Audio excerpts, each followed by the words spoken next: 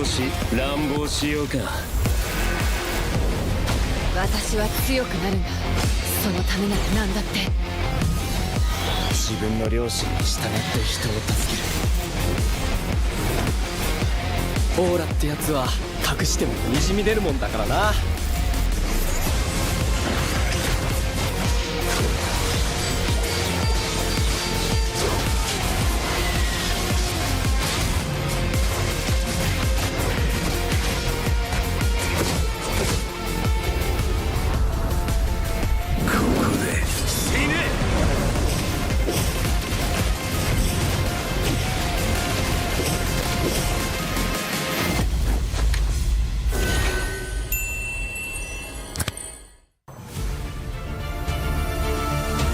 I didn't cure the pain. I harmed it.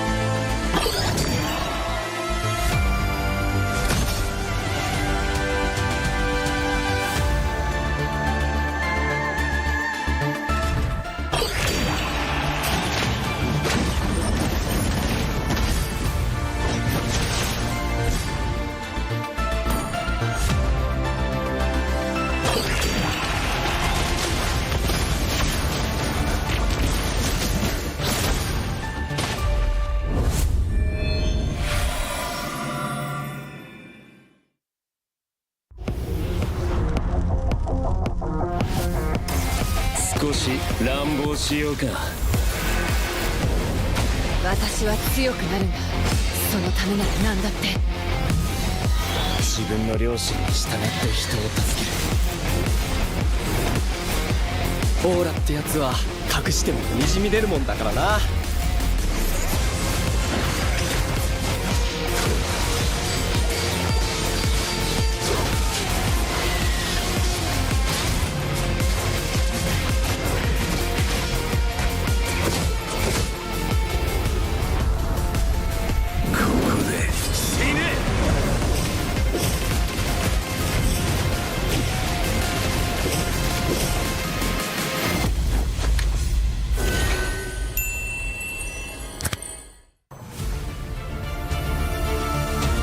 I didn't cure the pain.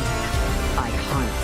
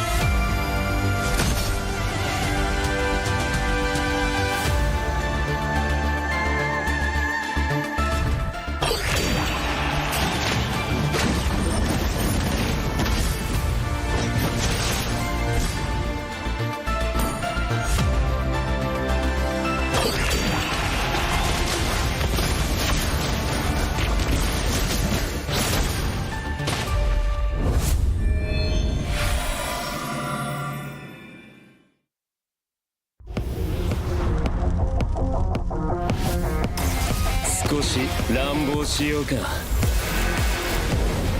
私は強くなるんだ。そのためなら何だって。自分の良心に従って人を助ける。オーラってやつは隠してもにじみ出るもんだからな。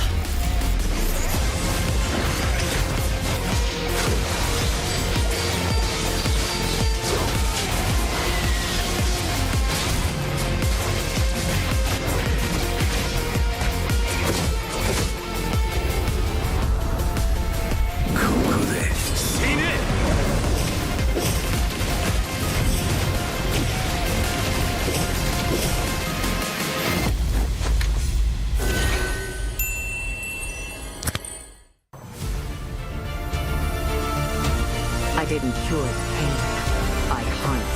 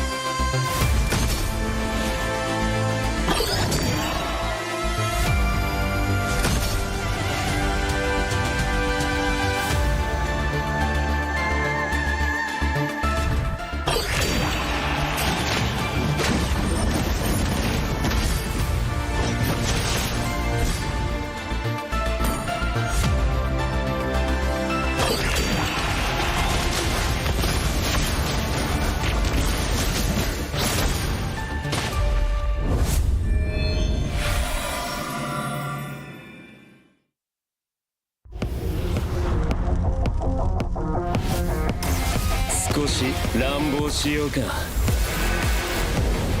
私は強くなるんだ。そのためなら何だって。自分の良心に従って人を助ける。オーラってやつは隠してもにじみ出るもんだからな。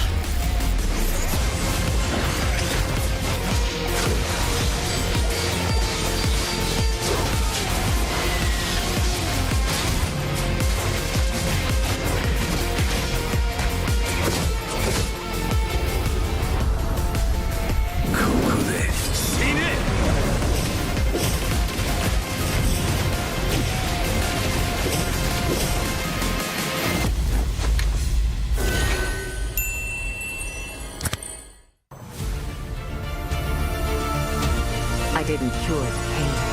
I harmed it.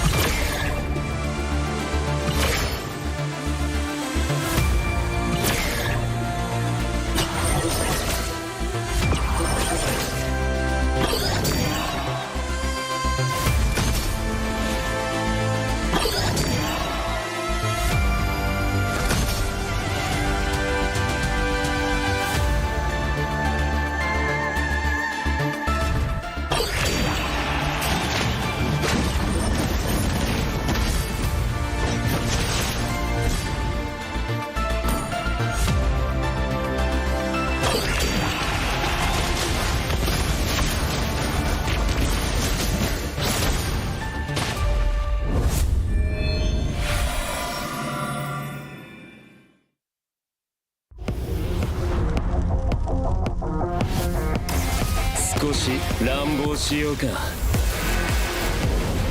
私は強くなるんだ。そのためなら何だって。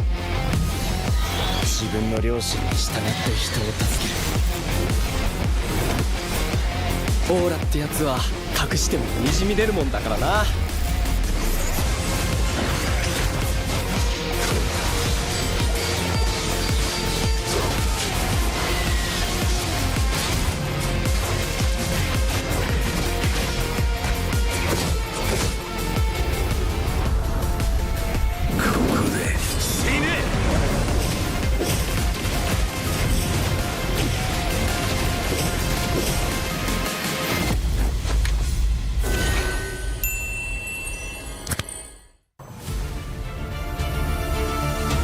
I didn't cure the pain.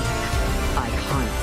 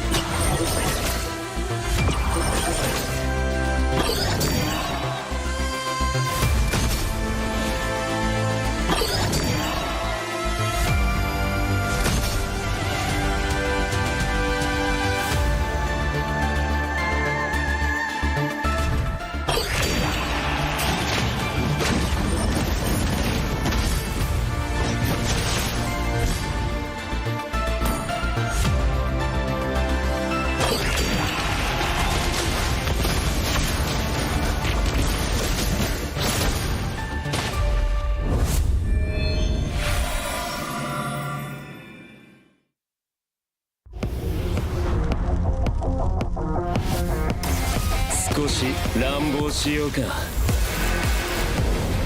私は強くなるんだ。そのためなら何だって。自分の良心に従って人を助ける。オーラってやつは隠してもにじみ出るもんだからな。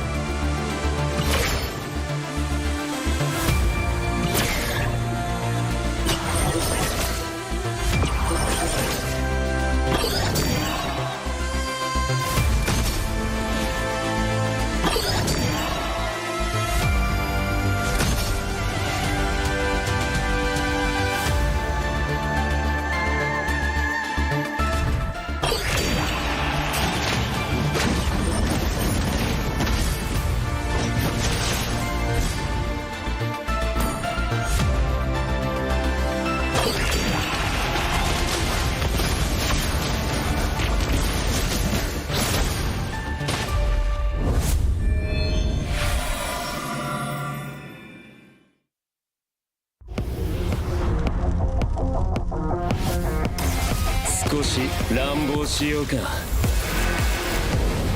私は強くなるんだ。そのためなら何だって。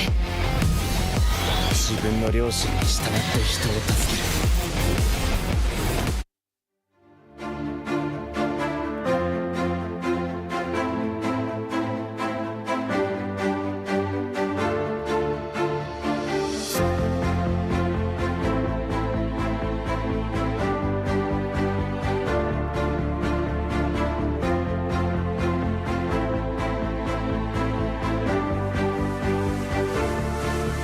السلام عليكم ورحمة الله وبركاته أعزائي المشاهدين والمتابعين وجميع الحاضرين، وميت أهلين وسهلين ومرحبتين فيكم في يومنا التاريخي لنهائيات دوري المحترفين مواجهة الأبطال MPL MENA سيزن 5. معاكم في تقديم الحدث داود سانسوم داود، وبتشرف بتواجدي معاكم في الفوف جيمنج أرينا في عاصمة المملكة العربية السعودية الرياض، لننهي مواجهة الأبطال ونتوج بطل للإقليمين. فريقين متأهلين متواجدين معانا في البطولة العالمية، لكن اليوم بتنافسوا على لقب أبطال الإقليمين وتمثيل الإقليمين في البطولة العالمية. المنافسة شرسة وما حطول عليكم، بدنا نعرفكم على طول على الفرق المتأهلة والمتواجدة معانا في هاي النهائيات. وأولهم الوصيف للموسم الماضي من البطولة. رحبوا معي في مسرح الفوف جيمنج أرينا تيم فالكونز. تيم فالكونز مكون من دينج، كنجي، جود نايت، لارك وسوبر، باحثين على الانتقام من عدوهم اللدود أول منافسهم في نهائيات البطولة. ومين يا ترى حيكون المنافس في هاي النهائيات؟ حضورنا الكرام رحبوا معي بالفريق الآخر المتواجد معنا في هاي النهائيات، TWIS and FLCN. فريق مكون من سانجي، حودة، كوفن، سانو وترول. 4 من 5 لاعبين من الأبطال للموسم الماضي بيبحثوا على ثاني لقب وباك تو باك تشامبيونز في بطولات MPL. تويستد مايندز تيم فالكونز، واحد منكم أنا عارف لازم يكون في كلام، لازم يكون في تصريح قبل ما نفوت بالمنافسة. رحبوا معي بحودة من تويستد مايندز وكنجي من فريق فالكونز. حودة، هل في أي شيء حابب تحكيه لفالكونز قبل ما نفوت بالنهائيات؟ مفيش حاجة عايز تحكي النهارده، احنا جايين ناخد الكاس ونمشي. هي قدامك بس لازم تفوز على الفالكونز مبدئيا، بس بنشوف ايش يا ترى اللي حيصير معانا. كنجي ايش ردك لهذا الحكي؟ هو الكاس دايما بيختار الأبطال، بيختار الأفضل، فنشوف مين الأفضل النهارده. ايوه هذا اللي بدي اسمعه منهم، هذا هو الكلام. لكن بالنهاية مين اللي حينتصر ومين اللي حيطلع معانا بطل الإقليمين ويمثلهم في البطولة العالمية؟ شباب حودة، تويستد مايندز، هل أنتم جاهزين؟ فالكونز، كنجي، جاهزين؟ حضور الكرام هل أنتم جاهزين؟ كلنا جاهزين حضورنا الكرام وأعزائي المشاهدين والمتابعين، فهيا بنا إلى الاستوديو التحليلي لنبتدي هذه النهائيات مع يونس، ياسو ودون بيج.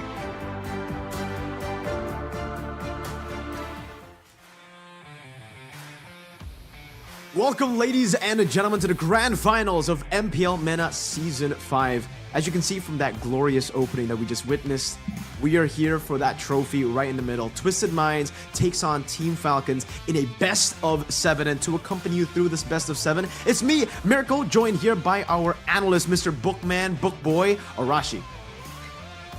What's up, guys? Here for the analysis portion of the whole situation.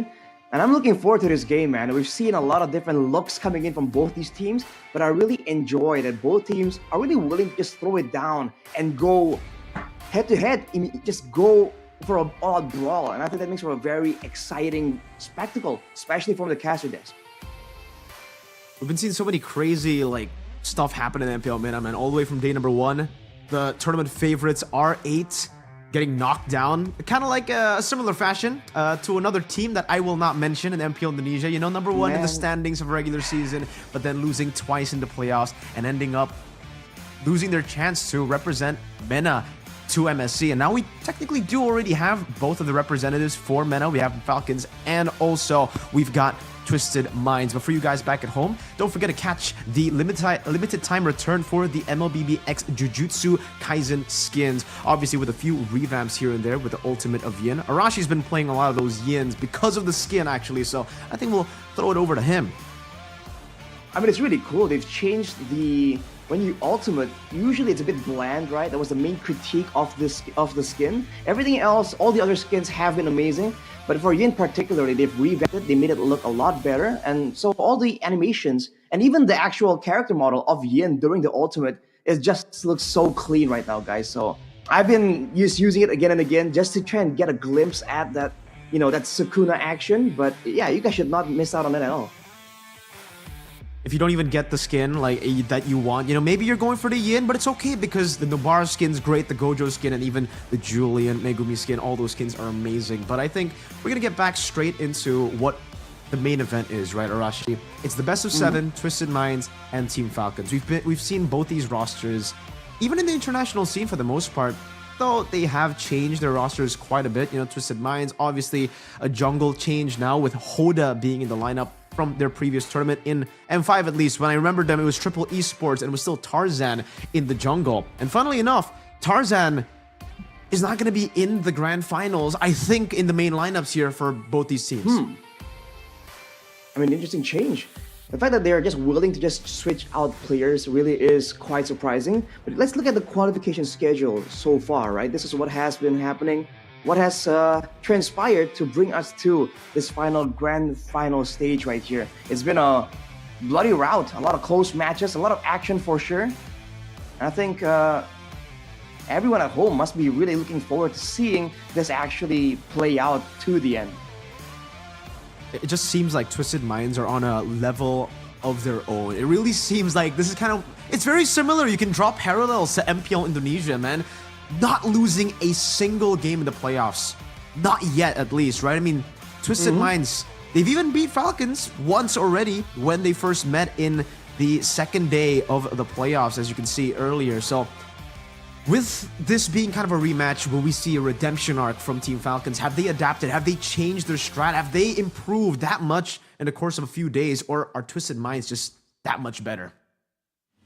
I think with the current meta, for sure, it seems like adaptability becomes that much more impressive, because now it's just so flexible that if you have spotted some weaknesses in one single match, it's very rare that we've seen a team get away with it without making any improvements to their strategy going into like a rematch. So now, especially because there's like a revenge story going on, I think Twisted Minds are the ones who have to be a bit more careful here, because they have technically been cruising on an easier route. So they're up against someone who is a bit more desperate, a bit more warmed up. The lower bracket finals went 3-0. Both the matches technically yesterday went with a full sweep. Again, Twisted Minds were able to beat Gike 2-0, and then Gike unfortunately were not able to translate that loss into a win up against Falcons. So both of them coming into the grand finals with a bit of momentum. Obviously, a little bit of difference there because Twisted Minds, they did win 2-0. It was only a best of 3 in the upper bracket finals. Meanwhile, though, for Team Falcons, they dominated Gike 3-0 in the best of 5 in the lower bracket finals. So I think based on the draft as well, it's just really different how both these teams play. Twisted Minds, a little bit more emphasis on that early game pressure to snowball and create that death ball that we all love from Twisted Minds. But then we take a look at Team Falcons, and it's a bit more late game oriented. Really loving that Natan pick and really loving to stay on red side. All 3 of their game victories yesterday came through red side for Falcons. And I think it's important to note as well that both teams like drafting for some kind of AoE package as well. Of course, it's not always every single game, but they really enjoy having like great setup and a big like signal, right? A big gong to signify that this is where the fight really begins. And so you're seeing less of that maneuverability, mobility approach, more so for the direct confrontation, bring in with a massive knockup, with a big stun. It just seems to be the style that both teams prefer.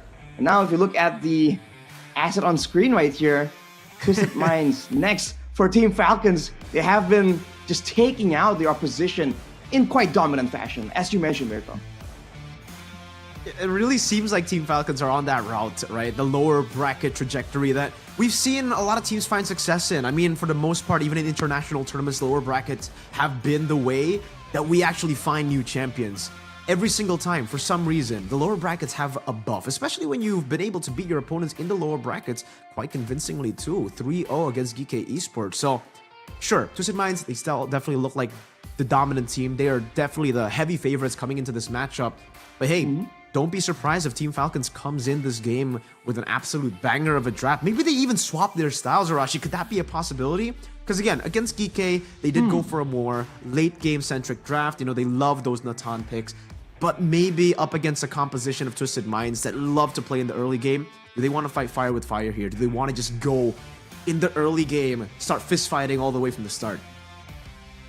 I mean, especially if Twisted Minds are kind of underestimating Team Falcons. They have in the back of their heads that, oh, we've beat this team before, right? We can do it again. They kind of know their tells. That can be something that they can take advantage of. And like you say, Mirko, to just fight fire with fire. And if they can get the right tools, I think that's the main point here. It all goes back to the drafting phase. But if they can get the right tools for the job to try and get that early game dominance, we've seen that being a very popular strat that a lot of teams, not just in MENA, take into the fold to try and get that more guaranteed early game to mid game power spikes and go for a more clean victory.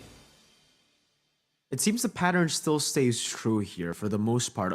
When we compare every single region, the blue side has been more successful compared to the red side in the regular season up until the first few days of the playoffs. But then we get to the later stage of the playoffs, and it's also the same here. Like in MPLID, the last two matches, we definitely saw a huge emphasis on the red side, a huge advantage when it comes down to how you can react to the enemy drafts. And yeah, red side has been so much more successful in the last two matches that we saw, upper bracket finals and lower bracket finals. But that's the thing about Twisted Minds. It seems like they're just able to get these prio picks more often than their opponents. GK, I think the most notable one yesterday was the fact that they left the Harith open on blue side, leaving Twisted Minds to pick the Harith open in game number 2. But I think we'll stop talking about that for now. Let's talk about the two junglers. This is the comparison for Hoda and Kenji. Kenji, KDA, KP. We can take a look at these comparisons. Arashi, what can you tell me? Well, you can see that both junglers at least really like fighter style, and who can blame them? Right now, going for those assassins, it's a very high risk but also high reward. But especially that risk part, a lot of teams really fumble when they're trying to find the balance. Even though now it's not easier, there's less chances to be invaded, especially in the early stages of the game. You still have to be very, very careful. And one single misplay on an assassin is a lot more punishing than a big misplay even on a fighter, right? They can kind of tank in some damage, and even if it gets taken out, the team can kind of capitalize on the situation, on the fact that a lot of time and a lot of resources has been spent to try and take out this big beefy fighter. I think a big point to be made here is also in the hero pools, right? Because for Kenji from Team Falcons, he's one of the junglers with the widest hero pool, with 10 unique heroes right here. And if we're talking about adaptability, about being on red side and trying to find counters and weird picks that can kind of fit into very particular games, I think that hero pool can come in very handy. It's so interesting to see these fighters, you know, come up in popularity, but man, especially for Hoda, I've watched him all the way from ISF. Like all these tournaments that I've seen Hoda in, he performs the best on the assassin. So, hey, I mean, if Kyrie can do it on those assassins, right? Who's to say that Hoda can? I want to see Hoda back on the Fanny. That was definitely the pick that caught my eye because, hey, for the longest time, I don't think MENA were known for the assassin picks, right? But Hoda really was able to bring out that factor, that kind of X factor. And maybe in the grand finals, we'll get to see that. Because even in MPL Indonesia, we did get to see a lot more assassins in the grand finals from Annabelle, from Kyrie. I'm really hoping that'll happen here, but I don't know. Knowing how early game centric their gameplay is, getting the dominant fighter jungler in is just such a prio, and that's really been the way that they've been able to get victories here and there in the early game. And you know what? I'm gonna give you guys a little bit of a fun fact. The last time we saw Twisted Minds, well, the roster at least, not the team, because in M5 they were known as Triple Esports, right? They were up against Onyx in the group stages, and they actually were able to give Onyx a run for their money in the early game. So the fact that they have still brought in that kind of early game death ball strategy and they've refined it to a point where they're undefeated now in the playoffs is very, very scary. I'm really excited to see what they can pull off in the grand finals. I really hope, they don't pull an R8 here and just kind of fall flat, even with all the high expectations, because they're looking really strong and they're looking like a very, very good representative for MENA in MSC. I think with that being said, we have to really kind of figure out and kind of predict right here what kind of play. Because we talked about the death ball strategy. It's always good fun. But at the same time, with a lot of teams kind of adapting also, learning how to deal with aggressive early games, you have to wonder what's that mid lane looking like, because we've seen a lot of different options here. Either it's utility or sometimes straight out damage, or between burst damage and spammable spells like poke damage. So I think there's a lot of options in that mid lane as well, and I think that directly ties in to the success of the junglers, right? Because without a successful mid lane, a strong mid lane that can match that kind of wave clear, it's going to be a bit difficult for the jungler to really get prio, to get the backup, especially when it gets messy in the mid game. Oh, it's going to be so hype, man. I mean, looking at the crowd as well. We've got a crowd here for MPL MENA Grand Finals, and the players definitely look ready. Lark, good night. Me personally, for Team Falcons, the man that I'm looking at, the man that I want to highlight has got to be... Oh, wait. We see Maro here in the stands watching his team from afar. Shout out to Maro there, watching Twisted Mind, supporting them from the crowd. It's great to see all these, veteran players still there, still supporting their team. Even though he's not going to be able to play, I think he's glad that he'll be able to, once again, represent the MENA region. Man, Maro, and now together with the triple esports lineup that is combined together with Twisted Minds. It seems the draft has actually already started here, Arashi, so any expectations in the draft before we get into it? I think we're gonna see a lot of surprising picks, because we've seen both teams kind of sort of cruise without really push to a full series on the way to the grand finals. I think a lot of pocket picks will start showing up now, but along with that, like I mentioned, I think wave clear becomes something that's so important. And I'm looking forward to that EXP lane battle as well, because we've seen a trend, especially in Indonesia, of having those aggressive fighters that want to really win and beat out the lane opponents. Before, it's about the maneuverability, it's about the wave clear, but now it's also about that 1v1 potential. And if you're too far behind when it comes to that dueling prowess, you're going to really fall behind in rotations as well. Whoa, interesting start for Twisted Minds here on the blue side, actually banning out the Harith, not forcing the opposing team to go for that Harith ban. The Lo Yi gets banned out together with the Harith and the Barats. An interesting choice, but they have left the chip open, Falcons. Maybe they want to try to trade this with something like a Mathilda. That really hasn't popped up for Team Falcons in the 3 games that they played in the lower bracket finals, but it has been seen by Twisted Minds. Valentina, so much respect given over to Cuffin in that mid lane with a Valentina ban early on. We have to see what the idea is right here, because they have good early game, they have banned away a lot of the fighters as well, but trading out that chip, it's going to be quite dangerous. It's going to be a bit expensive here. And if they're only going for a Roger, I feel like just the pick alone won't really justify that expense. It has to be comboed in with something to try to either get some kind of synergy or some kind of combo towards that mid lane, the mid game. And as you predicted, Mirko, the Mathilda shows up right here. But so far, this Roger can technically kind of be flexed around still.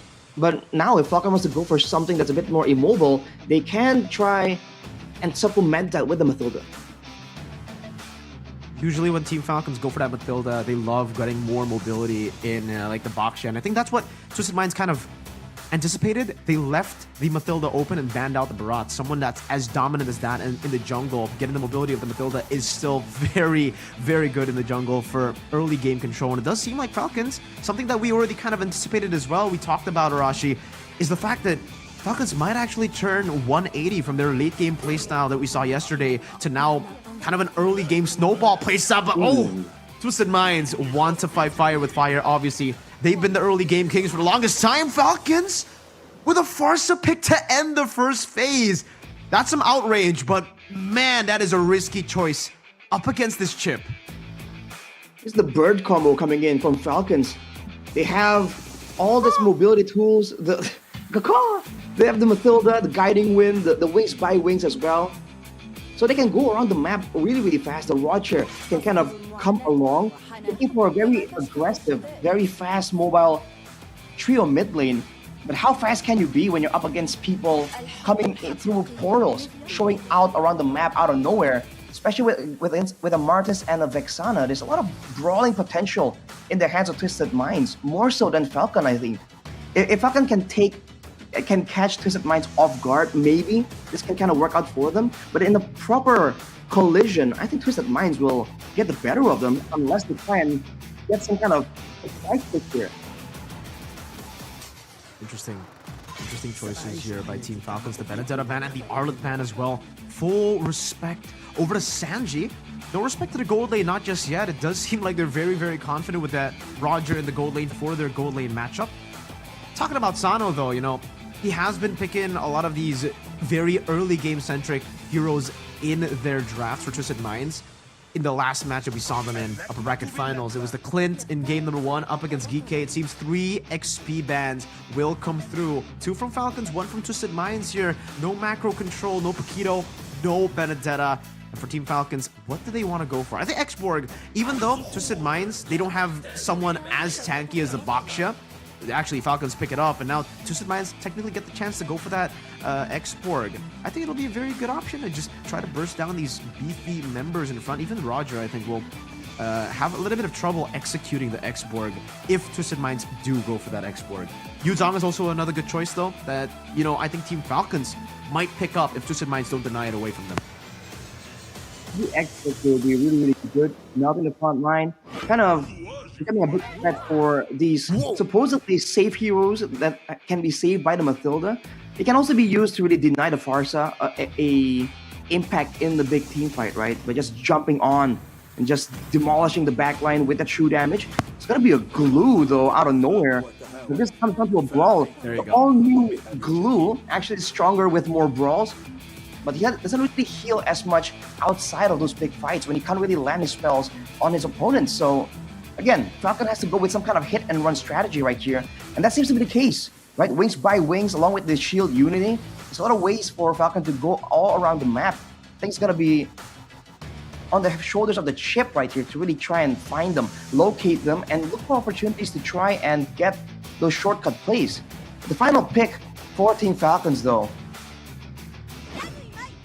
I think the Yuzong would be a good choice, but they go for something even crazier. It's the Masha, something very, very good to flank into the back line, and I think Team Falcons have got themselves a very scary draft to play with. The only thing that I would say is scary for Team Falcons is the fact that we haven't seen a lot of this early game from Team Falcons, especially not yesterday. Yesterday, they banked on the late game, they banked on the Natan, they banked on scaling towards the late game, outscaling their opponents to win their game. So, Twisted Minds, the king of the early game for MPL MENA Season 5. Will they crumble to this Roger Masha Farsa? It's such a weird composition, but I definitely get what they're going for, right? It really does seem like it's kind of it's a similar draft to what we saw in MPL Indonesia, Arashi. I think Fnatic Onyx were the ones to try to utilize this kind of composition as well. Full dive. But both drafts actually look quite convincing, man. Twisted Minds, Sano, and his Clint pick, and his unorthodox gold lane pick. I really wonder how he's going to make this Clint work up against the Farsa and the Masha. The Farsa, I think, is going to be a big problem. If Twisted Minds don't shut him down in the early game, Good Night will not give Twisted Minds a good night. Ooh.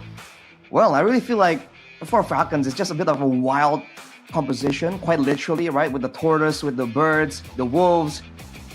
Everyone is just so wild and aggressive. And for Twisted Minds, I think the issue is that whoever is the main target, the first guy, needs to take a lot of punishment. And in that sense, the glue will be really good.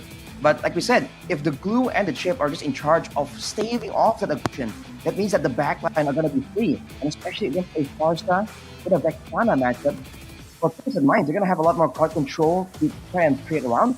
But if the better airstrike doesn't really get affected, doesn't really get denied away for Team Falcon, then they can very easily zone out the marksman and the mid laner, and through there, just win out the fight by an attrition battle with their frontliner. Alright, definitely have to see how the execution goes for this match, because in game number 1, it seems both teams want to go and try to look for that momentum. Momentum is going to be key in a best of 7, but remember stamina as well. And obviously, I think in a best of 7 in the grand finals, the mental factor will have the biggest impact on the game. Will Falcons, with this fire with fire style that we spoke of, that we hinted at before the draft started, will they be able to make it work? The Masha, Baxia, Farsa, Roger, Mathilda, the beasts in the drafts for Team Falcons and Twisted Minds. It really definitely, I mean, for both these teams, it really seems like their drafts reflect really well on their team names, right? For Twisted Minds, they really want to twist their opponent's minds. And for Team Falcons, they want to drive or actually fly straight into their opponents, try to catch them off guard. Just like the Falcons in real life, man. But all right, Arashi, it's time for the big boy predictions, for the Bookman predictions. Game number 1, Team Falcons or Twisted Minds based on the drafts. All right, so based on the drafts, I must say, with Twisted Minds having a lot more early game prowess and also having the shortcut to try and force Falcons into those plays, Falcons' draft is actually aggressive. That's a lot of damage, a lot of dive. But at the same time, if you kind of look at it, it's actually still quite late game based with the Farsa, the Masha, requiring a bit longer to really get rolling. Whereas for the side of Twisted Minds, it's a lot more straightforward except for the goal laner. So I think Twisted Minds will have an advantage on Team Falcons to try and make this confusing for them if they really want to have the chance at coming out of front. Well, all right, Arashi, it's time for us to enter game number 1 for our best of 7 in the grand finals of MPL MENA Season 5. Ladies and gentlemen, it's Team Falcons up against Twisted Minds in game number 1. Will we see that 50-50 draft come down for Team Falcons, that full dive comp work out? We'll have to see in the Land of Dawn as we get straight into it. Here it is, and here we go. Straight into the mid lane we go.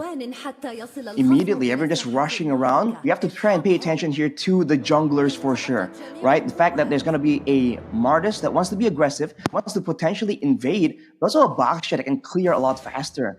With the team's intervention, that can maybe influence the clear speed, but overall, the Martis will be the one that has to keep up in form and look for these fights where he can actually take advantage of the passive to really get an advantage, get a lead, and go in for maybe something like a level 3 or level 4 skirmish, level 4 battle that he can use to really maximize this Martis potential, and potentially this reset as well from the Decimate. Decimate, the execution is definitely going to play a massive factor in how they can control this early game, man, because they have a lot of base damage, right, with the chip, with that Vexana as well. And speaking of these 2 picks, speaking of the composition coming in from Team Falcons, actually, they got 3 Impure Rages, Arashi. They really want to try to out-sustain Twisted Minds in these battles. Good Knight already getting very, very low, and Hoda is already hovering over. Shield Unity gonna be used up, but not able to connect it onto anyone, not just yet in the early game. They're still playing it safe. But yeah, it's completely different, right? For Twisted Minds, they want to go for that full burst. And Team Falcons, they want to weather that storm. Take this fight a bit longer than Twisted Minds expect, and then catch them off guard. It's almost like they don't want to go for more like hit-and-run strategies, even though we were thinking that Twisted Minds are going to be the ones that have to go in all out and just go for a pure brawl here. So for now, with the Impure Rages, it kind of makes sense if they want to be spamming out those spells. The Glue and the Vexana, of course, are very mana-based. So in order to get a strong, solid laning phase, you need to be able to spam out your spells without being too concerned about your mana conservation. For Kenji, though, on the Martis, no mana bar means that it's a bit of extra damage and extra healing as well. With both junglers waiting around right here, just having a face-off at the turtle, it does seem like Team Falcons right here might be the ones who make the first move. Thing also rotating a bit faster. Super in the back too. Now it's going to be Hoda who walks in, pops in, and Tortoise Poisons gets stunned up, and the split gets used up as well for the airstrike comboed in together. And Kenji is going to fall to Sanji with a thunderclap. Troll is the one who secures the neutral objective, and take a look at that circling ego defensively, getting him out, but the flicker with the slam catches him, and Troll will fall to Lark, who has rotated over from that bottom lane, and he picks up a double straight in to that first 2 minutes of the game. That's aggression here coming in for, you know, for that play. 3 battle spells immediately used up just to make sure that they can get their hands in that early game fight. You're seeing that there was an attempt there by Troll to really try and help his team get out of the tough situations. But at the end of the day, when they're that mobile and they're that aggressive, flickering forwards, there's only so much you can do. Especially on the Mathilda, you can only really help out one person, aside from just shielding everybody else.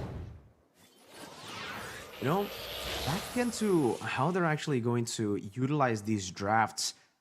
Team Falcons, interestingly enough, right? You would expect the Roger to be a bit more active in the early game compared to the Clint, but it seems Sana was just out-rotated, clean out in that bottom lane. Definitely would love to see how, you know, Lark was able to out-rotate. Did he clear the wave faster, or did he completely ignore the wave? Because it doesn't seem like Sana was able to trade for anything in that bottom lane. No shots, no hits onto that turret gold, and yeah, Twisted Minds, they bursted. It is what we expected, right? Team Falcons winning out in the prolonged team fight, and Twisted Minds using all their bursts, and once those cooldowns are down, once they're actually, you know, on that cooldown, it's really tough for them to deal any more damage. Is there a difference in spammability here for the side of Twisted Minds? And that's what we were talking about earlier. There's going to be a lot of burst potential, a lot of ways for them to really catch Team Falcons off guard. But in order to do so, they have to wait a bit longer and get some item power spikes as Troll gets jumped on. Oh, Eternal Guard of the Decimate! Kenji picks up the kill there with the Decimate, executes Troll with no problem. The Team Falcons will continue to try to go for this turtle. No Eternal Guard to play with, but Good Knight still have that MP Rage. Curse Blast gonna be able to connect right now with Split from Ding. Use them onto Hoda, trying to bring him back, and that's gonna be the pass to bring him over. Kenji rotates over with a shortcut to bring him all the way. He doesn't even use the Decimate. It was on cooldown. He just goes in and cuts him up. It was a great play by Ding as well, just mounting on to Hoda and just denying his escape routes, just slamming all over the place as Super here gets chased down. But you're seeing Twisted Minds just struggle to keep up with the pace, with the speed of Team Falcons. And they have to try and avoid fights like this, where Team Falcons know where they are and can go for the straightforward approach. It seems like Team Falcons aren't really doing any real big mind games. They're just going at it and really playing to their strengths with the brawling potential, especially with the Martyrs in the early game, and that shortcut that's just, it's very useful for Team Falcons to go aggressive, but it's also kind of denying Twisted Minds the chance to try and follow up, because they see the shortcut drop down and they're immediately wondering like who's gonna come through, right? And that second guessing might be leading them to react slower in the middle of these big fights. And it's really fun to see how Team Falcons have been able to use that shortcut, because that wasn't like a full range shortcut usage, right? Usually we see the shortcut to bring people on the other side of the map, but that was really close. I mean, technically Kenji could have just walked, but that additional blink that he got from the shortcut, even though he could have walked, that instant rotation to get the last few hits onto Hoda was what they needed, right? And now they start in the bottom lane again, trying to get that crash course down. Pops in the shortcut, and it seems like it's just to bring Ding to zone them away. Hoda trying to go for the shield unity, finds it in the back line, pops in his poisons, but it gets caught in the Eternal Guard, and now gets decimated by Kenji, who continues this onslaught onto Troll, who has the guiding wind. Meanwhile, Sanji gonna lose out on a lot of his HP bar, and the Feather Airstrike will just be used up by Cuffin to zone Falcons away from this tier 2, but it seems Twisted Minds, they are now on the back foot. Oh, what more of a fight here? Ding! Gonna be taken down in the mid lane. Troll somehow able to find enough damage with Cuffin and Sanji. It's about the burst damage. That is what Twisted Minds have as an advantage. And the longer the game goes, by the way, Sanji will definitely be a big factor. You've seen Masha's just look useless for half the game, and then out of nowhere, after maybe like a BOD power spike, they can immediately just delete squishy backliners and frontliners alike. So for now, Team Falcons is doing great, but they have to watch out, man. Sanji is a ticking time bomb.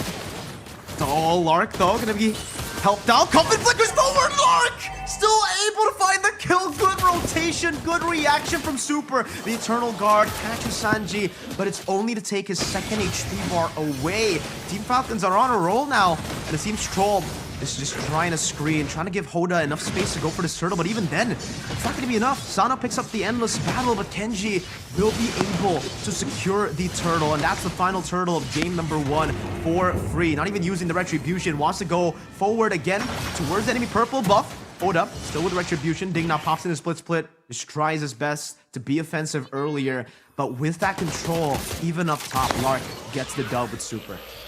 Team Falcons right here, winning in the neutral objective fight, even with a man disadvantage. Super and Lark were all the way in the top side, and yet the team, Kenji in particular, was just unfazed, standing in front of the turtle, in front of 3 or 4 members of Twisted Minds. With that kind of pressure, with that kind of power, Team Falcons can try and snowball even more. They've taken away 2 of the outer turrets on the bottom and top side of the map. So for Twisted Minds, their area of safety is getting encroached on, and it's only a matter of time, because look at Ding, knowing that he's going to be the annoying survivable one. He's just so annoying, but look at this fight. Hoda so wanting to fight with Troll, and in the back line they get isolated. Good job by Ding. Pops in a split, diving into the back and now forcing Twisted Minds under their tier 2. Nothing they can do but to just concede that tier 1 towards Team Falcons. And man, so far, Lark has been doing such a good job on this clip. Out-rotating Sano, doing so much damage in these team fights, playing in the back, and Team Falcons as a whole, Kenji too, man, with Super acting as these frontliners. But I think the X factor has got to be big. The man's been able to isolate everyone in the back. No one's able to follow up on any of the Hoda initiations. And especially for Twisted Minds right here, Sano seems to be trying to do some We're damage, just gonna but continue right now with the purple buff. Kenji still there. Troll gets a 2-man circling Eagle, Thunderclap, but that's gonna be enough now. Good night! Still going to fall. Sanji able to escape with the help of the dash there with the guiding wind. Sano jumping with the Lycan Pounce, and the shortcut gets used up, and Super will still be able to cop in that crash course. Slam, pass onto Sano, who's still able to escape now. But it's a 2-for-1. Twisted Minds somehow able to find a good trade around the map. I'm really surprised that Twisted Minds didn't really pursue and continue that fight. They've taken out both the main damage dealers from the side of Team Falcons, and with the mobility we've been hyping up since the beginning, the guiding wind, the circling eagle, the shield unity as well, they can very easily force another fight, and they go on Ding. Ding gonna be deleted there, still has the flicker, but Cuffin finds the last shot of the feather airstrike. Super tried his best to jump in the flank, trying to cancel it out, but is unable to do so. And now Twisted Minds with another man advantage. No Ding, that means no isolation into the back. Twisted Minds, they can go for that full dive into Team Falcons. Lark needs that front line, and Sano is still holding on to this Lord. Twisted Minds in mid lane, Troll gonna be able to pop in the circling eagle onto Good Night. Eternal Guard gets popped in by Good Night. The Thunderclap is there 2 times onto Good Night, but will be traded in. Lark finds another kill in the trade, but it's a 1-for-1 for now with the shortcut placed down at the bottom lane. Wait a minute, they take a portal to the wrong side now. Kenji, Mortal Coil, trying to knock them up, but Twisted Minds is still able to escape from that Mortal Coil. It seems like Falcons will be able to go onto this Lord as Ding isolates Hoda with that split, now mounting him in the back line. He still is able to pop in the shield unity. The guiding wind brings him into the turret, into the Lord vicinity. Retribution, Hoda finds it, and now it's gonna be Lycan Pounds from Sano to pick up Lark, and Super is gonna be the next one to fall as he flickers out the safety. Ding is right there to enable the retreat, and Twisted Minds somehow they turn this game around. Team Falcons losing all the control they had. It was going so well for them. They had Ding just distracting everyone, but Twisted Minds, knowing that they have the Mathilda advantage, brings in Hoda closer to the objective and went for a retry battle. Hoda is levels below Kenji. That really should not have happened, but Twisted Minds has found a moment right here, and they have the momentum, even sending Sanji to go for a split, possibly 1v1ing anyone who tries to come for a response, and they're jumping now on Good Night. Still able to escape for now. That's certainly Eagle. Oh, a little bit too aggressive. Troll able to find the guiding wind. Now the Decimate from Kenji, and the passive strikes from Good Night. That Eternal Guard just swinging the sword to finalize, to take and execute Troll in that bottom lane. And once again, Team Falcons, they still find themselves on the back foot. Twisted Minds were able to utilize that Lord.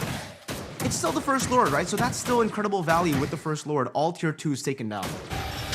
No base starts taken just yet, but even the gold advantage now has just swung heavily inside of Twisted Minds as a shortcut was out there. Hoda was in a precarious spot, but now with his team caught up in gold, he is no longer as vulnerable. Even in the early game, we saw that Hoda was taken out like, 4 times in total, but Team Falcons were using a lot of time to really melt him down eventually. So now, with the other members being more dangerous, Team Falcons can't really afford to do that. Lark gets jumped on.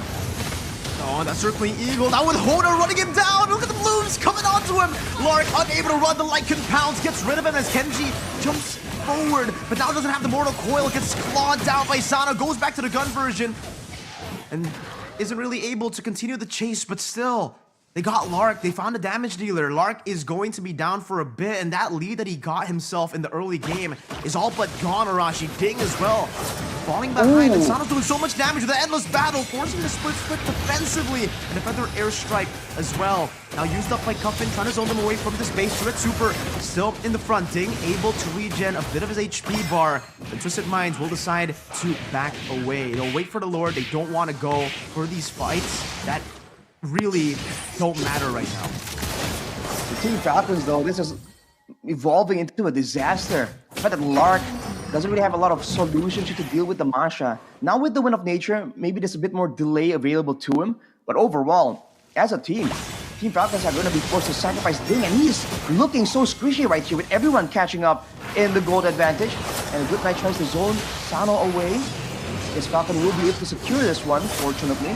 But with the Lord up, you have to see what Twisted Minds are doing. Sending already Sanji to the top side of the map, setting up for a slow push. Even with the shortcut, Team Falcons are really falling behind here in the maneuvers macro-wise around the map. And man, Hunter Strike by Kenji. I would really want to see the item builds right now for Kenji, right? Because it seems like he wanted to go for a very aggressive build in the early game, which was great for him because he was winning, but in towards the later stage of the game, especially after that turnaround, definitely doesn't look as good. Is that a circling eagle to the back? Good Night going to be deleted in the back. Sanji finds the thunderclap. Troll with the guiding wind, and now Super in the midst of it all, holding Hoda back. Sanji about to lose all of his HP bars, now mounted up, and that will be enough damage from Ding, who just used the splits, down slam, pass with the flicker. Troll gets a little bit more HP with the photo, as well that guiding wind, and Cuffin will be forced to back away. Sanji for Good Night. This is just a good old transaction. Your Troll taking a bit more aggression, but able to escape. But for Twisted Minds, it's just the same deal again and again. Let's trade Sanji for Good Night, and now they're trying to contest this lore because Kenji is desperately going at it. Good Mortal Coil to cancel out that shield unity, but now it's going to be Super who jumps in deep into the back line. Cuffin still able to kite away like Pounce from Sano, finding one, only Super. Ding next to the chopping block as Troll walks up forward, gets the Blood Wings, and also that photo. That shield is absolutely massive, and Sano's damage is really starting to show here in the later stage of the game. Kenji back to half HP, the Curse Blast from Good Night, trying to just poke them down. With that Impure Rage, they can still stay in these fights for quite a bit of time, but Twisted Minds find themselves in a position with an advantage. Once again, Cuffin rotating around, trying to use that wave. Sano, gotta be careful here with that damage, and now a skill one for the Martis, bringing him back all the way. Hoda now with the shield unity. Lark has been compromised, and the dive continues from the Twisted Minds roster. That full dive, Kaka in to find a kill on Lark. Twisted Minds, despite the fact that their team name isn't a bird, they're just going airborne. Every single fight, Good Night or Lark definitely will take a lot of attention, a lot of burst damage. And at this point, it almost seems like Team Falcons, they have no choice but to let go and sacrifice one of them if they really want to have some kind of impact. Because the fact that they're backing away altogether once the dive initiates means that they can't really maintain any kind of formation. Now with their backs at their base though, maybe they can really defend and use Lark on the flint to output that late game damage as Kenji. Good Mortal Coil there, but the Lord still charges in despite his efforts. 2 BODs from Twisted Minds and a feather airstrike. Oh, Sanji jumps in the back with a thunderclap, forcing Lark to flicker as well. And that's gonna be worth it because the guiding wind gets him out, and they got 3 base turrets. Kenji taking very low, now knocked up in the circling eagle, and that's gonna be Sano. Walks up with Lycan form, unable to find any more kills. Cuffin forced to flicker backwards. Hoda as well, able to use the shield unity. The base was 1 hit away, but Twisted Minds are unable to end. Not just yet though. The feather airstrike catches them in the back. Meanwhile, split from Ding. Now on the chase onto Cuffin, who has the wings by wings, and it seems like Twisted Minds will be able to send 3 of their members back. But more importantly, Team Falcon somehow, some way defend their base with 1 last hit onto that base needed from Twisted Minds to end the game. They were able to survive, but they still have to solve this problem. Right there though, it really seems like Twisted Minds were kind of unsynchronized. Sano and Sanji seemingly just went straight for the base, sacrificing their life to go for that victory. But everyone else were standing on the outside, just trying to lay down some damage, lay down some crowd control, maybe to enable Sano and Sanji, but at the same time, with not everyone going in together to end that game together with the Lord immediately, they just bought valuable time for Team Falcons. But as we mentioned, the same problem still persists. They have to try and either switch it up, find a pickoff, find an aggressive play, a shortcut play perhaps, to Coffin to try and make sure that they start the fight on their terms, or again, find a way to deal with this Masha, because Sanji in the late game with the BOD and Coffin as well with the Holy Crystal earlier, there's just an abundance of burst damage available to Twisted Minds that can lay it down slowly but surely, and Team Falcons will be forced to expend some of their spells beforehand, and that is the main thing right here that I think Twisted Minds is just abusing to make sure that they have an edge, especially now with all the base turrets down. I think it's just so tough to do though for Team Falcons, right? Because it does seem like their game plan is kind of mixed. It's a bit too chaotic here. They want to dive in the back, obviously. They want to get Cuff in, right? But they also want to play front to back with the Vixana and the Clint. It's really tough for them to pull off this composition now in the later stage of the game. I can definitely see that mid-game go towards Team Falcons, and I think that was their window to actually control the game, to dictate the game. But at this point, Twisted Minds have so many angles to attack from. They don't even care about the shortcut at this point because Team Falcons can't even utilize the shortcut to dive in the back. Lark, if he takes that shortcut, I don't think you want to dive into this Masha and the Roger combo, right? Because even with Nature, there's an endless battle in for Sano. He can deal true damage. He can go through that Wind of Nature. And even then, Cuffin, without the Feather Airstrike, can still deal a lot of damage just with his skill 1 and skill 2. And it seems like that's exactly what Twisted Minds are going to be using here for the Lord. Resetting it, very well played. There's no reason for them to rush. They have that bottom wave pushing in, and now they find Super a little bit in a bad spot here. Super flickers out to safety. Just a Feather Airstrike committed by Cuffin, and that's going to be back up in no time. So yeah, the discipline from Twisted Minds, really impressive stuff. Ding! Oh!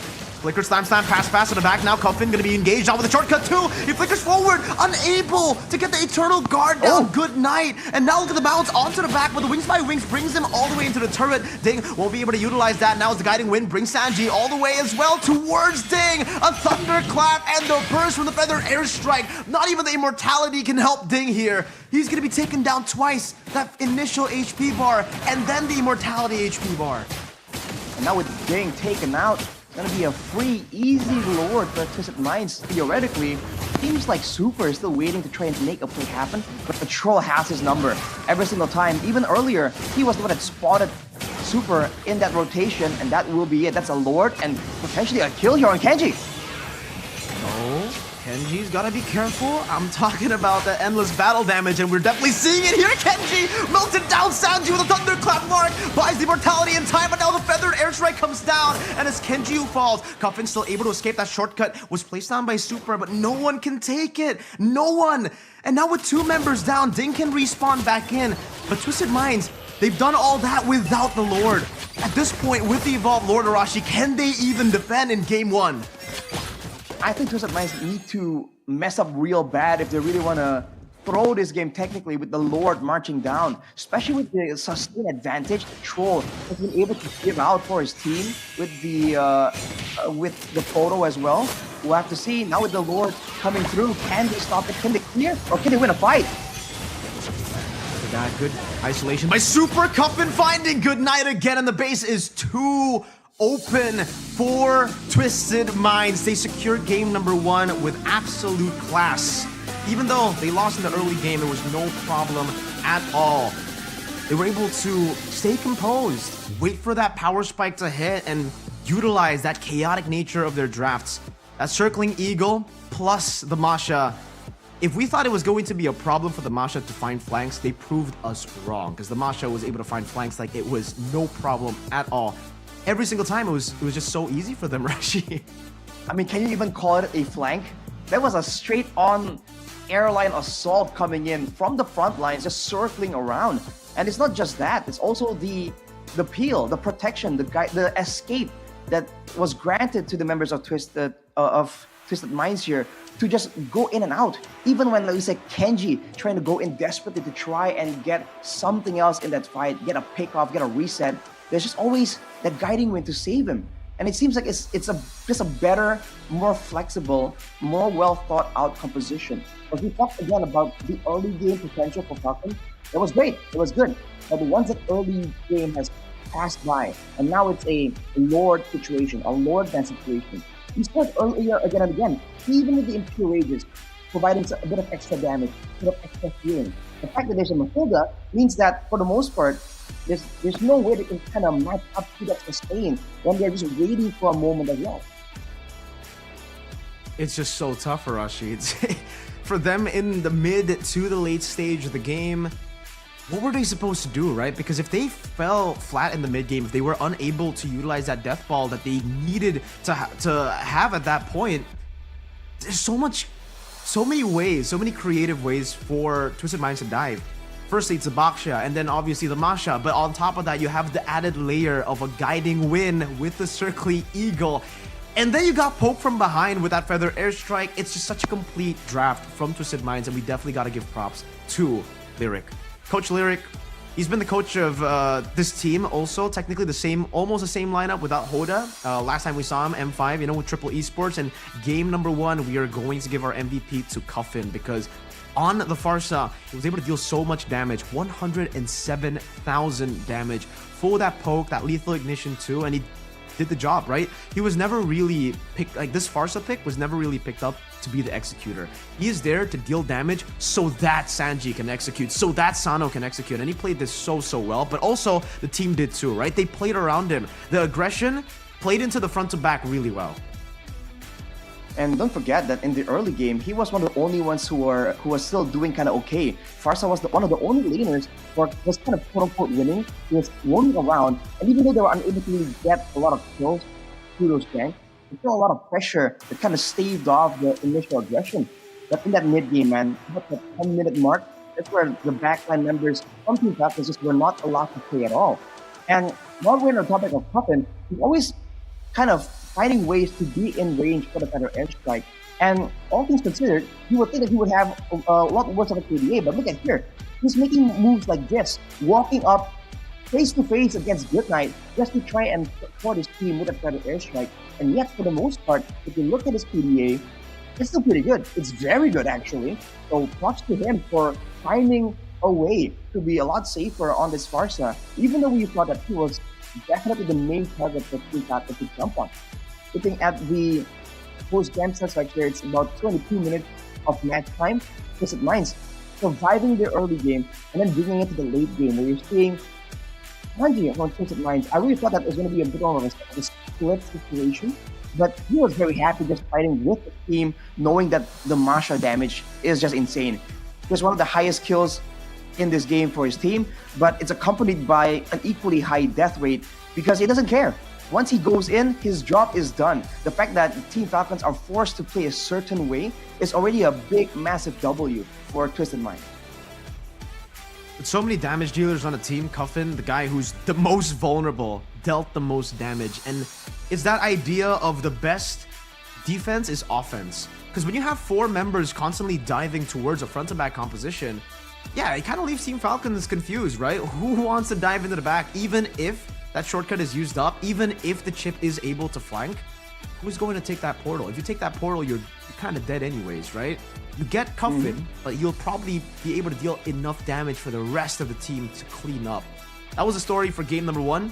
We'll see in game number 2 if Team Falcons can either play better with their drafts that they have, with the win cons that they have, try to stay disciplined, because honestly, even though Twisted Minds won that game, it really did feel like Falcons had their number in the early game. They were able to control the game much better, utilize their rotations a lot better as well. Lark on the Clint was so much more active compared to Sano in this game, right? I mean, that was really impressive stuff from Team Falcons. Hopefully they continue with that, but now that we've gone through game number 1, usually game number 1 is where teams start to read out their opponents. Are we going to see the normal Falcons back? Are we going to see Falcons rely on their late game compositions again? Or do they stick with what they were able to do in game 1? feel like both strategies are equally valid. All in all, it was still a kind of good start for Team Falcons. And to be fair, it's only one game, right? And there's a lot of games. This is a long series that they have a chance to try and experiment with. If they want to try and go for that approach again, it's valid. But if they want to revert back for now and maybe save some of the other aggressive early game strategies they have in their pocket for later on, I feel like that's an equally valid approach right here. But I feel like they need to really start noting down some of these heroes in this game, especially for Twisted Minds, that really had no real issue, no real counter to them. Like the Masha, for instance, because even though it was looking so difficult for the Masha, it really felt that once the items were there was literally no counter, no way for them to deal with it. And if they want to try and go for early game or late game, they still have to make sure that some of these heroes are kind of like managed properly, right? You have to have counters for them. Otherwise, they're just waiting on the result.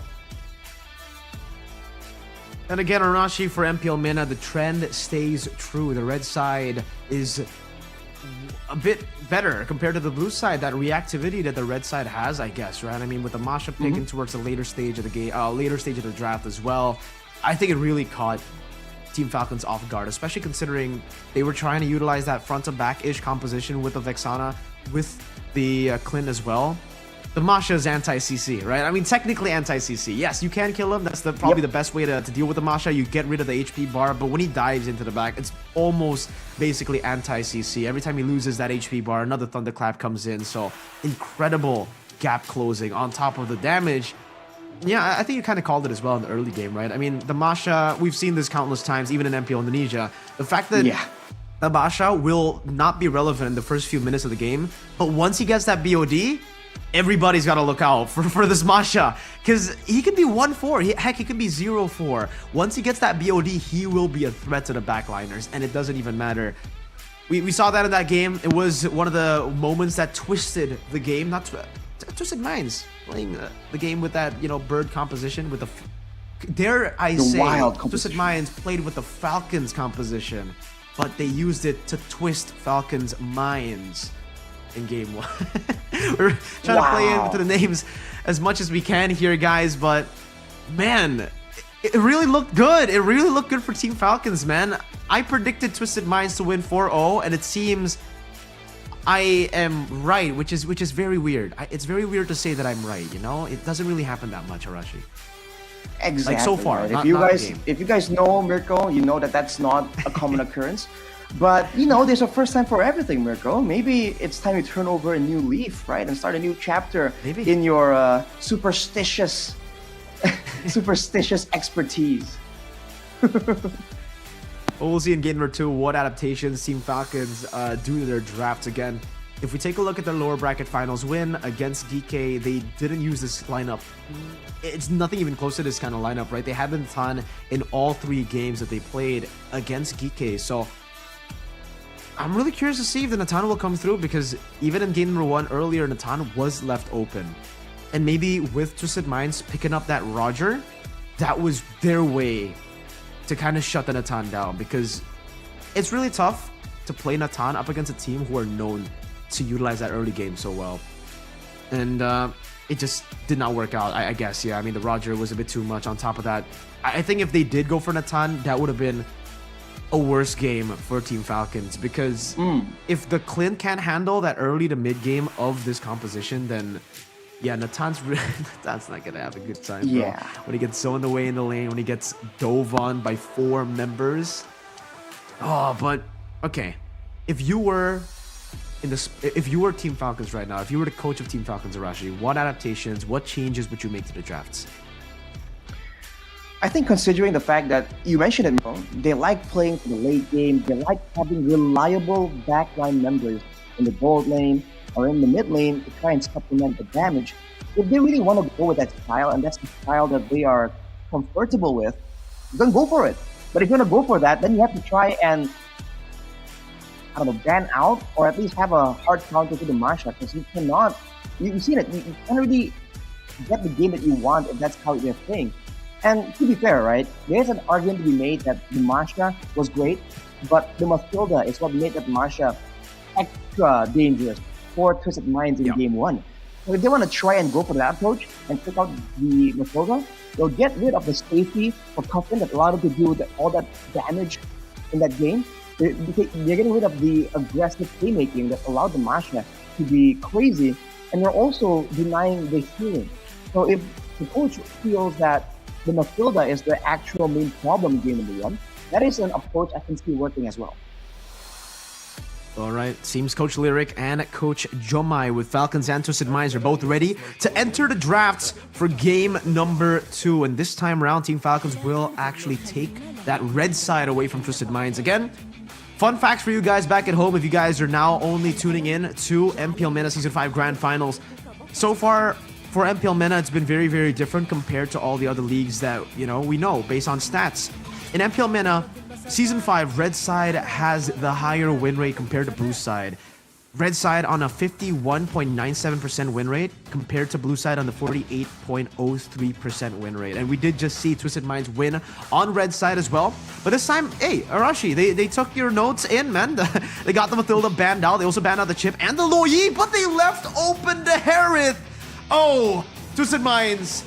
We know Sano plays a mean Harith. He played that in game number 2 against Geekay in the upper bracket finals just yesterday. Do you think anything is more prior than the Harith right now? Compared to the Harith, I feel like it has to be the main go-to. We've heard rumors that some teams are letting it go, are thinking that they can kind of deal with it with the nerfs, with specific compositions only. But I feel like it's a bit too costly, man. It forces you, even if you can counter it with a very specific composition, the fact that you're going to be forced to do so, right? To actually show, to use a particular composition, that's already a win for your opponent. So now for Falcon, what can actually be as valuable as this Harith pick, man? Because if you want to go for something aggressive, it has to still be in the end you can look at the Harith pick. Because otherwise, it might be too dangerous. Twisted Minds might really just snowball out of control and take over the game from that gold lane. A very early Edith pick from Team Falcons and the Baksha too. This is an interesting start for Team Falcons, but it is the same start that they went for up against Geekay Esports game number 1 in the lower bracket finals when Geekay got the Harith. So this is their way to counter the Harith, and I will say it is a very good way. The Edith is an amazing pick to go up against the Harith. I think we suffered a defeat as well in a ranked game just yesterday up against the Edith Arashi. It is very, very good technically, especially when you give the Baksha over to the enemy team too, right? So Edith to deal damage in that prolonged team fight where once the Zaman Force has expired, Edith will be able to outdamage you, and then the Baksha putting down that anti-regen so early on. You don't even need a Dominance Ice in the early game. So if Twisted Minds decide to rotate the Harith in the gold lane, oh, that's another Farsa though. Yeah, but if they decide to rotate the Harith early on from the gold lane to participate in the turtle fights, it'll be kind of scary. But I expect the Team Falcons to actually go for a very similar draft from the match against Geekay yesterday in lower bracket finals, which was Edith Baksha first pick into the Natan pick. But they're shifting things a bit. They need a bit of that dive, and the Benedetta comes through. I think that's a very good adaptation.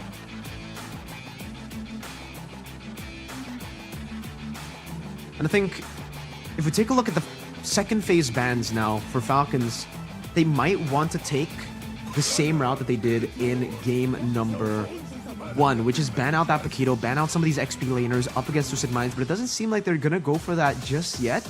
They're more concerned about that dive getting stopped by that Minotaur. They have a Baksha, they have a Benedetta, technically also the Edith. All these members very vulnerable to CC like that Minotaur. So Twisted Minds, at this point, they try to target down Good Night because they banned out Valentina 2 games in a row now, Arashi. They now try to limit Good Night again.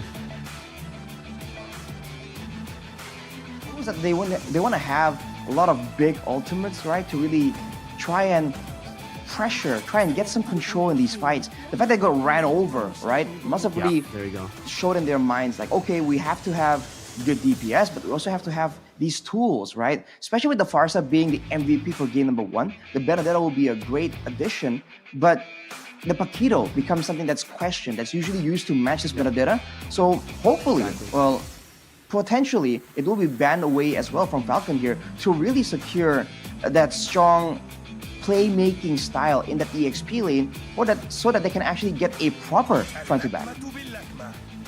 I think they have to, yeah, they have to respect the Paquito. The Paquito's going to find so much more value in this game compared to the last game. The last game was already a pretty good Paquito pick too. That was banned out also by Falcons, but now with the Benedetta, kind of have to do it now. Twisted Minds, they go for one final ban. I think it might be the Novaria pick. The 3 picks that we have seen from Good Night has been the Valentina, the Novaria, and the Vexana. Those are his 3 most comfortable picks, so Twisted Minds have a chance to try to just take all of these picks away from Good Night and force him on a pick that he might not be too comfortable on. But hey, Twisted Minds, they might go for a gold lane ban too. I don't see that really. With the Harith, you're automatically almost going to win out this lane. Unless the Edith gets flexed into the gold lane. What? We'll see how creative Falcons want to go with this draft. I really don't think they're going to go with that much creativity, with that much volatility. I think it should just be a Novaria ban here. But let's see. Countdown onto that last ban. What is it going to be? Oh, we're just going to have to wait on this one. It's gonna be a few more seconds until they're forced to reveal it. But I agree, some kind of utility tool will be great here. I feel like with this condition, the fact that there's a Harith on the side of Twisted Minds, they're kind of overloaded on magical damage because the Farsa also outputs magic damage. So for Falcon, they can kind of maybe predict that in the long drawn-out fights, they'll be able to really out DPS the members of Twisted Minds. So to do so, already with a Baxia and an Edith, if they can add some more damage and more importantly, some crowd control to really stop this Harith or this Farsa from just being too freely maneuvering. What? Whoa! Mirko, weigh in on this, Mirko.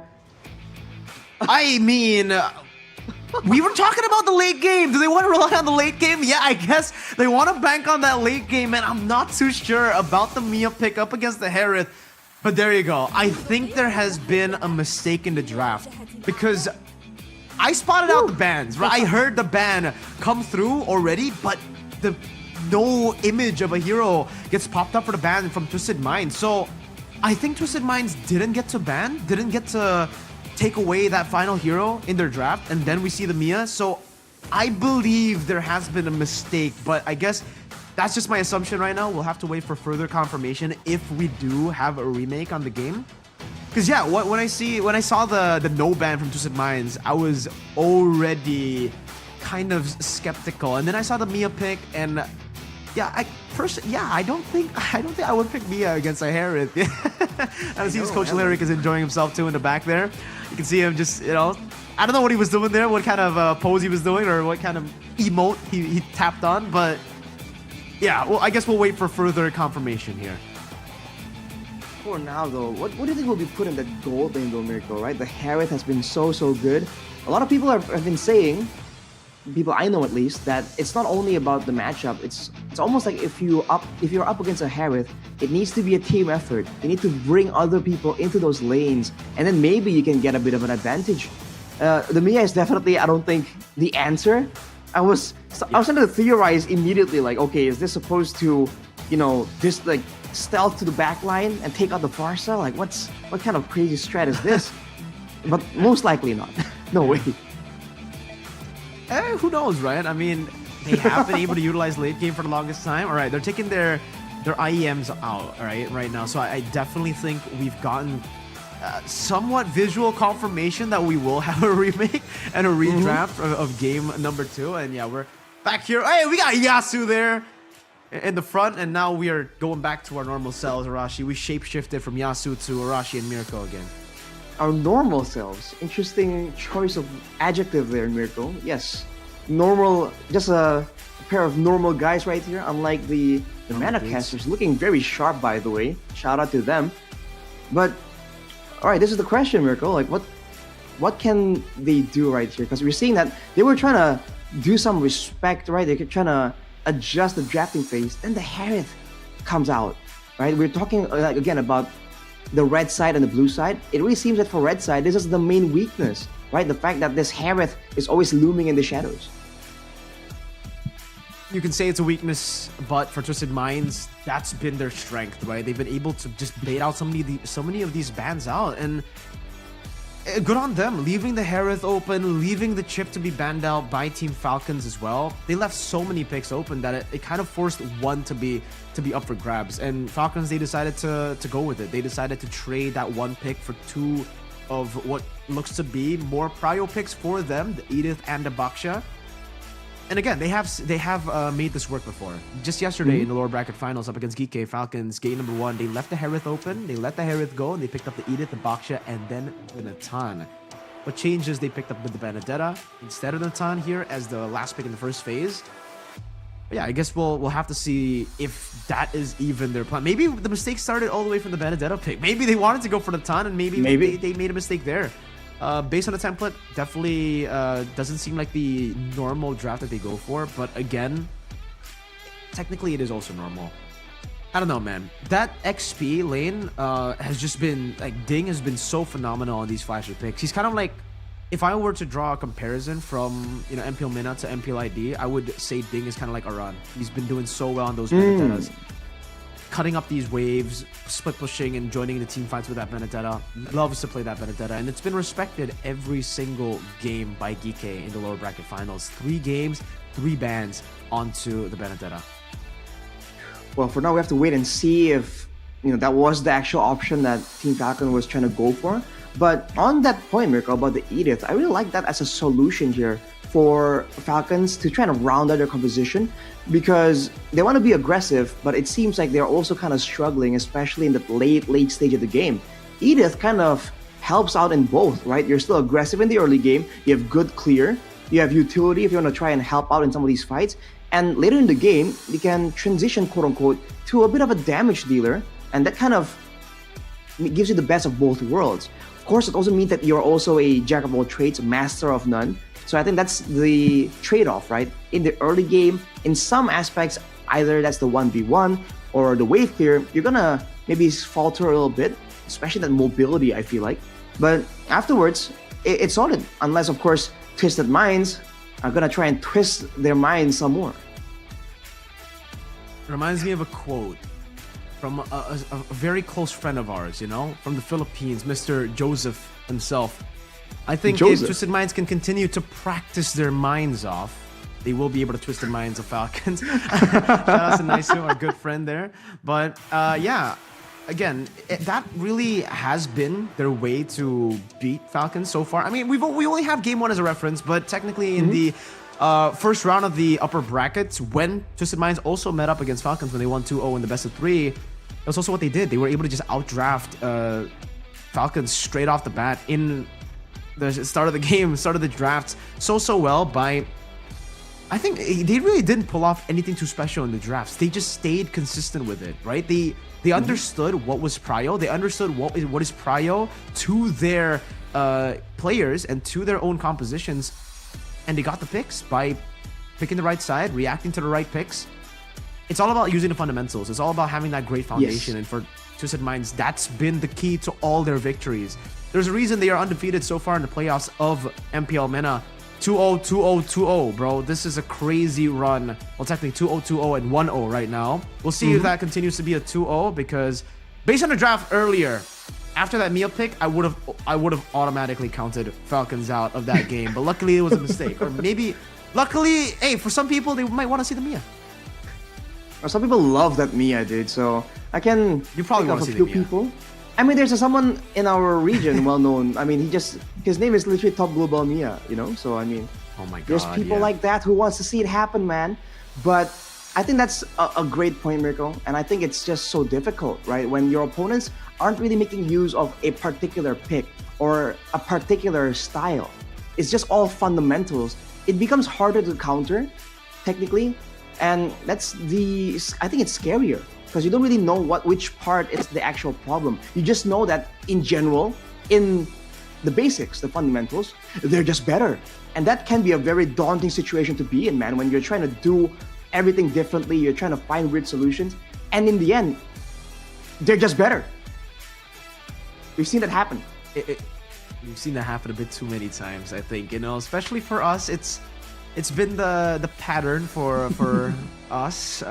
If you know, you know, in our own region. But it seems MPL MENA, this roster, Twisted Minds want to start that dynasty of them for themselves as well in MPL MENA Season 5, and it's really, really cool to see that the MENA teams have been developing at such a staggering pace. They've been improving so fast. Again, Triple Esports, with this kind of similar lineup, Triple Esports back in M5, they already impressed me a lot with how they were able to play, how they were able to give Onyx back then in M5 a run for their money in the early game.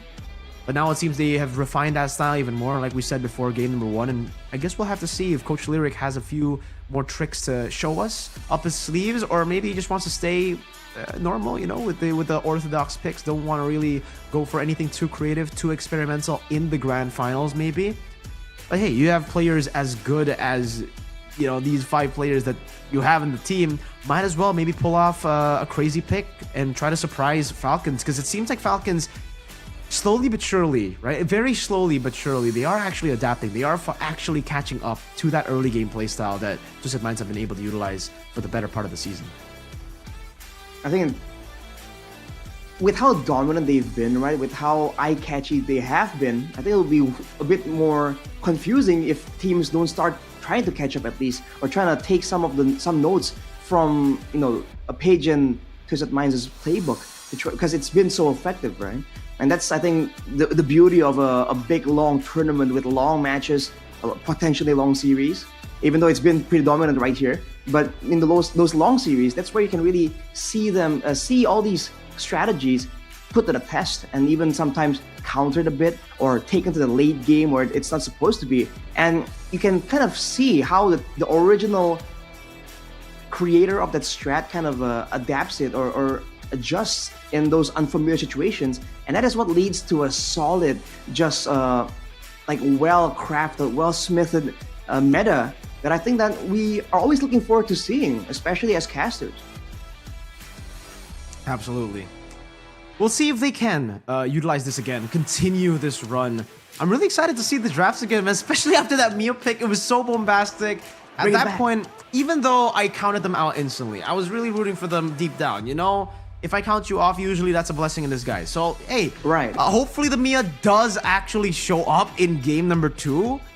But if it doesn't, right? Do we see an unorthodox pick or no? Because they tried to pull off the Clint. That is a bit unorthodox. It was actually used by Sano yesterday, not by Mr. Lark. So again, I guess we'll see on that, and also for the mid lane, if that actually does happen in the second phase, if Twisted Minds want to just take as many heroes away from Goodnight as possible. We saw the Valentina in the first phase. In the first ban of the second phase, we saw the Vixana, and it was really looking like it was going to be a Novaria ban. It really looked like they really wanted to shut Goodnight down. If that does happen, what is Goodnight going to play? Is he going to be forced on a Faramis per se? Something that is really good, but it's more of a utility hero. When compared to all the other heroes that we've seen from Goodnight, he likes to be the carry of the team. He wants to deal as much damage as possible. He wants to be the X factor, the secondary damage dealer to the gold laner in the games that we see for Team Falcons. If that gets denied from him, how is he going to adapt to that style? Because even all the way from, I think last time I saw Goodnight was MPLI. Back then when Falcons also still had Hulk and Lotrick too. Oh yeah. Yeah, that was their style too. They had Lotrick as the primary carry, and Goodnight was the secondary carry. But when they got denied of those heroes, or when they got shut down in lane, yeah, they were not really able to find any success. Usually the X Factor back then was Maro, if you remember, again as usual on the Franco. That was the crazy pick. His signature. Yeah, it seems for now their playstyle is a bit more initiation heavy, not a lot of X factors. They want to play it front to back, and that's how they usually win, and that's also how they usually lose, right? They're a bit too one-dimensional in that aspect. But I feel like that's a whole trend of having a mid laner that wants to be a secondary damage dealer, an actual serious carry and not just utility. I think that's also what is allowing the more variety in the golden as well. So honestly, I'm not opposed to it. I think it opens a door for a lot of very interesting situations. Just early on in the season, when we're talking about playing early game, just dominating the early game phase, just taking it over to the mid game and ending it before we get to the late game fights. We talked about having fighters in the sides, but then losing out on damage. Well, maybe more high damage output mid laners come back into the meta, we can see a bit of a difference there. So I'm really looking forward to how it kind of develops later on over time again. But I mean, for now, we have to still wait and see. I think we are getting confirmation that it's going to be a redraft, but we're waiting on confirmation on whether it's completely from the beginning or from a particular pick. Yeah, hopefully, you know, the first few, I think the first phase, there was no problem at all. Both teams got what they wanted to go for. But again, yeah, we don't have any confirmation as to how the redraft is going to work. But I'm glad you brought that topic up, Arashi, with this new meta being so reliant on damage output. The more damage dealers you have, it seems the more success you will find. Yesterday, Twisted Minds in the upper bracket finals, they used a det in the mid lane to counter the dive that, you know, Geeke wanted to try to utilize up against them. And even in game number 2, they picked up Julian in the mid lane. Geeke picked up Julian in the mid lane. Twisted Minds didn't, but I'm really excited to see these assassins start to come up in the mid lane, and, you know, maybe some unorthodox picks like the Odette. So hopefully, are we in a meta where we can say that damage output equals to victory? Because from the looks of it, from the patterns as well that we've been seeing in MPL ID as well after the patch, yeah, the more damage output, the more damage dealers you have in your team, it just seems like you have more success, you have more ways to win the game. I think it depends as well on the composition, right? Especially in our own MPL, we've seen not just assassins, we've seen like the Sicilian make a comeback as well. That's if you talk about assassins, I immediately got flashbacks to Sans with the Grushan mid. Yeah. Crazy stuff. But more damage output is great, but I think a lot of teams are preemptively already adjusting, because you see, at least in our own MPL, a lot of the items, a lot of the playstyles, it's all about mobility, remember? We were initially confused to see a lot of these big frontline tanks go for like a brute force breastplate, because now people are understanding that with the Natan rising up in the popularity back then, a lot of these heroes, you can't really stand there and tank anyways, right? It's only a matter of time. So they're going to go for more mobility, and it's about getting out of range. It's about getting away from the danger zone instead of just being a beefy tank. So if that becomes the prio, then damage output is still important, but the speed of the damage output becomes even more critical. It's so strange, Arashi, because on cam, right, I can look left usually and I can see you, but this time I look left and I can't really. I was like, yeah, I can see you. Man. Yeah, but yeah. Continuing this, you know, discussion. Well, at this point, right, as we have the pause, as usual, you're kind of welcome to a new segment of MPL MENA. I think this is the first of its kind. Welcome to the English Desk podcast with Arashi and Miracle as we wait for game number 2 to continue. I'm thinking of other ways that Falcons can actually take this game, because they already tried their best to bring up crazy stuff like the glue. What did you think about that glue pick in game number 1? Did you think it was a good pick? Did you think they kind of overthought that glue pick? Did you think it wasn't really effective? What's your take on that glue? I think it worked well for what they needed it to. They needed someone who can be sustainable and a bit more untargetable, because he's going to be diving in to 4 members just to kind of scare them away. And they're also using him as a bit of a catch tool. So technically, you can kind of draw comparisons to a Yu Zhong. I feel like it's used in a bit of a similar situation, right? Oh, big turtle fights coming in, split.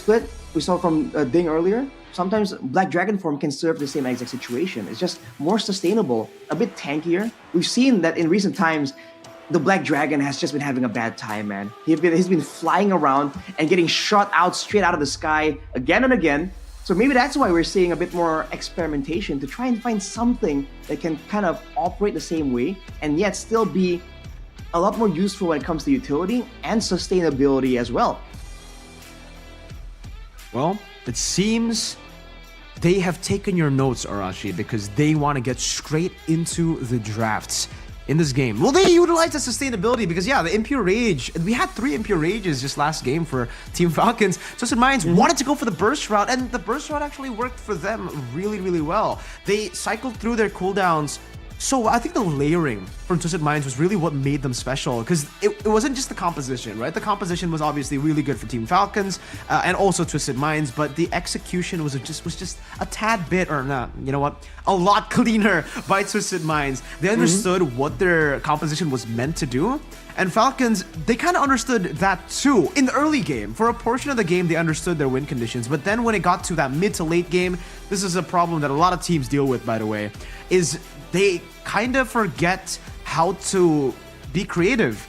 Twisted Minds, they were in the same boat just a year ago at M5. They were able to get the early game up against so many different teams. But then in the mid game, when the Land of Dawn gets a lot more creative, you need to be a lot more creative to get advantages, to utilize the advantages that you get from the template early game that you've already won.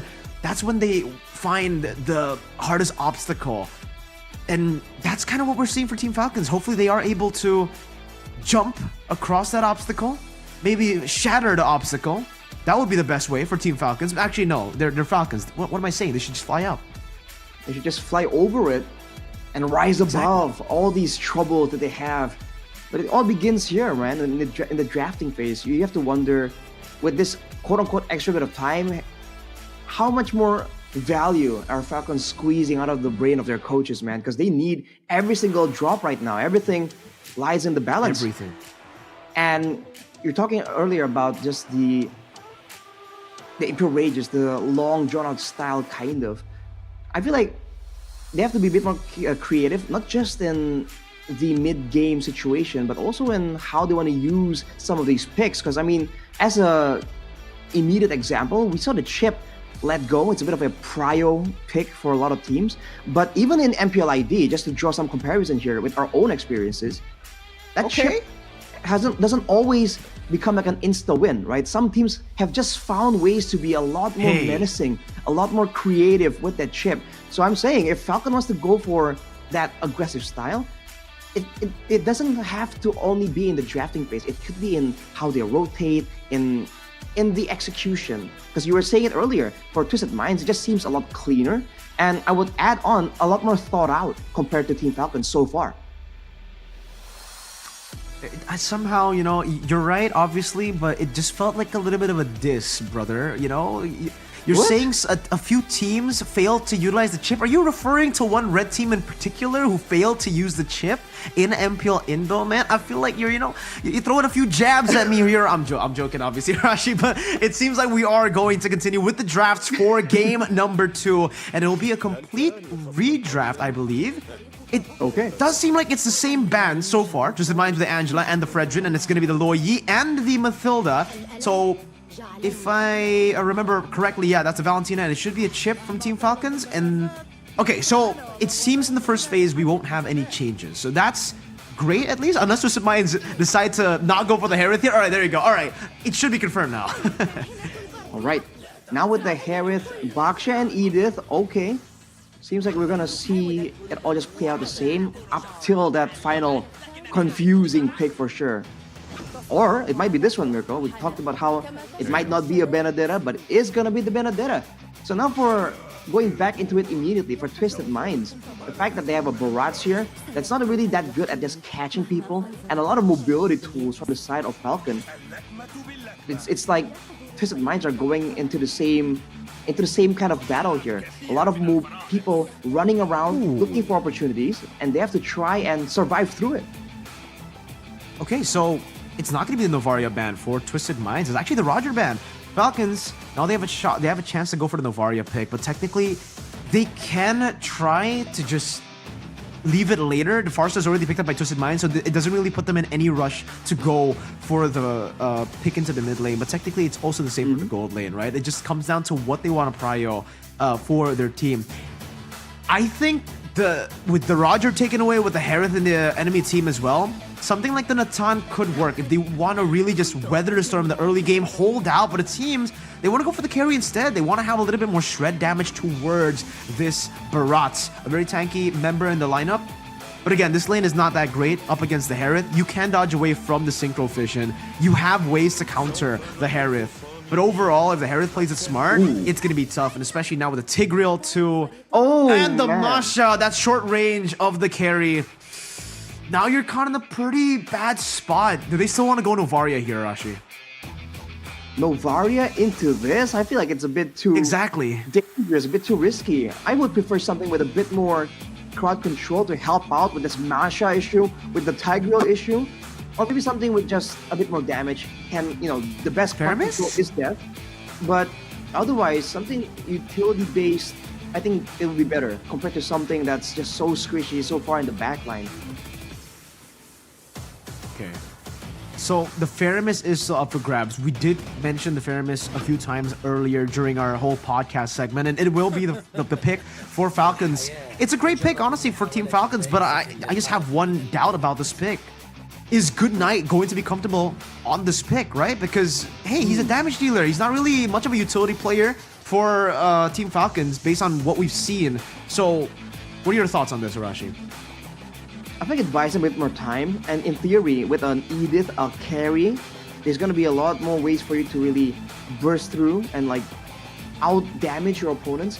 But the Masha becomes a big equalizer here, because a lot of people seem to be stuck on the mindset that, okay, as long as we have the Netherrealm from the Faramis, we can kind of get a straight advantage.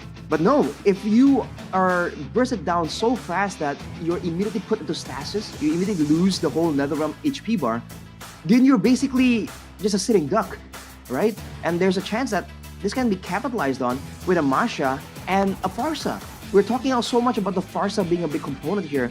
If the Masha comes in and they're able to save, let's say Lark, one of the backline members from that Masha, by using the Netherrealm, then the Feather Escher can just seal the deal after. And that's before even talking about the split push potential here. Because we've seen this matchup before. The Benedetta will have a way to lane to kind of clear, but when it comes to later on the mid game or late game 1v1, just roaming around the map situation, the Masha just has so much more going for her with the better burst damage, with the better survivability as well. That's technically a bit less skill intensive than the Benedetta.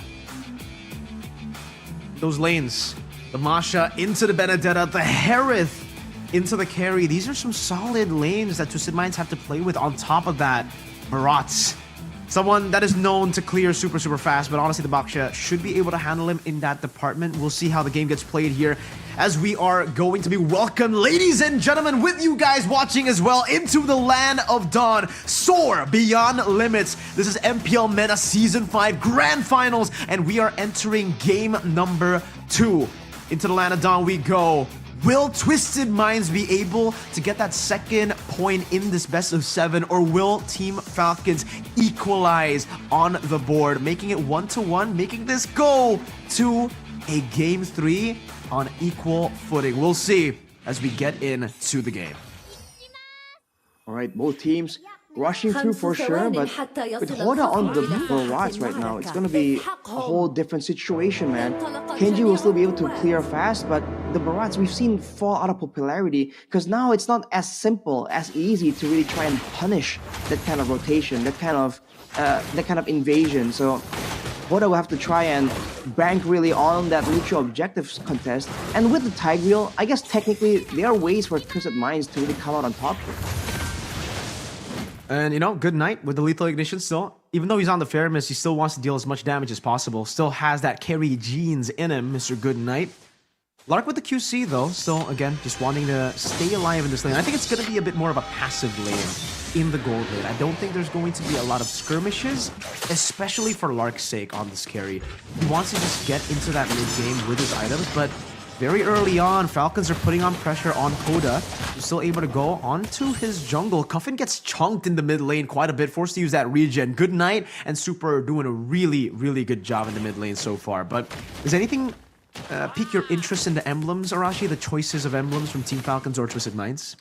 Well, Kenji actually isn't going for a concussive blast, so out farming, just fast clearing, really isn't in the agenda for him. He wants to have some more mana and a bit more damage with the spammable shields he'll be throwing around in the Land of Dawn here.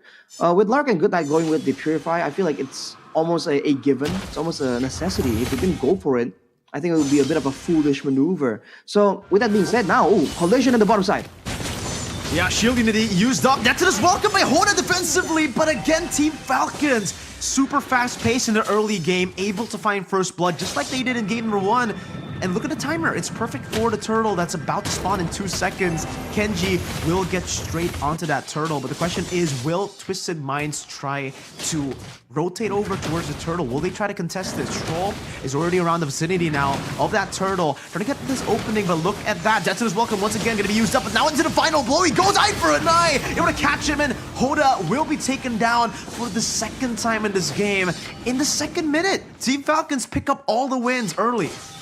Looking kind of close right there, Twisted Minds, making it look kind of terrifying, kind of scary for Team Falcons. But overall, that's just that early game damage coming in handy. For Twisted Minds, it's the same idea, but implosion though.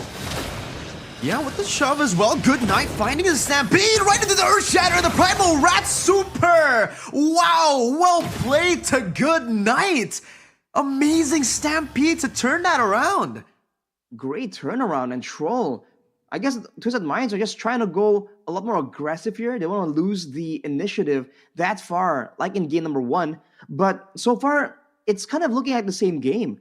You have to remember, in game number 1, the main person who just kept getting taken out, getting beat on, was Hoda. And in game 2, so far, not so different. But Coffin getting taken out once here, it's going to curb his pressure around the map as well. And you're really seeing this Benedetta pick from Ding being so useful. The fact that he can just clear so fast and go around the map and supplement some of this clear even for the mid laner, allowing the rest of the members to try and find place somewhere else.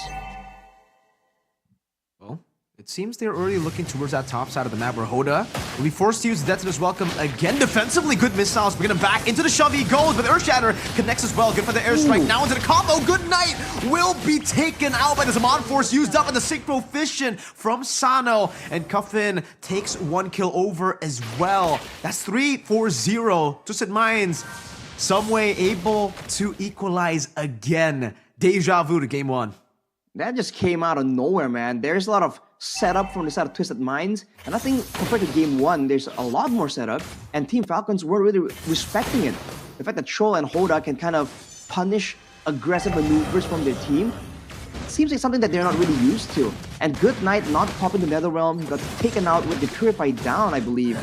That was just a big unfortunate situation as Troll waiting for a play. No implosion just yet. No death is welcome as well. Earth Shatter comboed in with a flicker and the onward to the final blow into the back line with another realm. Gets used up and Lark again rotates a bit faster in the bottom lane. Sanji is just looking for a trade and Team Falcons get the dub. That's a turtle and 3 kills. But Sanji does get a bit of compensation. He does get a few hits onto the turret gold in the bottom lane. That's a confusing situation to see, man. I mean, if the idea is to go for a trade, did they really have to go all in like that? Especially knowing that there is that massive Netherrealm power spike that Team Falcons can use to try and get an advantage.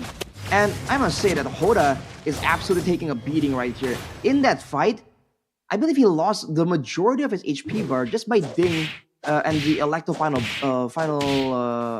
blade. Blow? So he needs to... Final blow, sorry, yes. So he needs to try and maybe maneuver around a bit more and stop walking in so straightforwardly because he's getting absolutely punished for it. And now Twisted Minds find themselves in a spot that's a bit tough, but again, it's deja vu to game number 1. The exact same circumstances, at least in the early game. Hoda behind, 3 deaths already on the Barats. But Twisted Minds still have a way. They always are able to twist the game somehow, some way. But Team Falcons this time, it does seem like they have a composition that they're more comfortable to play with. We were talking about how Good Night will perform on this Faramis. So far, he's doing a really good job. And even Ding in the bottom lane now gets thunderclapped by Sanji. Pops the eye for an eye and doesn't let Sanji get that reset on the thunderclap. Doesn't allow that to happen. He doesn't go for the damage onto the HP bars of Sanji to reset. I'm surprised for Twisted Minds though, the fact that they do have a very strong gold laner, they really haven't been using it, or rather abusing it at all. Now with Team Falcons gaining the momentum, just being able to be around the map faster than Twisted Minds as well.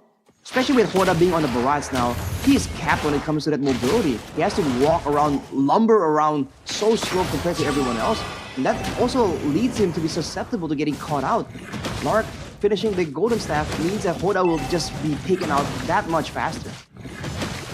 Alright, again, a free turtle. Twisted Minds tries to rotate up top. There's going to be a rotation as well. Sano going to be caught in the onward. Good Night finds the burst with a lethal ignition, and Troll is caught in the attack damage of that Primal Wrath. Good shield unity to cancel out the conceal, and Good Night again with the Ghost Bursters picks another kill up. The man's 4-1 and 3. Team Falcons are soaring. And 4-1 and 3 immediately picking up the Lightning Truncheon as well. You said it, Mirko. He wants to be a damage dealer, and on the Faramis, it's no different. The utility will be great, but at heart, he wants to try and take members out. He has the highest amount of kills in the game so far for his team, and for Twisted Minds, they just really seem to be overwhelmed. Every single time they just get beat on, just dashed out in the dive as Ding goes for a bit of a 1v1. And same problem here. Sanji though, still scaling on the Masha, not really shut down, and in fact getting a lot of gold from that turret gold in the bottom side earlier. That is something that Team Falcons have to try and mitigate. Oh, Good Night able to purify out of the implosion, pops into the realm, tries to go for the stampede to bring them back again, to try to do what he did earlier. But Super was not around to really help, and the onward will be used defensively. We do have a pause, so ladies and gentlemen, please do be patient with us as we try to resolve the technical problem. But Falcons, it's really doing a good job right now, man. They are able to get such a massive lead at the start of the game. That's almost a 4,000 gold lead, 8 kills to 3, and full neutral objective control. And they have been able to really stave off the Harith, right? We talked about how the Harith is supposedly this absolute menace, this crazy pick that really can snowball out of control, but they really haven't been bothered by it. And in fact, the carry is the one that has been finding success in being present and being a bit more active in these fights. So the targeting from Falcons is definitely great here, and you're seeing that the Farsa and the Harith in particular are finding it difficult to find opportunities to walk up without risking getting completely locked down and taken out. I think with the Harith, they've been able to win out in that initial fight that we saw in the gold lane, but that's it, right? I think you brought up this point already, and I just want to really emphasize this point. They have a winning lane in the gold lane, but it just doesn't seem like they're playing towards it. Every time they play around the gold lane, it's always them at a disadvantage for some reason, right? Twisted Minds, they try to fight around the turtle, the second turtle, I believe, with the Harith, but then the Masha is all the way in the bottom lane. So it's a little bit of a disconnect from the winning conditions, definitely from this composition for Twisted Minds. And so far, Team Falcons have been able to outplay them in every single team fight, and Sanji might just be next in the chopping block here with a gank already being set up by Team Falcons.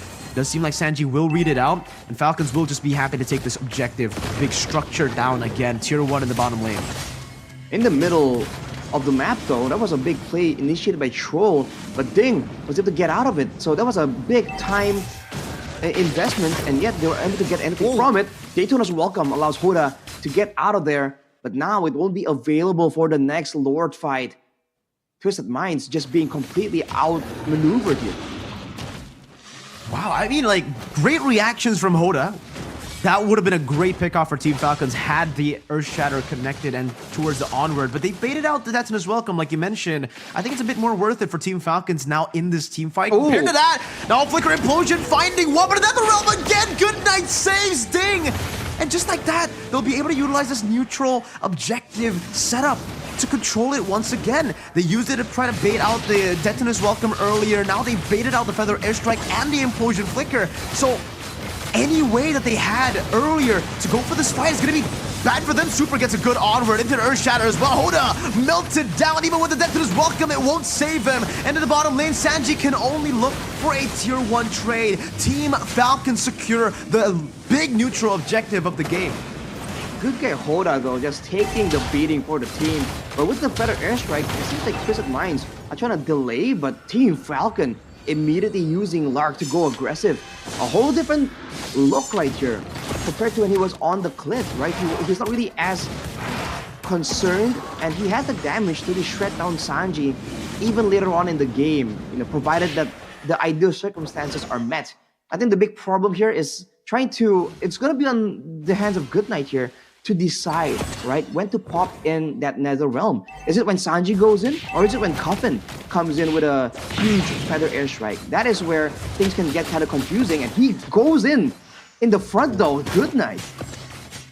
Yeah, I think he's very confident right now at this point in the game, and why shouldn't he be, right? He's 4-1-4. He's up against a team that is severely lacking damage at this point of the game, and he has another realm to play with too. Final blow by Ding, an eye for an eye too, as he baits out the Zaman Force, and I think that's really valuable because Good Night gets a stampede down onto Sano.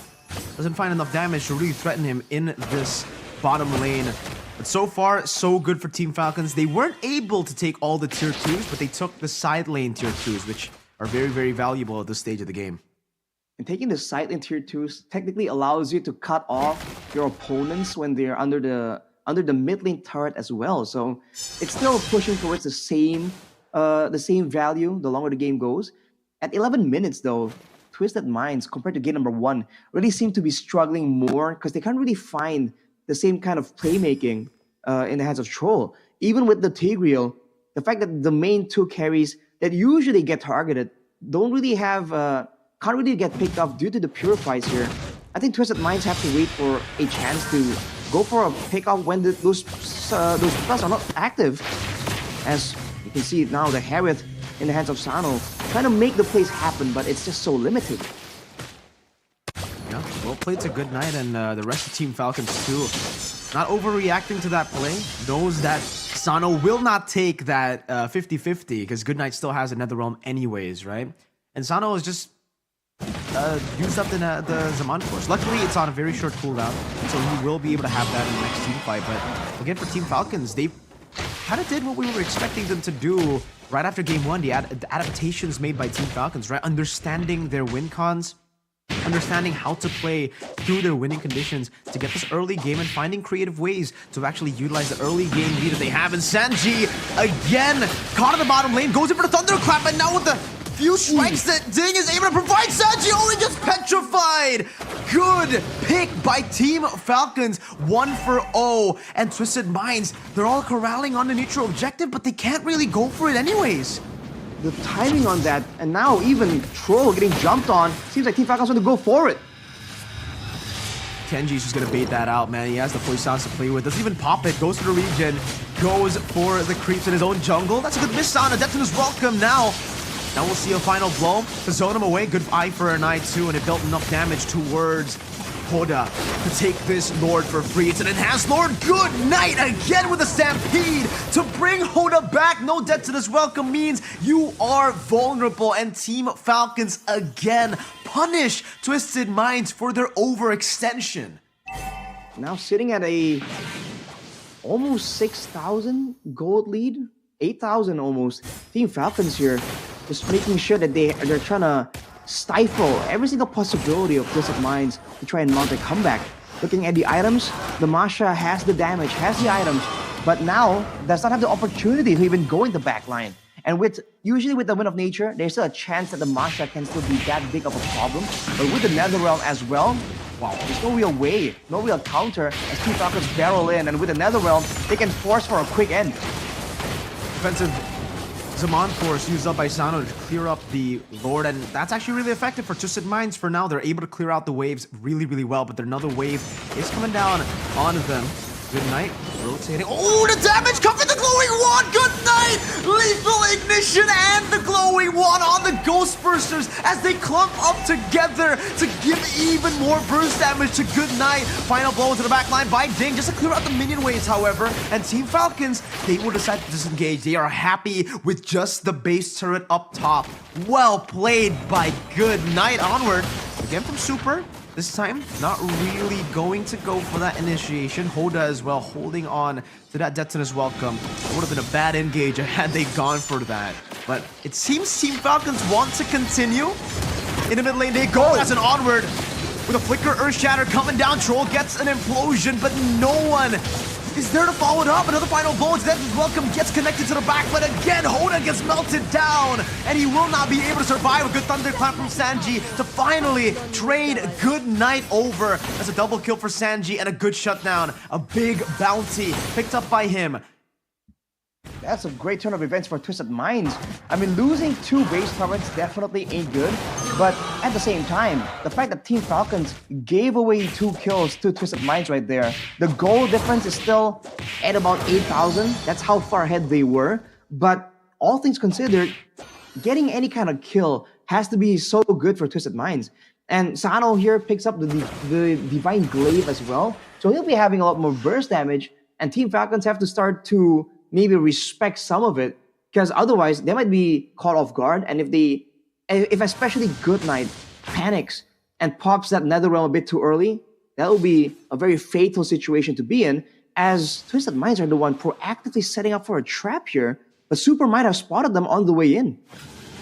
Oh, Implosion Flicker, they've spotted him! Super, now with another realm, good night, good timing. Dexter's welcome though, munching on him, in the backline with a final blow, and the eye for an eye assassinates Cuffin, but he will be caught, still able to dash away now as Twisted Minds find themselves in an awkward position. Sano re-engaged upon, and Super takes him down. Sanji trying to recall, but look at the cancel coming down from Super. He will lose his life, but Falcons are already in the enemy base. Troll brought back as he pops in the shove to try to escape the Shadow Stampede, but gets melted down by Lark again. Sanji, in the midst of it all, goes in for the Thunderclap, and that's another one to find a kill on the Ding, but it will not be enough. Team Falcons, they equalize. They fly high in the sky up against Twisted Minds in game number 2. Soaring above the mind games, they have cracked the code. Just immediately demolishing Twisted Minds, and they have not allowed them any opportunities this time to try and equalize. What a play from Team Falcon right there. The calculations, the strategy just seems on point. That is the adjustment that we have been waiting for. The equalizer, it will not be a 4-0 clean sweep for the first time in the MPL MENA Season 5 playoffs. Twisted Minds have dropped a game. A very surprising development, but you know, with Mirko in the picture, right? Who said it's gonna be a 4-0, you just know that it just can't happen. It won't. It's just like a law of nature type thing. That's exactly what it is, right, Arashi? And I'm glad to see it happen here 1-1. Hopefully we do get... Actually, you know what? I won't say that I hope for anything, right? Because it's usually the opposite. Right. But I did hope for a 4-0. You're on the way to getting all the 7 games. 1-1 right now. It's good equalizer by Team Falcons. And good night on the Faramis. We were doubting his capabilities on the utility pick like the Faramis, and he turns the utility pick into a damage dealer. Forcing Twisted Minds... Or not forcing, really. Twisted Minds played into that Faramis. They were all clumping up together. And Good Night just got so much value every single team fight. Ghost Bursters, the Lethal Ignition. And then right before that final burst damage onto Cuffin Arashi when he burnt down to the Glowing Wand and the Lethal Ignition. He just got that Glowing Wand before the Ghost Bursters. So that couldn't have been a better time to finish an item like the Glowing Wand, because the final ticks of the Glowing Wand took him down. And obviously your MVP for game number 2 has to be Good Night. Like we said, he wants to be a damage dealer, but even then, if you look at the Netherrealm usage, it was very much on point. There were times in this game where maybe he could have preemptively popped it, but he always waits and he has the patience to try and save it. And with that being done, every single fight here, it just seems like Team Falcon has what it takes every single time. Even if Sanji tries to make these plays happen, when it comes to a proper blown out fight, Lark in particular just does way too much damage. And now, he just can't be bursted down. He's a bit too tanky, and he has 2 health bars.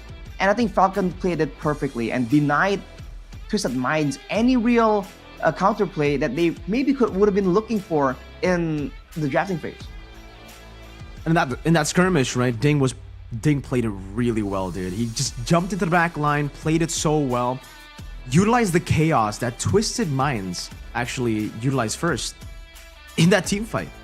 And really well played game so far based on what we've seen by Team Falcons. If they continue this run, it'll be spectacular. Ding. Now we know, Arashi, why Geek Esports banned out the Benedetta 3 games in a row in the first phase yesterday up against Team Falcons. You just cannot let this man play the Benedetta. And technically for Twisted Minds, they also did adjust in game number 1. They did ban out the Benedetta in the second phase. But at this point, maybe they might have to take that away in the first phase. Heck, at this point, what do? Because they'll have to still respect Good Night, but they'll also have to respect Ding.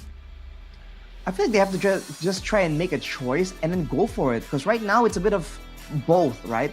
It's the fact that the Benedetta can be a threat to the Farsa, but technically they also want to try and go and dive in. If they replace the Farsa with something a bit more aggressive, then they won't have the problem of having a vulnerable, squishy backline long distance mage that can be dove on by the Benedetta, right? So that can be an option, but I think they have to try and make the difficult choice.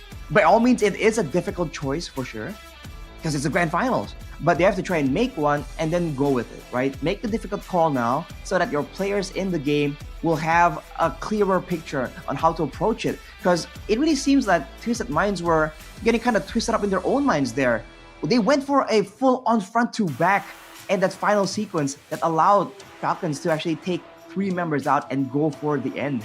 And with that kind of composition, I really felt like that really wouldn't go in favor for them. So they have to try and also in the game, at least identify losing moments, losing positions, and avoid those and try and maybe go for something a bit more equal. If they can't really go for a fight outside the base near the Lord, then at least take it, if they can't win the fight front to back, at least take it in your base. Something like that to really try and recover from this one defeat for Team Falcons. It's all about the adaptations. Now that Twisted Minds have dropped the game, though, this is something that they're in a territory, uncharted territory, technically.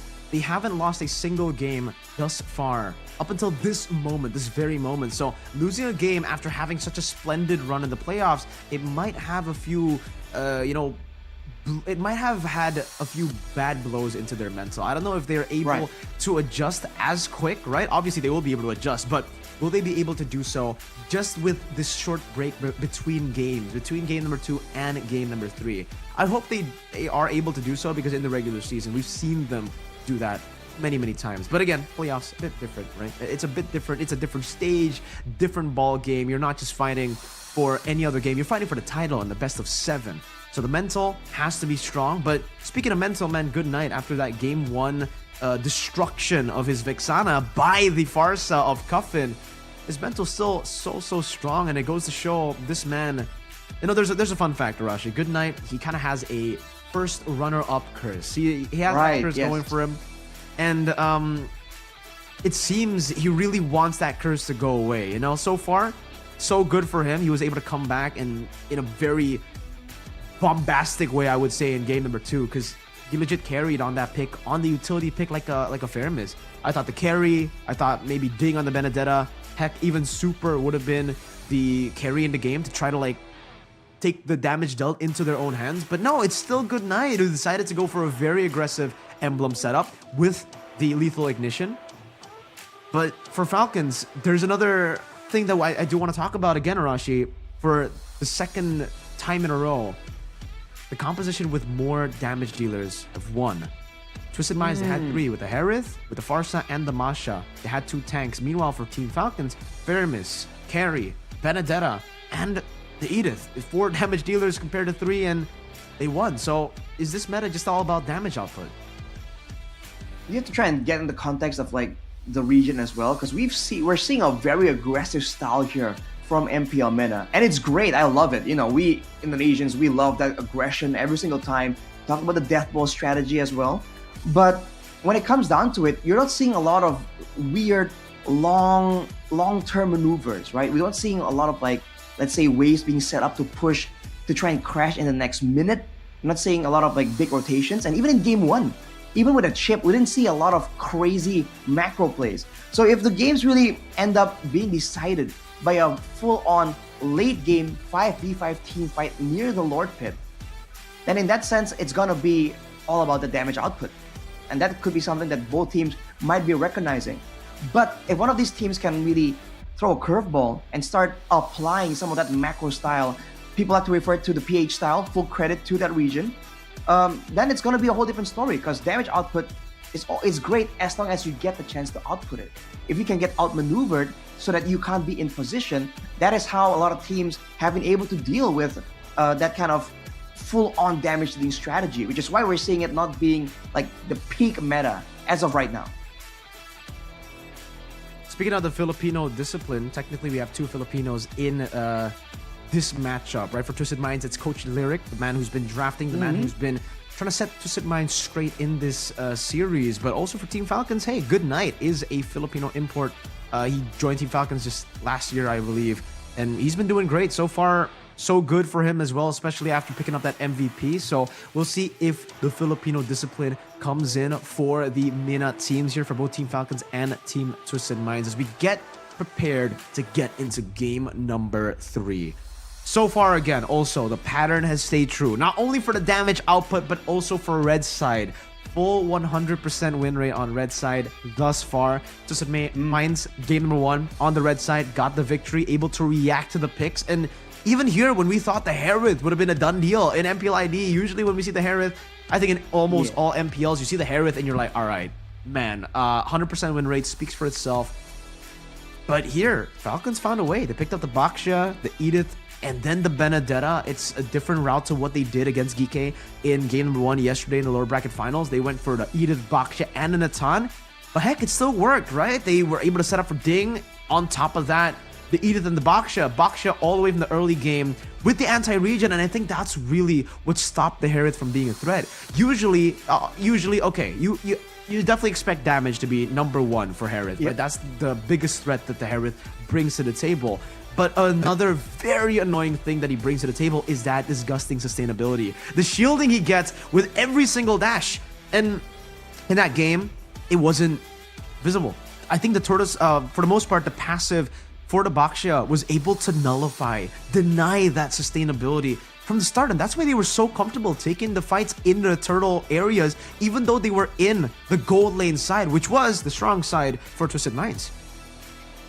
I think that definitely has a factor to play here. The shield in its own was already nerfed by quite a bit. The flat amount and also the scaling amount with the magical damage that Harith will build up has been reduced.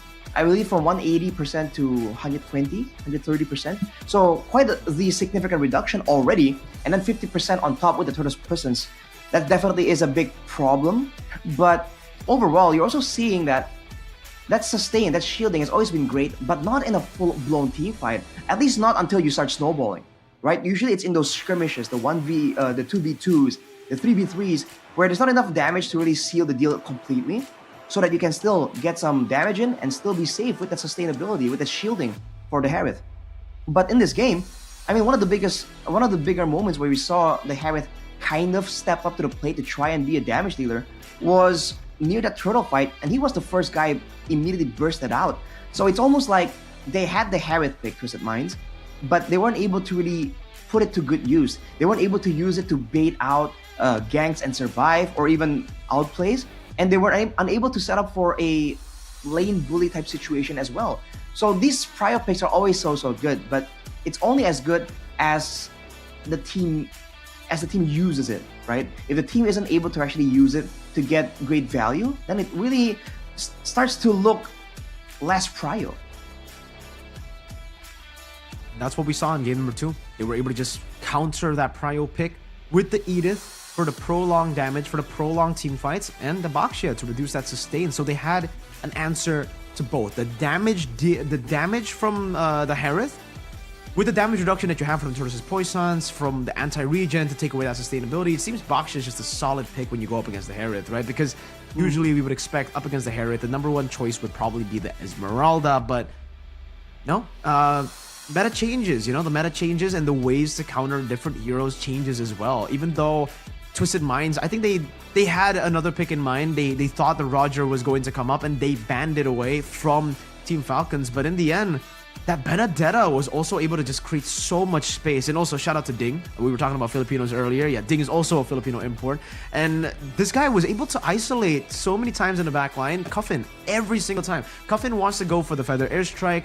In game number 1, he was free to pop in that Feather Airstrike. Almost no one was able to catch him. Because, again, we were talking about how offense is the best defense for Cuffin in game 1. They had 4 members that were constantly diving into the front-to-back composition of Team Falcons. So it kind of gave Cuffin so much space to play with for that Feather Airstrike. This time, though, it was the opposite. More damage dealers, more divers for the side of Team Falcons, especially with that signature Benedetta on the hands of Ding.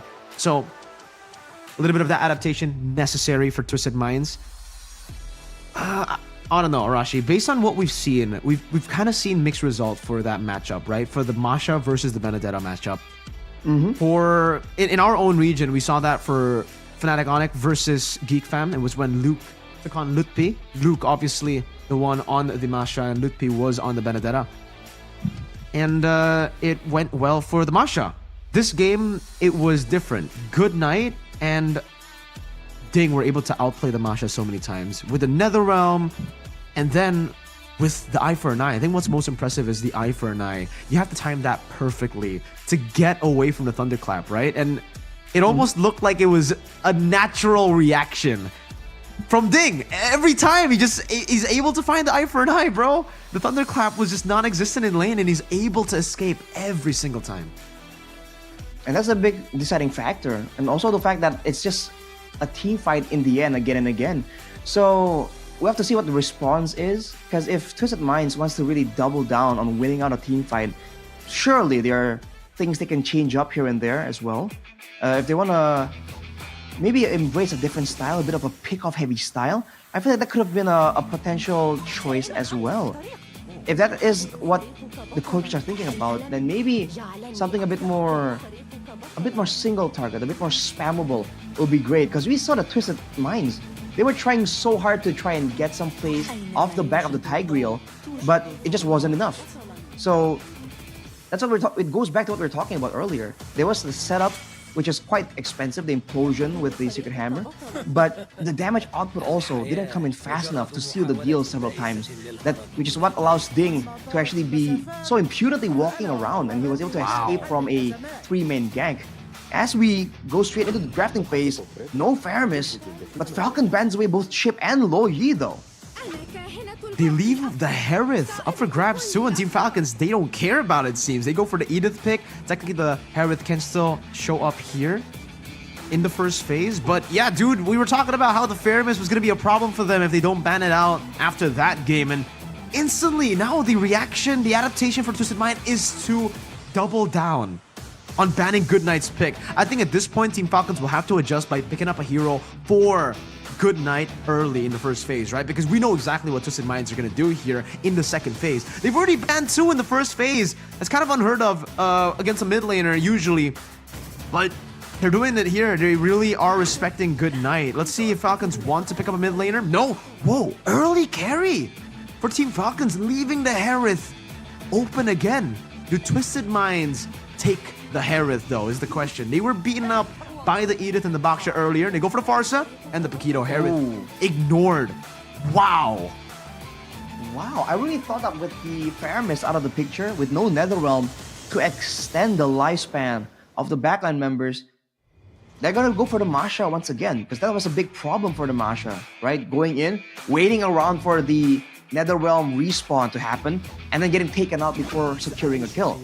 But no, they're gonna go with the Paquito right here, and as a response, an Arlet. So both teams seems to be making adjustments. I think for Twisted Minds, it's looking like they're trying to secure more damage in the early game, so that when they do go for those pickoffs, for those plays, when they can isolate Falcon, they can get a secured kill. Whereas for Falcon, it seems like they're really doubling down here on getting a winning team fight composition. It's interesting how, again, right, for Twisted Minds, despite them losing in game number 2, they've decided to stay on blue. So their priority still is to pick up these prio picks over Team Falcons. But again, the most prio pick in this meta that we have come accustomed to, the Harith, has been left completely ignored in the first phase. That's unheard of in our region, at least, Arashi, and most other regions. But for Team Falcons, now they will ban out the Harith. I think leaving it open in the second phase would be a bit too greedy by them. They finally ban it out. And Twisted Minds, it does seem like they're not really going to double down on those bans towards Good Night. They're actually opting to go for the jungle instead. So Kenji's going to have a few of his heroes denied away from him. The Nolan, to try to out-farm the Fredrin and the Baksha too. So trying to take away that sustained duel, but Good Night gets his hands on a signature pick of his again, that Vexana. That didn't work out in game number 1, but definitely wants to try to make it work here with crazy amounts of CC. Arashi. Look at Team Falcon's composition. They have an Edith, Arlet, and Vexana. And so a lot of crowd control, and if you're not something like a Uranus, something that's just a full-on, full-blown tank. I don't think you can really survive a full-on layered crowd control burst attempt coming in from Team Falcon. So for Twisted Minds, what's the idea here? Do they want to try and go for that snowball, get some aggressive roamer with a spammable crowd control like we were talking about, or do they want to try and find ways to maybe disengage from some of these fights? Because there's a lot of big ultimates on the side of Falcon, and if they go all in for it, it can kind of be, they can kind of walk away from the fight, but they go for the Lolita as a counter to this DPS strat coming in from Falcon. Now the Idiot and the carry has to think twice before going in and just outputting that damage that can shred their opponents, but can now shred themselves as well. Alright, then last pick, Team Falcons. Let's see what it is in the jungle. Up against this kind of composition, up against a Fredrin, what do you want to go for, right? We did see Kenji pull off the Martis in game number 1. Technically in this game, you already have a lot of damage. You can go for that Executor, and there you go. The Martis called out and picked up now by Team Falcons on the Martis. We'll see if they can make what they wanted to execute in game number 1 work in game number 3. This time, do you think the Martis will have a better impact on the game, Arashi, or is it kind of just like the same as game number 1? Will it just be the execution of Team Falcons that will be questioned by Twisted Minds?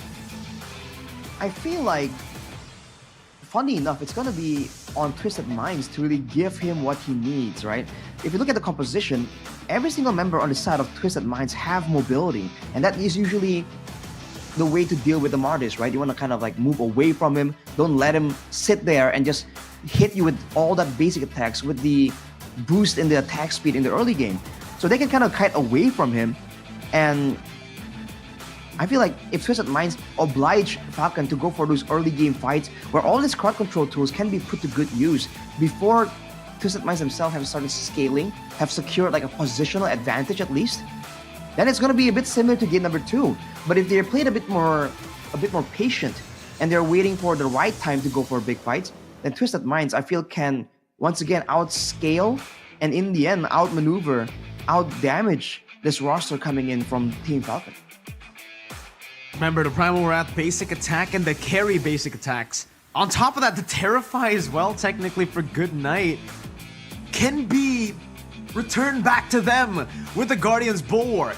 So, Troll, he's definitely going to be doing a lot of trolling if he does pop that Guardian's Bulwark in time, but it'll be trolling towards Team Falcons, right? Because they'll get shredded by their own damage, by their own basic attacks.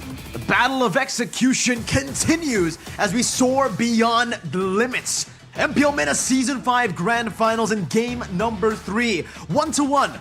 We're still fighting for the second point in this best of 7. We'll get straight into it as we enter the Land of Dawn. Ladies and gentlemen, welcome to game number 3. Will Twisted Minds or will Falcons claim that juicy second point of this best of 7?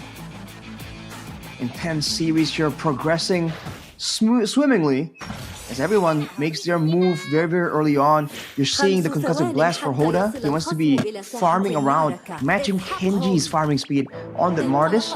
Trolled with the concussive blast as well, so he'll be actively trying to help with some clearing, help with some aggression. And with Sanji with the quantum charge, this usually leads to something more of a split push for Keto. Usually a bit of an assassin for Keto would go for like a lethal ignition. So we'll have to see where Sanji takes this pick, especially in this matchup against an Arlet. It's more of an all-in for Ding that's quite different compared to the Benedetta in game 2. You can see the instant difference here from Twisted Minds. They're trying to do what Team Falcons have been doing in the early game. Rotate a bit quicker. Good Night throws the Terrify in. Cuffin gets a 2-man immobilize there, lands his abilities. And Team Falcons are able to read out, screen out that early attempt of a pick-off from Twisted Minds. But for Kenji, this is something that we've seen 3 games in a row now. He just really loves the Impure Rage, Arashi. Oh, good Earth Shatter onto Troll. And it does seem like, Arashi, Good Night, skill 1. Yeah, you can't really return that over, even with the Guardian's Bulwark, because he still got Terrified and there was no Terrified back towards Falcons. You would think it could be reflected, but maybe it's a weird interaction or timing thing. We'll have to wait and see again. But now, in the mid lane, another fight breaks out. Yeah, there's a lot of damage placed down on the troll. No Curse Blast. But followed up over again, and Cuffin just gets a bit of damage back towards Super. Good Terrify into the Curse Blast, and it forces the Flicker out from Cuffin. Wow, Team Falcons always in the mid lane, getting advantages, even in the bottom lane. Wow, Bruno versus Carry. Lark doing a good job. It really feels like they're not really respecting the potential for Team Falcons. We immediately talked about so much crowd control, so many ways that if you get hit by one, everything else can be piled onto you to lock you down for longer than expected. The fact that they were still walking up right here, especially Cuffin with no Purify, with a Flicker, right?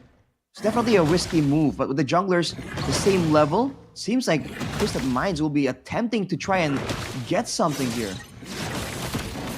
Hoda, dash forward onto Good Night, and he'll be able to force the Flicker out or shatter into the Eternal Guard as well. To Decimate continues Kenji running Troll down, and now one final shot should do it. A triple kill early on, and Team Falcons again. The pace of the Falcons in the early game is unstoppable.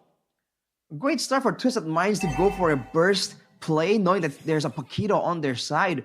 But I think that the targeting, I believe they went for Ding there and they were able to take him out. But we were talking about the Martis and how he's gonna be so lethal in the early game. And now look at this Luminous Blast hitting Good Night. Seems like still gonna be no real big plays as Twisted Minds. They're trying to play balance, but you're seeing bursts of aggression. You just have to try and target it towards the right person. I love the way you put it, Arashi, right? Twisted Minds definitely not respecting Team Falcons. They are just brute forcing their way in these team fights, not respecting the AoE and the CC. We spotted it out in the draft itself. Team Falcons have crazy CC. They got the Arlet, they have the Edith as well, and the Vexana, right? And then on top of that, they have the Executor. So Twisted Minds played into the winning conditions of Team Falcons. They were grouping up for Super to get the Earth Shatter, for the Eternal Guard to connect on 3, and then last but definitely not least, Kenji on the Martis, getting those Decimates down. And now, even with the Concussive Blast, Hoda won't be able to match that farming speed of Kenji. And that's the Martis power, right? It's not just the brawling, it's also the crowd control immunity and the resets and the farming speed, right? That extra attack speed from your passive makes it very easy for you to clear out the jungles. And with the pressure now from the mid lane, from Good Night and Super just moving around together as a kill squad unit, you're seeing that Kenji is just free a lot of the times after clearing his jungle to try and go for a gank. Well, we'll see right now. They want to continue this chase. Again, the bottom lane they go. It seems for Team Falcons, they're just handling this turtle with care. Absolute care. Really taking their time now. Even with the rotation in the mid lane, it seems Sanji also not really caring too much about this. Twisted Minds out macro completely, and Team Falcons will continue this. They will just take the turtle for free up top as well. Let's see if Ding can actually stop the turret from being taken. Turret shield gonna be used up. Ding able to find these vengeances onto Sanji, buying enough time for the Eternal Guard to knock him up with the Terrify too. And Hoda, he does have the Appraiser's Wrap, but not for long. Kenji gets the Decimate. Well played, Team Falcons. Seems like Twisted Minds, they're trying to just trade, but now they're being forced into these situations. Kenji goes for more. And Sanji won't really be able to withstand as he pops in the 2 shields that he gets from the passive, from the jabs, and that's it. He just walks back, and the turret will actually fall towards Team Falcons. Team Falcons are taking everything on the board, Arashi. There was nothing Twisted Minds could do. The turtle they could not contest. The turret they could not contest. They couldn't even trade it out, and it's actually Team Falcons who get the turtle, get the turret, getting the kills as well. They're controlling the game. I thought that they were gonna go for trades because they've identified that the early game is just a bit too risky, especially with Kenji getting 3 kills in the first neutral objective fight. I thought that was pretty smart actually, but they were roped into a fight by Ding, outplaying them, buying so much time for the cavalry, the backup to arrive, and just like that, now, ooh, Eternal Guard. Oh, into the Terrified 3-man! Super with a flicker forward, the Earth Shatter, the final slash connects onto the backline, and the further airstrike will not do anything. Troll just gets walked down by Super. So well played by Team Falcons, layering the CC on top of that Purify, and Sano could not withstand it. Now in the bottom lane, they found a tier 1. In the mid lane, they've taken a turret 2. What did Twisted Minds do, Rashi? Knockout strike by Sanji. But at this point, he gets ran down as well. Now shoot away from this river. Funny enough, I feel like they can maybe wait for the late game where some of these damage tools from Team Falcons are short range. So if Cuffin can get rolling, can get some gold, some items going, the Feather Airstrike will be starting to be more dangerous. And later on, technically, Troll can do more damage with the Bulwark. The more damage is being done. But look at his Feather Airstrike though. Good onward to cancel out that straight from Sanji. Now it's gonna be the execution once again. Kenji gets a decimate, but now with a reset. Dang! Final slash onto 4! Beautifully done by Team Falcons! The layering was perfect. The plays were phenomenal, and it ends up with another free neutral objective. What a play by Dingbear. Getting everyone, just sealing the deal for Twisted Minds, securing yet another turtle for Team Falcons. Man, it is such a dangerous composition because they can come from anywhere. And for Twisted Minds, the fact that Troll now goes for the class of the Oasis means that he's not as tanky. So Hoda will be the main front line, but he's also the jungler. This leaves a lot of ways for Team Falcons to try and focus him down because no one else can take that spot, right? Troll is too squishy. Sanji is on Pakiro, not really a tank. So now it's like Twisted Minds are kind of stuck without really a real good solution. And that Numeron Blast hasn't really been working out at all for Twisted Minds. If Troll can land a big one, maybe that is what they need to try and get some equalizers. 9-1, Arashi. With a 7,000 gold lead that's still building up. It's still building up to be that 7,000 gold lead. They've taken away the purple buff as well. And Hoda, at this point of the game, 2 levels down on Kenji. Good Night having another phenomenal game. And Team Falcons are just playing it as disciplined as they can. They're trying to freeze up the waves, wait for that big neutral objective because, hey, if you were watching this entire game, you would expect this game to already be at the stage where the Lord has spawned. But no, we've only just gone through the first 3 turtles. That's how fast-paced Team Falcons like to play it. And so far, Twisted Minds, like you said, Arashi, they're banking on the fact that they need to wait for the late game. But how do they wait for the late game when Team Falcons control everything? Even in the team fight that looked kind of good for them, Ding finds a play to turn it around. Troll opening up the map onto Kenji, who still has the Mortal Coil. Will be able to use it now. Knock control up. Eternal Guard as well. The Decimate should come through, and the Cursed Blast from Good Night will send Troll back to the base, back to the fountain, where he should respawn in 16 seconds. Ooh, Falcons want to go for more. Look at that terrifying. Into the Cursed Blood again. Hoda trying to run away. The Earth Shatter not there just yet, but the Mortal Coil from Kenji chases him down, and the Feathered Airstrike, it barely does any damage. It just tickles Team Falcons. They jump immediately on the Lord right here, knowing that there's a window of vulnerability. Wow. Twisted Minds with no response at all, getting completely shut down here as Lark picks out the Demon Hunter's sword, amplifying that damage even more.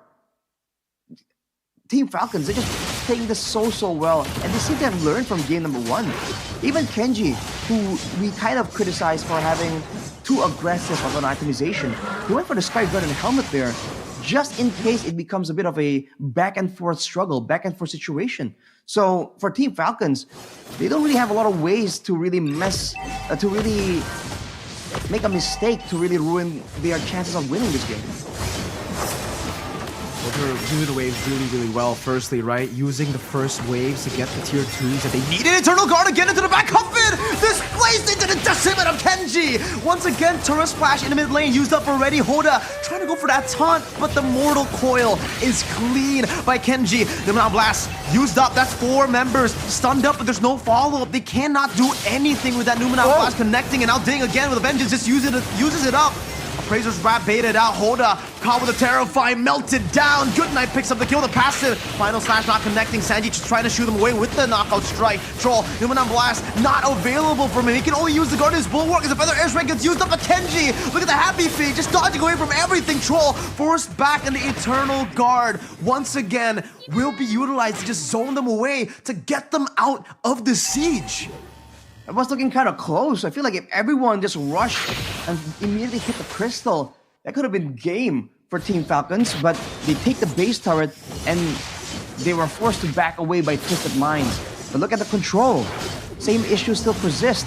even if they want to be a bit more careful, even if Twisted Minds want to wait for the late game, who exactly is supposed to walk in head first into these bushes?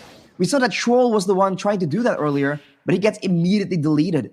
The lack of mobility and the lack of tankiness in their composition is just allowing Team Falcons to have such an easy time in punishing them. They're taking everything away from them, Team Falcons.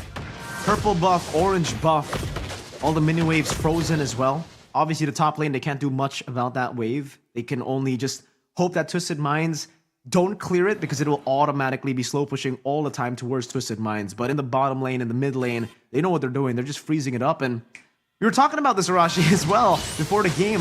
That discipline, where will we see it? How do these teams utilize the discipline? And so far, Team Falcons have been able to utilize that way better than Twisted Minds in game number 3. Ding, though, the X factor of the team. In this game, at least, right? In the previous game, he was able to isolate. In this game, man, these sets have been amazing. These final slashes.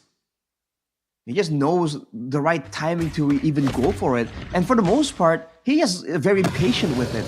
In game 2, we were talking about how Goodnight was the one just holding on to that Netherrealm. It seems like right now, it's Ding is waiting around with the final slash.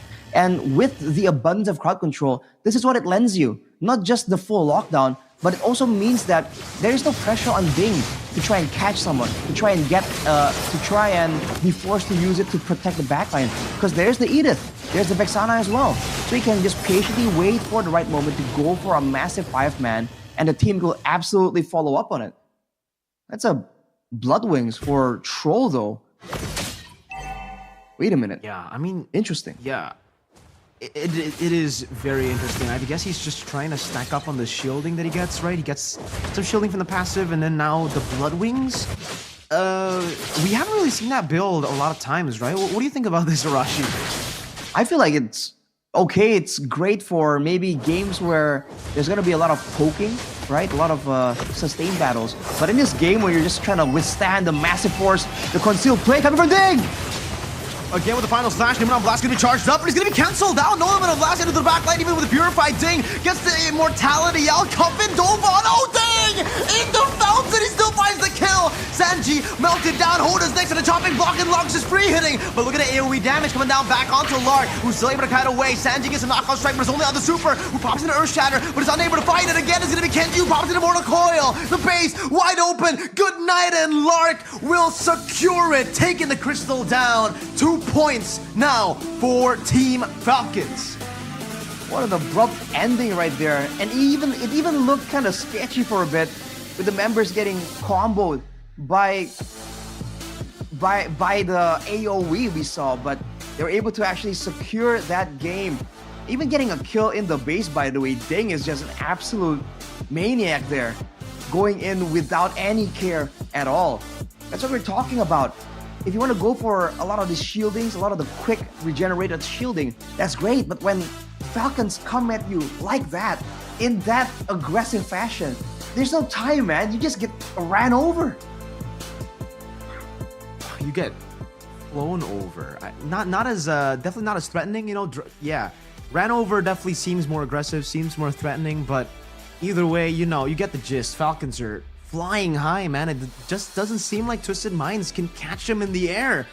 They're playing so much better compared to game number 1. What happened between the breaks? Is this just the power of red side, Arashi? Because again, if we want to go back to the draft, Twisted Minds, after the game 2 loss, they decided to stay on blue side. They did not go for the prio picks. And again, those reactive picks coming in from Team Falcons was able to get the job done. The Edith again. The carry even in the first phase that we kind of, you know, were questioning a little bit. Why pick carry so early? Turns out it was masterful. Then they last picked the Martis. And man, it was just beautiful to watch by Team Falcons. I think the Arlet as well. Ding, bro. Oh my goodness, Ding. Shoutouts to Ding, but it seems Goodnight will still be able to steal that spotlight. Obviously, with the Vexana, not as flashy as the Faramis, definitely, but still very, very scary. Goodnight. This is the reason Vexana was banned in the second game. It's just a lot of AoE, and you saw that being a problem. Because you hit the guy in the front with the Fear, with the Terrify, and the guys behind him can also get hit by that AoE. So it's very subtle, but it's actually a very disruptive tool in the middle of a fight. And you're seeing that for the most part, Twisted Minds just could not get their footing here. Even here, when they're trying to go for some kind of pick-off, some kind of fight, you saw Sanji was forced to walk and take 2 turret shots. And here, I think early on, Twisted Minds were banking too much on being able to get a massive Numenon blast. And Falcon did a great job just sidestepping it, avoiding it again and again. And in fact, when Twisted Minds were just waiting for that moment, waiting for the big Numenon blast, that's where they were just unaware, unexpecting of Ding just come in and make that play happen.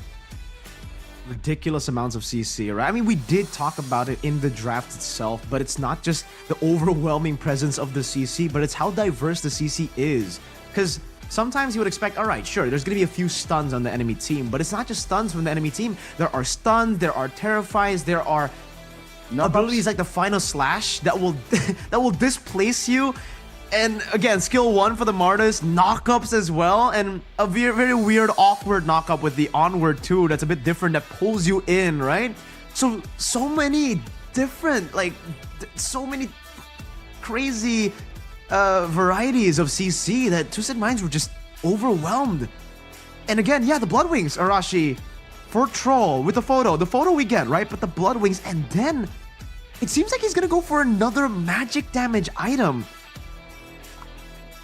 Maybe in a winning game, I would understand that, but is this just the normal build for Lolita? Have we just gone to a point where the Lolita builds full magic damage to try to capitalize on the fact that you get that shielding from the passive?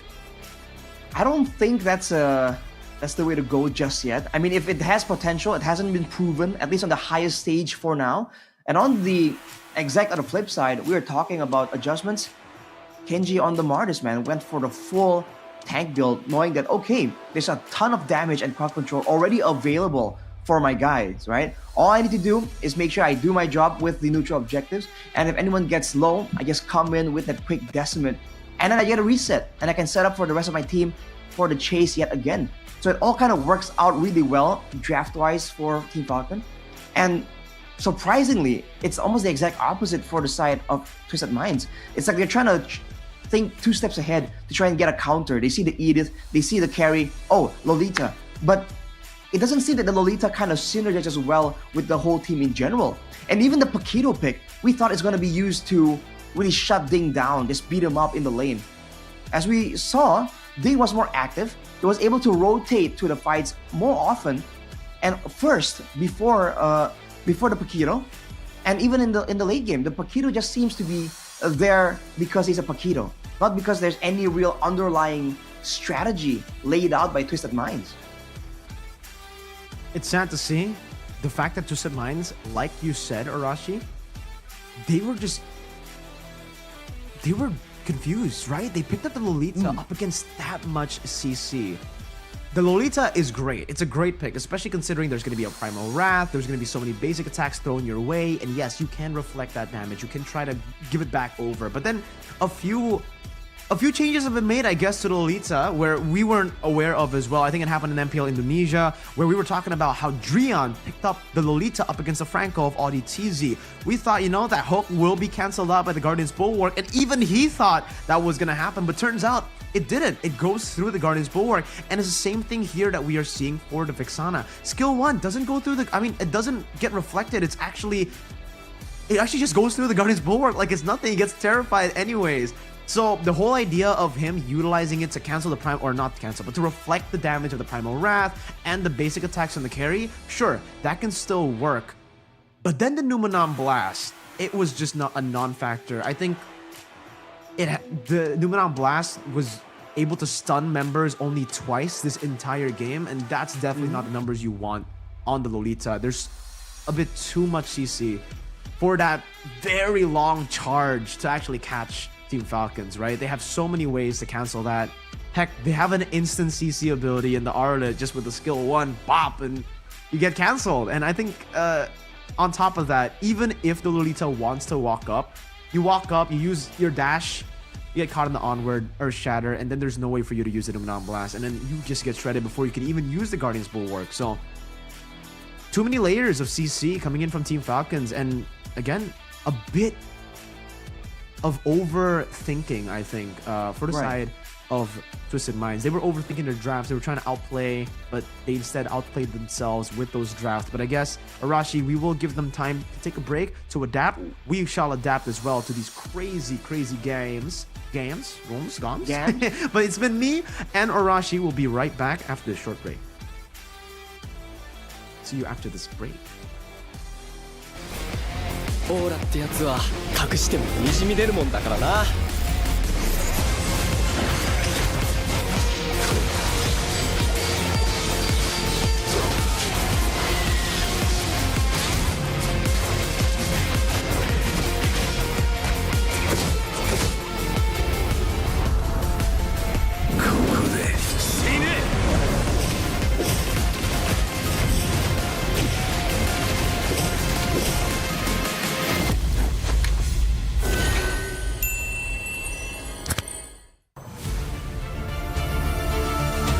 I didn't cure the pain.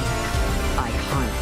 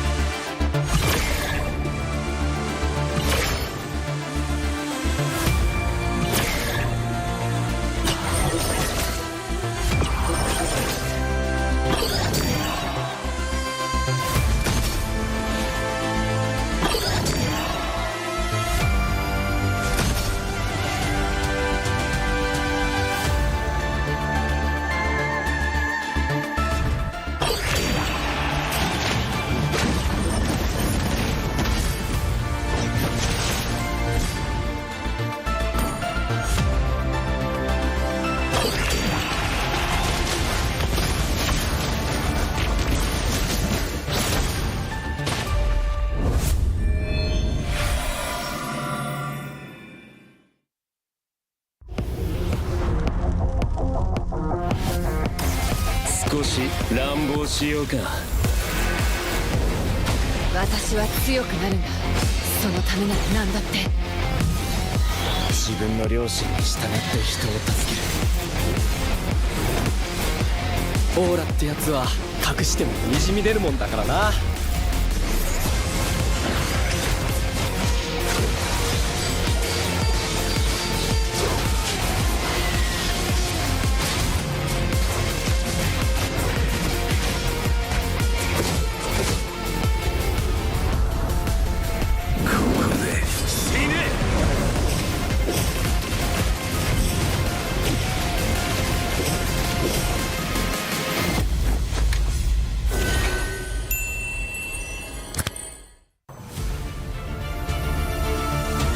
I didn't cure the pain. I harmed it.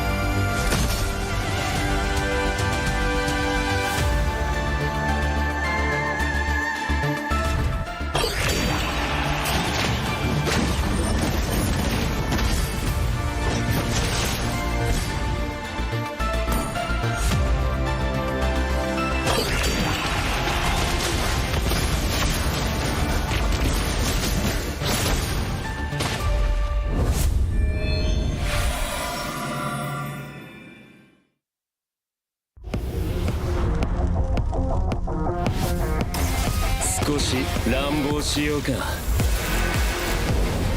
私は強くなるんだ。そのためなら何だって。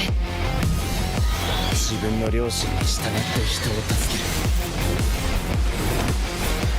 ける。オーラってやつは隠してもにじみ出るもんだからな。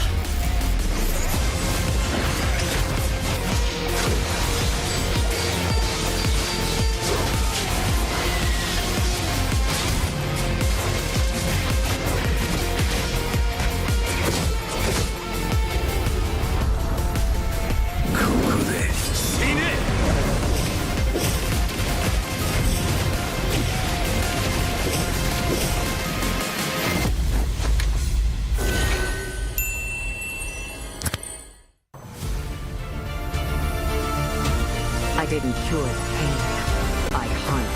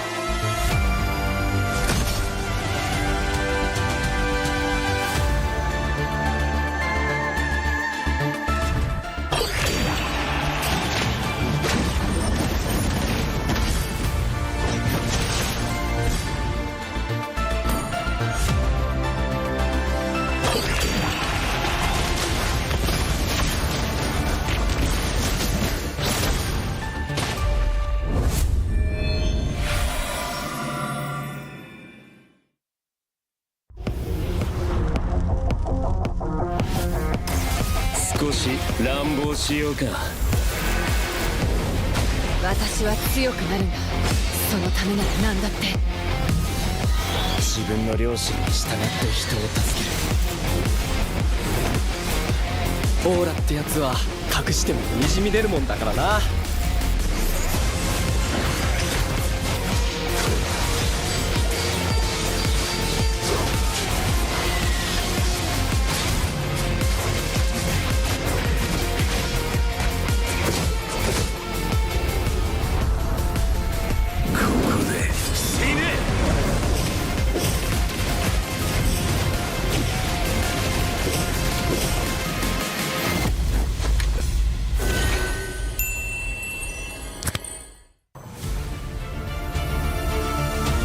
I didn't cure the pain.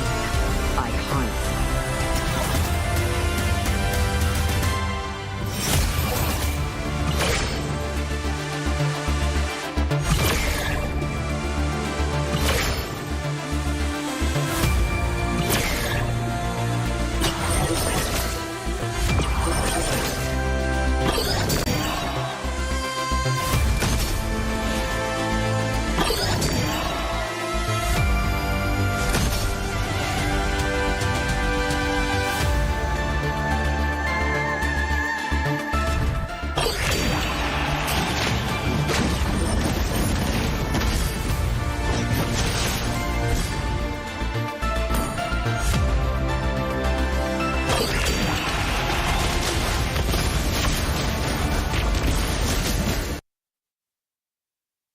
And we're back, ladies and gentlemen, to the fourth game of MPL MENA Season 5 Grand Finals.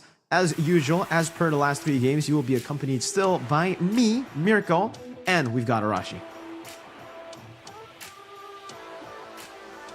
Hey, yo, Arashi! I think you got a bit too excited, brother man. You know, I can't hear you, actually. But it's okay, Arashi. It's okay, because maybe in a bit... There you go. Whoa, I can hear you roar. I think you got the wrong team. Falcons don't roar, Arashi. Oh, what sounds do Falcons make? Caw? No. What? I don't know what Falcons make. What do Twisted Minds? What do Twisted Minds make? What sound do Twisted Minds make? Is it just like a long sigh? Like, I don't know, but yo, Coach Lyric, look at the notes there that he has taken. I don't know. I think we can see a little bit of those notes, man. Is the cameraman doing him a bit dirty there, as we can see a little bit of those notes. But it's all good so far. Team Falcons versus Twisted Minds. All right, game number 4. Hey, we're gonna get straight into the draft. It seems, Arashi. No waiting on this one. And Team Falcons still stay on the red side. Twisted Minds losing again on game number 3 on blue, and they decide to stay on blue. That's confusing, but we'll see. Maybe they have something cooked up, right? We talked about how there are multiple ways to approach a loss. Is it in the draft? Is it in the pick order? Is it in the picks and bans? It turns out it is gonna be in the bans here. The new approach from Twisted Minds is to take away that Edith. It's not just the damage, it's also the playmaking in the early game. It's also the pressure around the map, so that will no longer be available. And for the most part, Falcon is going with the exact same selection here. No global presence wanted for them, and no saves from the Mathilda either. So they're trying to force Twisted Minds into a full-on all-out brawl that they can't really like bail out from. But I think this time they will have to go for the Harith pick, right? It's a bit too greedy if they don't go for the Harith, because in the previous games they've had the Edith to counter the Harith. So they kind of wanted Twisted Minds to go for the Harith pick, but no, okay, Team Falcons want to double down again on the anti-Harith operation. Carry and Minotaur this time. No Edith, and Minotaur does the same thing, right? You want to wait for the enemy team to engage, and then you react to the engages. Twisted Minds, they take away that Arlet away from Team Falcons this time round, and honestly, at this point, I think going for the Harith would still be a good option. No Edith. The Harith, I think whatever they take is fine, but they just have to make sure that when they do pick it up, they put it to good use. They have a plan for it in the early, mid to late game, right? They'll let go of the Harith still though, opted to go and take away the Vexana. So they're really liking the previous composition that Falcon was able to get in the previous game, and they're trying to use that against themselves. I love this, man. Signature coach lyric, right? Just trying to take what the enemy team was able to find success on, and it does both things really well now. You deny these comfort picks away from Team Falcons, and you get yourself a composition that was already good. You saw it from last game. It's kind of like a... Usually we say the phrase, if it ain't broke, don't fix it. But technically it didn't break for the enemy team. So, yeah, if it ain't broke, copy it, right? That's what Twisted Minds are trying to do. They're trying to twist the draft here and there, but they've left open that Faramis. That was a key factor to how Team Falcons were able to win the game in game number 2. Now with the Minotaur as well, we've seen the majority of these games so far really boil down to those massive big team fights. If the same story unravels here in this game, it's going to be a tough situation for Twisted Minds. Faramis as well as Minotaur, and of course the carry, right? If they want to go for some kind of dive pick to deny the carry, they still have to try and figure out how they want to deal with the rest of the team. So for now, you can see that Team Falcon, they're trying to reduce these high damage output gold laners, trying to make sure that they have the final say when it comes to that matter. Moskov banned away as well. Wow. With the Claw and the Moskov banned away, technically for Twisted Minds.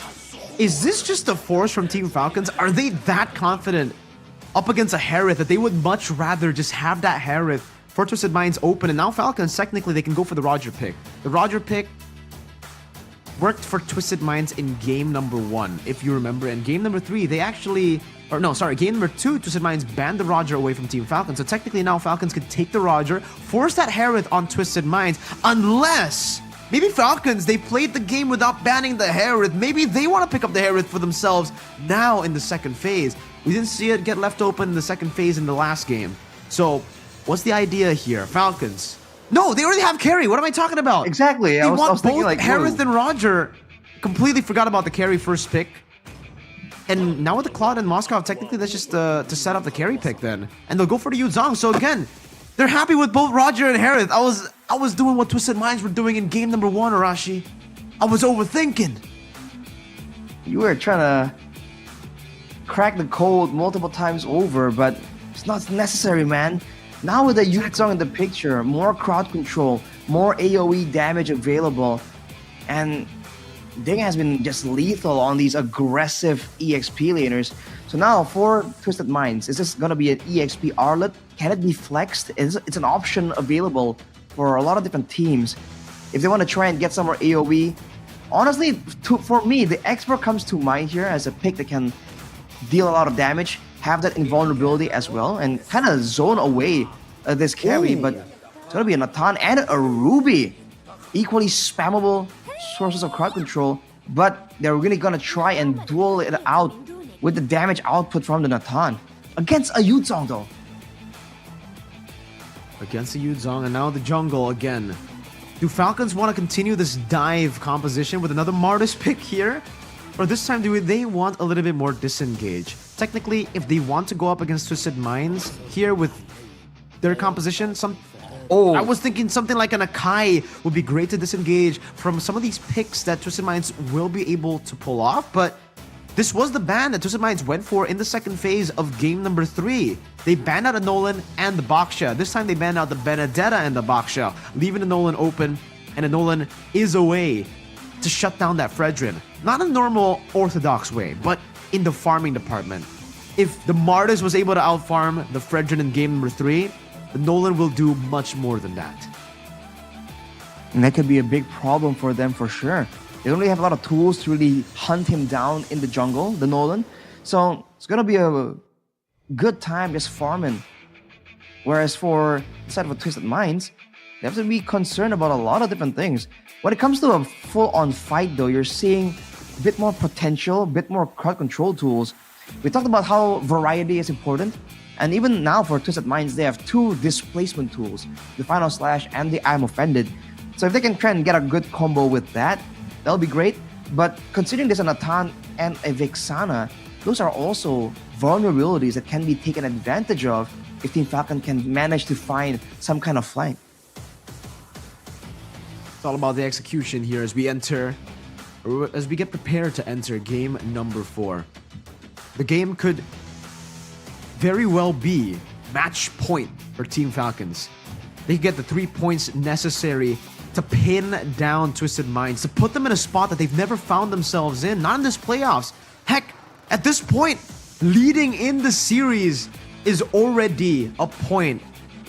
Even in game number 1, game number 2, winning, getting a point off of Twisted Minds, you've already placed Twisted Minds in a territory that they are unfamiliar with. And for sure, Team Falcons are soaring beyond limits. Ladies and gentlemen, the grand finals of MPL MENA Season 5. The heroic run for Team Falcons. Will it continue as they march on and they try to secure match point up against the tournament favorites, Twisted Minds, who find themselves on the back foot, but can very easily as well still equalize the series 2-2 to bring us to game number 5 to battle it out on even footing. But don't worry, before that, we'll take our time, we'll calm down a little bit because we do have a pause here. Ladies and gentlemen, please do be patient with us. We'll try to troubleshoot the problem as fast as possible. But while we do that, I'm going to be throwing it back to Arashi to talk about the drafts again. Like I said, it's going to be a bit of a straightforward approach, but I think the difference is that Falcons, now they're the ones who have to play very, very, very much towards the neutral objectives. Without a big objective to really draw in the members of Twisted Minds, it's going to be a bit more difficult for them to get a great setup. So I think they're going to be playing mainly for the neutral objectives around it for the setup, and then they're going to use the Yutong as a deterrent tool, and that will be just the idea, to just keep going for that and make sure that they have good spacing so they don't get comboed. And if that happens, it's going to be a bit more difficult because for the side of Twisted Minds, unlike Falcon, they don't have an assassin. They have a Fredrin. So there's no reason, there's no concern on the players of Falcon that they're going to get picked off 1v1. So they can just spread out apart as much as possible and then try and catch Falcon by surprise. That's where I think the big decisive moments are going to be.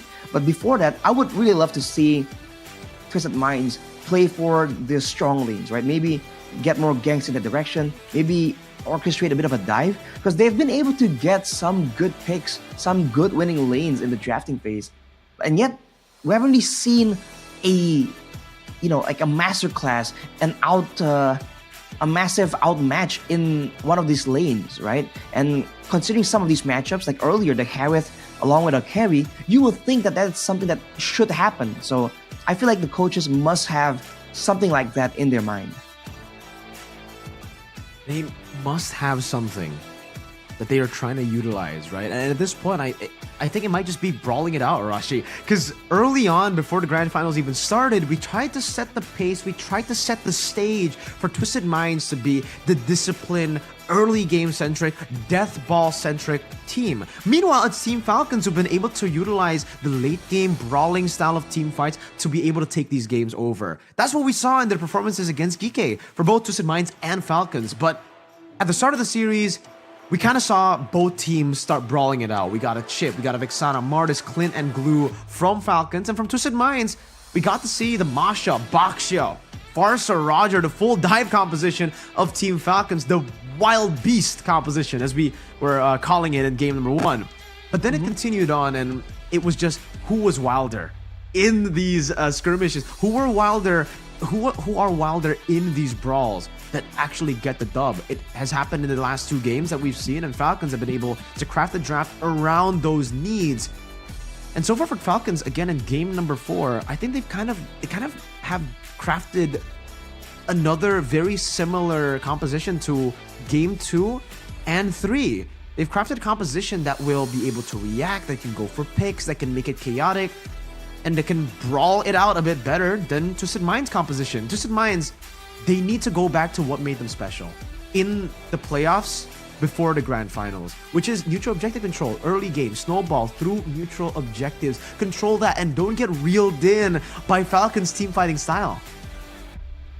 Well, technically, if you want to contest the neutral objectives, then you have to have a good team fighting composition as well. And so far, that's what we're talking about. Even a bit during the break, Twisted Minds, if they're really intending on really going in for a full-on brawl with Team Falcon, right? A full-on 5v5 every single time, or at least a skirmish 4v4 at the first neutral objective, then they really don't seem to be drafting with that in mind, right? So that can be something they can figure out, because right now, you really see a bit more of an improvement, right? They have great DPS from the Natan. They do have the Ruby. They can spam out a lot more crowd control, technically. So we're seeing more changes in that direction. So now we have to see if Falcon will adjust. Will they find something? Because you said that the neutral objective will be so important. And I think it's even more important for Team Falcon here, because they don't really have a way to really go for a pick-off, to go for a catch onto the members of Twisted Minds. So the neutral objective will be the only situation where they can reliably go for something like that. I think on top of that, right? I mean, you can go for team fights as well, but Twisted Minds, the way that they've been able to secure team neutral objectives haven't just been through team fights. It's by utilizing these pickoffs, by utilizing the displacement and just the CC, especially on the Fredrin, to get their neutral objective and then back off. As long as they're able to control it through their CC, through their poke, I think they can get the job done, because Falcons, especially with this composition, they're really relying on an all-in. They need to all-in. They need to force these fights to go a bit longer, to make maximum use of their composition, with the carry especially. And I think for the most part in the series as well, Lark has just been a way more active gold laner compared to Sano. Sano is more of the normal gold laner that wants to stay in lane, farm up, and Sanji as well technically has been less active. Definitely Ding and Lark, they've been able to utilize their rotations, their faster rotations, to get the mana advantage over Twisted Minds and to force these team fights. Again, I think you already mentioned this in game 2 and game 3, but again, I want to try to emphasize this even more. But trades can happen, and trades will be great for Twisted Minds. That was what they were able to utilize in game 1 to come back. Game 1, Falcons were leading for a bit, and then Twisted Minds took over the game through what? Through trading on the map, through waiting for their power spikes, and then fighting when those power spikes hit. So, game number 4, that should be what they do as well. If they can get the neutral objective, if Falcons commit all members towards the turtle, hey, it's okay. You guys can go for the farm, you guys can go for the turret shield, and in many of the occasions that has happened in the last few matches in the playoffs before the grand finals, that has worked to Twisted Minds' side. For Twisted Minds. That's a fair point. I mean, we're also talking again earlier though about that mental component, the mental aspect, how this is an unfamiliar situation to be in for Twisted Minds. And I can't help but immediately recall a very similar situation in our own MPL, Mirko. Unfortunately for you, but do you think that that's a real big factor here? Can a team that's been succeeding so much immediately crumble because they're just not used to just being on the back foot? The bigger they are, the harder they fall. That's the saying that we know. And I think it's kind of the same when you're a titan like this, when you've never lost a single game in the playoffs, when you're coming in to the grand finals as an overwhelming favorite, it does put a lot of pressure on your shoulders, on the team as well.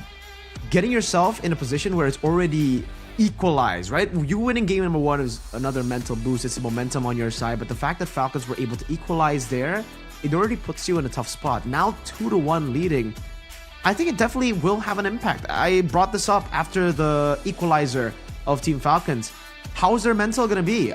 No doubt that they will be able to recover, but will they be able to recover just with that short break between game 2 and game 3?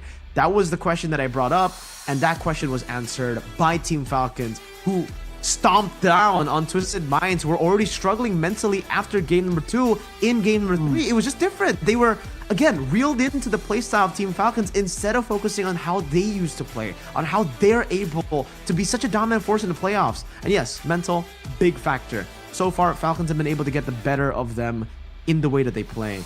And I think also in the drafts in the last 2 games. In the draft in particular, you can really see that for Falcon, it's a lot more. Some people would complain and say it's too straightforward, but if it works, it works, right? When you know that this is the inevitable conclusion, why not draft a composition that can help you out in whatever the situation is? So now, they've been just brawling it out. They've been the ones who have to play with this style so far. So in a way, they're also warmed up more for this brawling style. That is one more challenge that Twisted Minds have to try and get over, right? To try and match Falcon in their aggression. It's almost like this is like their comfort zone at this point, just because Twisted Minds have been trying so many different strategies. So, just like that, ladies and gentlemen, we're finally back in the land of Dawn. Let's see how both these teams are gonna do. Let's see, ladies and gentlemen, if Team Falcons can fly high and secure a match point up against the overwhelming favorites, Twisted Minds. Kenji on a Nolan.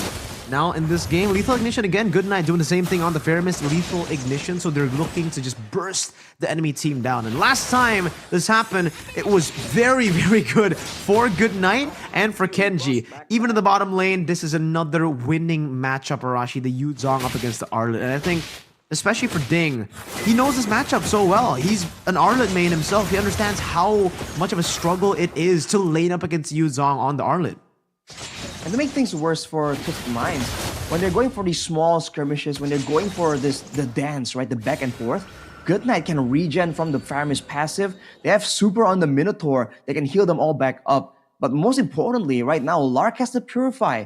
And that's what has allowed him to be all the way in the front. Even if he does have the Netherrealm and the Minion Fury reserved for him to try and save him from a bad situation, he still respects it. Sano, on the other hand, has that Flicker. So if Ding can get on top of him with the Black Dragon form, yes, we've seen that the late game Natan can shut down, can shoot down that Black Dragon, but it's gonna take some time. In the mid game, it's gonna be a nightmare for him. Whoa, hold up. Yo, I did not notice this. Twisted Minds have swapped out their jungler. Tarzan is back in the lineup. Hoda gonna be subbed off. We didn't get this information earlier, ladies and gentlemen. I'm very sorry. I just noticed it myself. But Tarzan, yeah, we were talking about how he was in the lineup for Triple Esports just last season, or at M5, right? With this, so it's basically the M5 lineup again now, coming in for Twisted Minds. Let's see how Tarzan plays into this over Hoda. It's gonna be a different situation, but it's an assassin versus a fighter matchup. Kenji has the level advantage, but he has the advantage also of being able to be anywhere in the map. Tarzan needs to be right next to this neutral objective, and that's where Super or Ding can try and make a play happen. Whoa. Final Slash Flicker already committed, and it does not catch anyone. Black Dragon form now going to be used up by Ding to try to zone Tarzan away, and it does that just well. Another Fracture used up, and the Furious down with a Petrify and the Minion's Fury. How many knockups can you get? Team Falcons, they thrive in the air, and they knock them up, and they take the kills and the turtle. And Kenji wants to go for more. Straight into the purple buff he goes. Retribution still ready for Tarzan, and Kenji knows it. That's why he dashes out and gets caught by the Eternal Guard. Also an Entropy used up by Sano to try to force Kenji away from this purple buff, and he does that, but he loses a bit of prio in his lane. A lot of frantic scrambles here coming out of Twisted Minds. Team Falcons just seem to be a lot more calm, collected. They seem to already have a grasp on how this lane phase is gonna go. Kenji just out farming Tarzan so much, and you're seeing again that the mobility that he has on that assassin allows him to be a lot more dynamic in his farming rotations, but also in the ganks.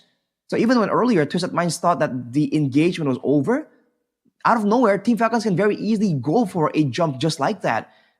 So we have to see what the adjustment is gonna be, because right now, if they wanna go for the next neutral objective, I think Twisted Minds have to prep something beforehand, or at least go for a bit of a pickoff, because they're also exposing Tarzan as the main frontline there, so that allows him to be really poke down a lot more than Kenji, who is just under no pressure at all, and that will play a role in a big decisive like retribution battle.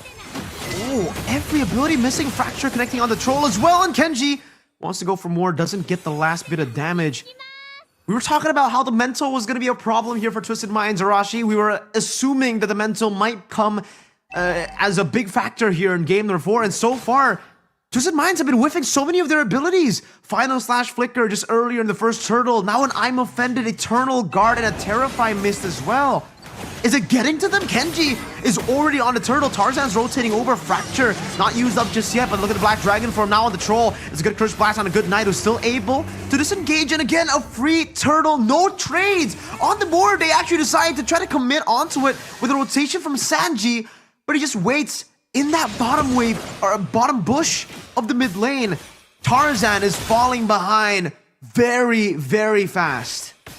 It's almost like a juke coming in from Team Falcons. The fact that Twisted Minds were expecting them to go full-on teamfight brawl, but now they're just using the go-to normal tools like the Black Dragon form and the Minion Fury to get a guaranteed neutral objective take.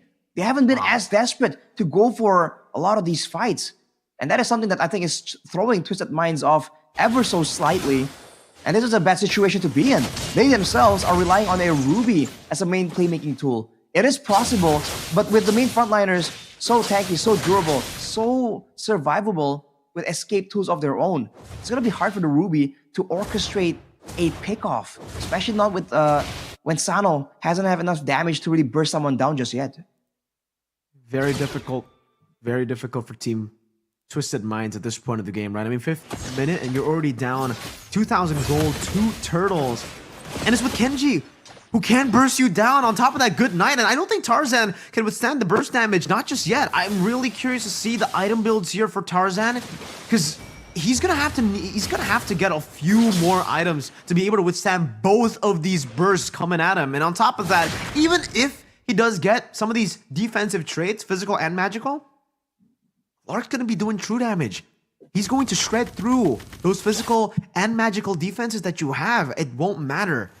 So many ways to take the frontliners down. I think for Falcons, they've been banking on layers of CC. This time they're banking on layers of damage output.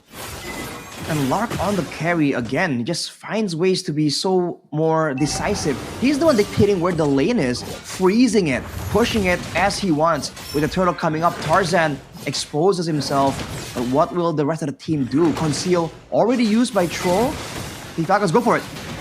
Black Dragon form spawning troll, not Bochi goes in for I'm Offended, but only catches Good Knight, who's still able to flicker out the safety. Another realm comes down, and Kenji wins out the retreat battle. Sanji gets baited in, and again, Team Falcons are just too clean with their neutral objective takes, in and out just like that. They're just so much more calculated. The fact that Super went in with the Minion Fury, misses it by the way. Tarzan wasn't knocked up, but then still, everyone is still on the same picture, the same game plan, and they just go for the fight. They have the Netherrealm that they are able to just save up because they know that they can just wait for Super to use all his spells first and then use the Netherrealm only as a last result. Now going for Troll, they'll be able to get out, but the turret falls victim. Team Falcons executing this macro play so well. 3-0, but look at the goal lead. It's overwhelming for Team Falcons. It's a 4,000 gold lead for Team Falcons, who are again flying over Twisted Minds, just flying over their prey at this point of the game. In the bottom lane, it's a 1v1 as well, but I don't think Sanji can put up a fight against a jungler, an assassin 3 levels ahead, who has a BOD at the 8th minute of the game. Is that his first item? I think that might be his second, right? Did he go for Heptaseas first or Hunter Strike? Again, would really love to see the items with Troll. There you go. Some sort of physical defense there. Anti-Curus. A good Knight. Lightning Truncheon too. Like you said, Mirko, great mix of damage. And just like that, you can see, even when Ding gets caught on, there are ways for Team Falcons members to really step out of a fight very easily if they don't really feel like it's beneficial for them. And now, with Kenji doing so well, you can expect to see defensive items forced into the inventory of the damage dealers of Twisted Minds. Because otherwise, Kenji will just deny their participation from the game completely. And to answer your questions, Mirko, that is a happy seize into the BOD. A good night with the lightning truncheon after the enchanted talisman. That's a lot of cooldown reduction that will allow him to just spam out the ghost bursters. And with everyone clumping in together, there's going to be a lot of value there.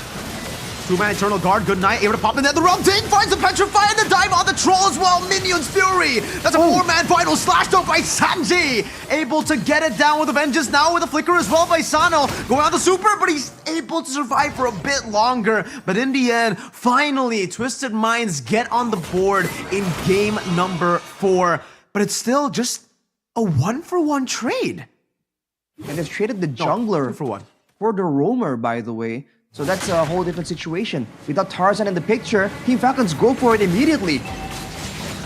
Yeah, Good Night was able to survive that one. I'm offended onto Genji, and that's a good final slash to displace him as Sano gets the free hits necessary to take him down. Sanji, and he melted down to half HP. The Lord still stopped, denied of that reset by Twisted Minds. Tarzan has rotated over, and a retribution. It's Sano who wins it out. Good Night still able to flicker out to safety, and Cuffin wants to go for this chase curse blast, but Good Night gets out. It's a good roar as well to give him HP, to get him that photo. But Twisted Minds here in the 10th minute of the game, they're able to twist the turns of this game.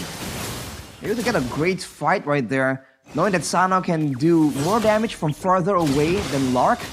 They just pushed up there and just went for more of a burst damage situation because they know that Team Falcons were fixated on that Lord. They were initially planning on just sneaking it before Tarzan was in the picture, but with Kenji immediately deleted due to the I'm offended Nathan damage combo, now it's a different situation. With Falcon trying to defend against the Lord right here, Tarzan tries to stop it. That's a 3-man taunt from Tarzan, but it gets melted down in the top lane as well. Kenji almost gets rid of Sano. Appraiser's Wrath on a Good Night, and they go for it, digging up top, able to find Sano some way. What happens in the top lane and in the bottom lane as well? It's an all-out win for Team Falcons, despite Twisted Minds having the Lord. Two separated fights that goes in favor of the Falcons. Wow, man. Twisted Minds are trying to capitalize so hard, but Team Falcons immediately turn it around. 3 members down, and they just did not respect how ahead Team Falcons were. Yes, Twisted Minds were able to get a quote-unquote winning fight, but they're still in the grand scheme of things behind, and look at his play. The Stampede brings Cuffin back, the lethal ignition that stacks upon him. It's Kenji, and then Good Night to Cuffin in game number 4, 11th minute. 20 seconds on the death timers, and Team Falcons. Whose Lord advantage was that for? Now Good I'm offended, catching 2 members down, and that's gonna be Good Night punish finally. Sano picking up the kill, and that's his 3rd one this game. Scaling quite well, despite Team Falcons, who've been able to find a lot of these team fights. This is getting scary for Team Falcons, right? They were able to somehow find the advantage back, but if Sano continues getting these kills, Arashi, we know how scary, how threatening this late game of Tom can be. Especially because the only counter available for Team Falcons is going to be Ding on the Black Dragon form. And now with the Athena shield, could be a bit tankier in those situations. But the reason why Team Falcons were able to actually win out is because they have better skirmish potential. Now they're jumping on Troll though. Onto the front liner, final slash in the back line, finding one. Ding again with a dive onto the back line with the furious dive, but unable to find the Petrify on the Sano. Troll still kind of away, but the Terrify actually displaces him enough to dodge away from the Eternal Guard. Good Night with the flicker forward and the recalls on Sano as he takes him down. Team Falcons with another winning team fight. 4-0, and the Lord's up in 13 seconds, but Team Falcons, they don't even care about the Lord. They're gonna go straight for these turrets, maybe cracking the base turret open with this push. Cuffin, can he defend? No Eternal Guard. Good Night gonna be able to zone him away with the Ghost Bursters and the Stampede, and the Curse Blast can only connect onto that minion, only to the range minion in the front. Cannon minion still tanking that turret up for them to take the base turret, and only now do they make their move onto the enhanced Lord, and still there is no way for Twisted Minds to retaliate.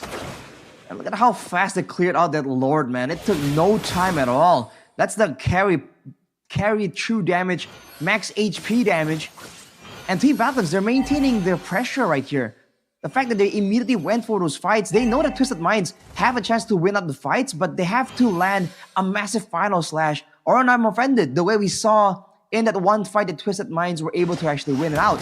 If Team Falcons can dodge from everything, and more importantly, can play around Lark and allow him the space to do damage, like earlier, with the addition of that Purify to just cancel out all these ways for Twisted Minds to stall out his damage output, it's a done deal. And with the Lord, they might go for it.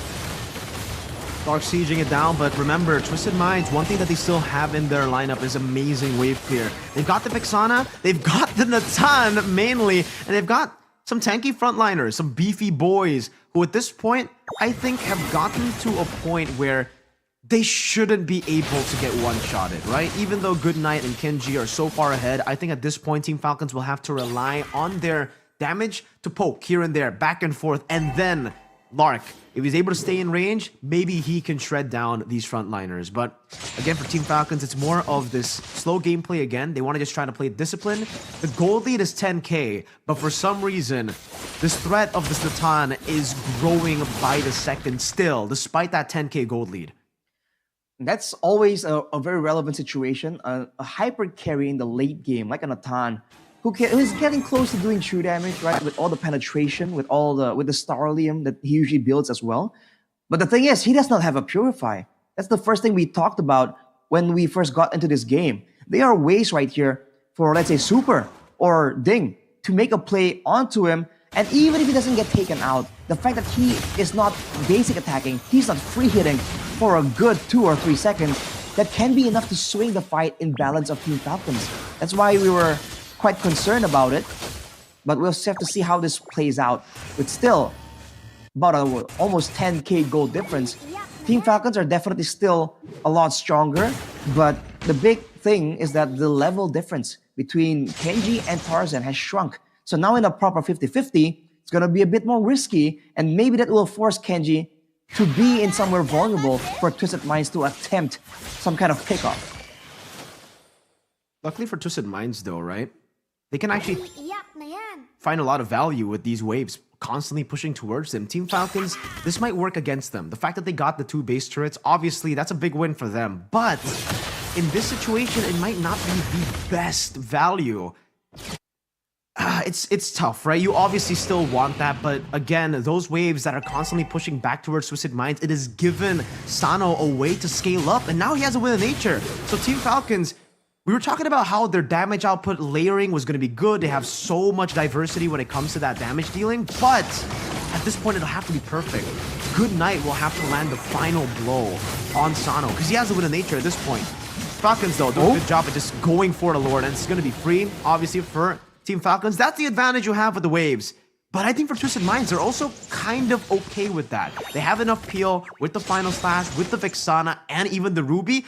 Dude, at this point, it's Twisted Minds are protecting Mr. President, and Sano is Mr. President. They have 4 members who are just meant to peel to cover for Sano. If Sano can survive in this team fight, it's going to be big. That's a big if though, especially because Team Falcons definitely also identify that as a problem. And we have to see how Team Falcons use this Lord, because if they can force Twisted Minds to be forced to deal with the Lord initially, spend some spells, spend some cooldowns on it, then they can go for a big play. Sano. Oh, you reduce entropy. Very early in this team fight, no entropy. That means you won't be able to shred down the damage, and that's going to be the way for Falcons to strike Ting. Finds the Petrify and the Furious Dive into the back line, but I'm offended is able to connect on the Lark, who's still able to kite away forward now. Final Slash, not connecting. Lark going back, getting some HP, but Sano's doing the same thing with a wave clear. Good job by Twisted Minds, and Falcons, they've only been able to take another base turret with the Enhanced Lord. It has worked in favor of Twisted Minds despite Team Falcons being able to bait out the entropy, bait out the flicker, and the Wind of Nature. They were not able to take Sano down. It's a great situation for Twisted Minds. The way they were able to adjust there. Again, no entropy, and they were still able to really kind of match Team Falcons in damage output.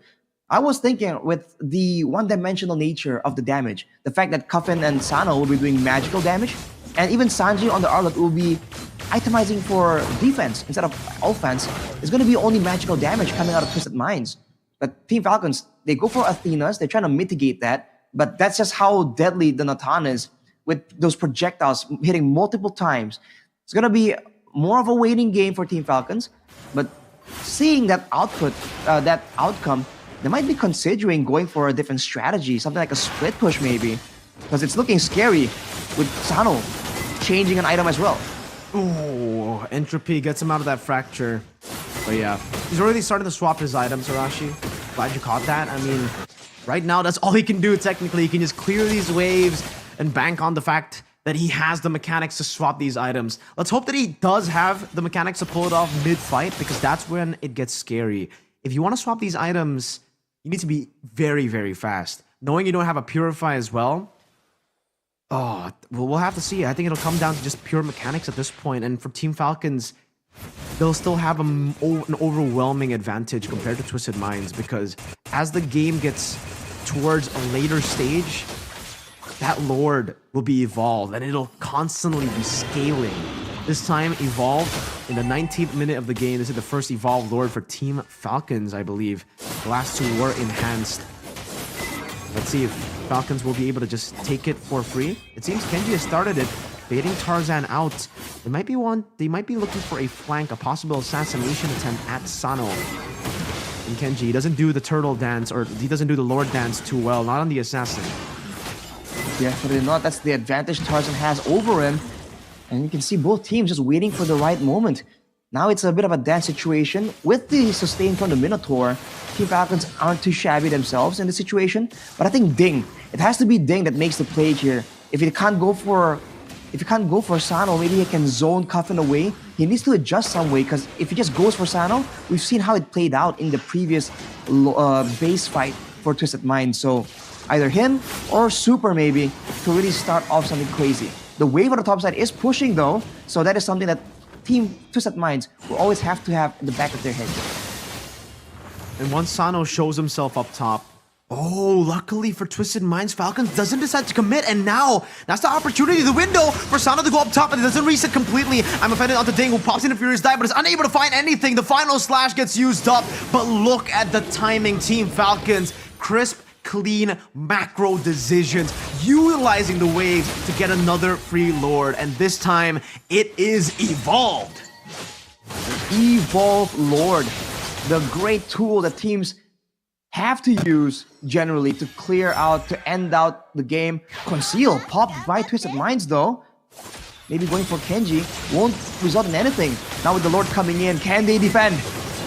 That's a fracture on the Sano, who still has the entropy, but now the dive into the backline again. That's a 4-man knockoff on from Super. Lark doing some damage, free hitting in the back, and look at the base, just absolutely obliterated by the Lord. And Team Falcons continue to fly high in the skies, leaving Twisted Minds behind. Soaring further and further, Twisted Minds now are really feeling it, man. What a great way to really end that intense game. It was looking kind of slow at some moments, but it was intense because you have that feeling that there's a chance that Twisted Minds can kind of turn this around. But Falcon, too disciplined, too clean with the execution.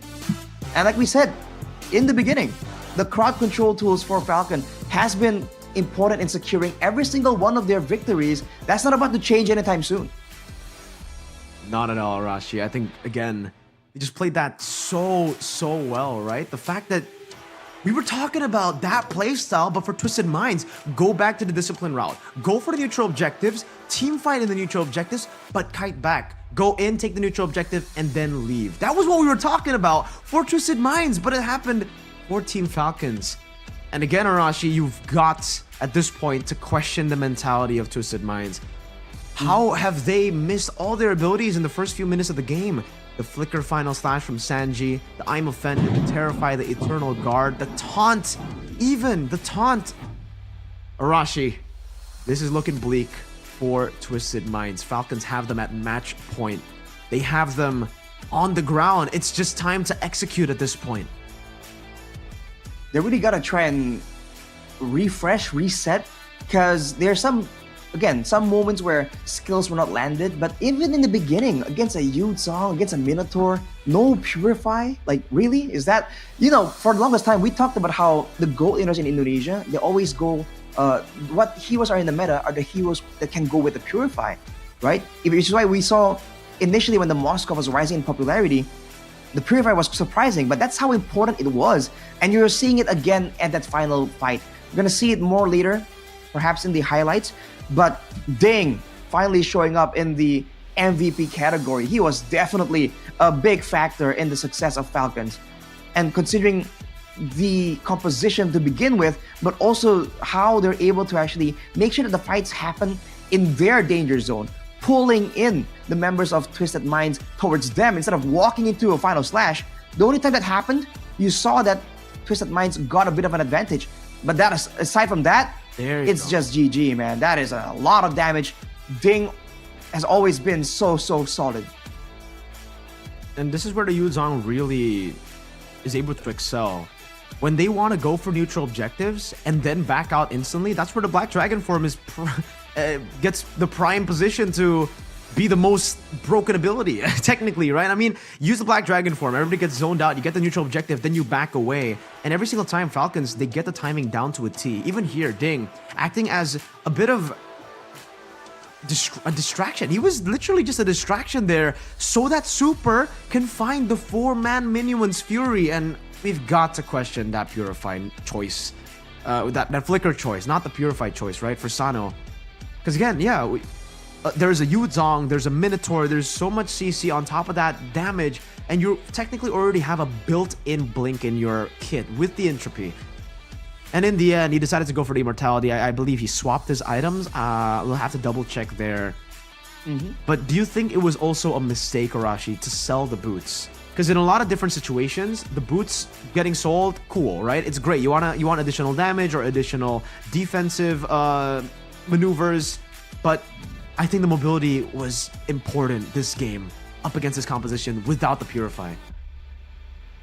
I mean, it's definitely a trade-off, but I really feel like for Twisted Minds, the idea was that we have our own combos this time. We have our own AoE, abundance of crowd control. Let's have the Natan just do as much damage as possible to try and match the carry. So I don't think it's a fatal mistake. It's just a choice, right? It's a trade-off that they have decided will be beneficial for them. But yeah, I think every single fight where Sano just gets ping-ponged around, at the back of my mind at least, I'm just hearing like, if only the Purify was there. So that's why I keep, yapping about it, but it's just that important. And so now, being at match point, right? Twisted Minds have tried a lot of different strategies right here.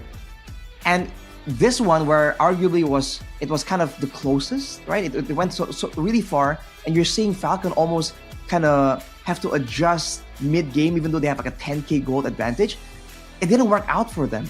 So if you're talking about the mental component, after losing a game that looked so winnable, man, can you imagine how you're feeling now with like the double pressure of the match point?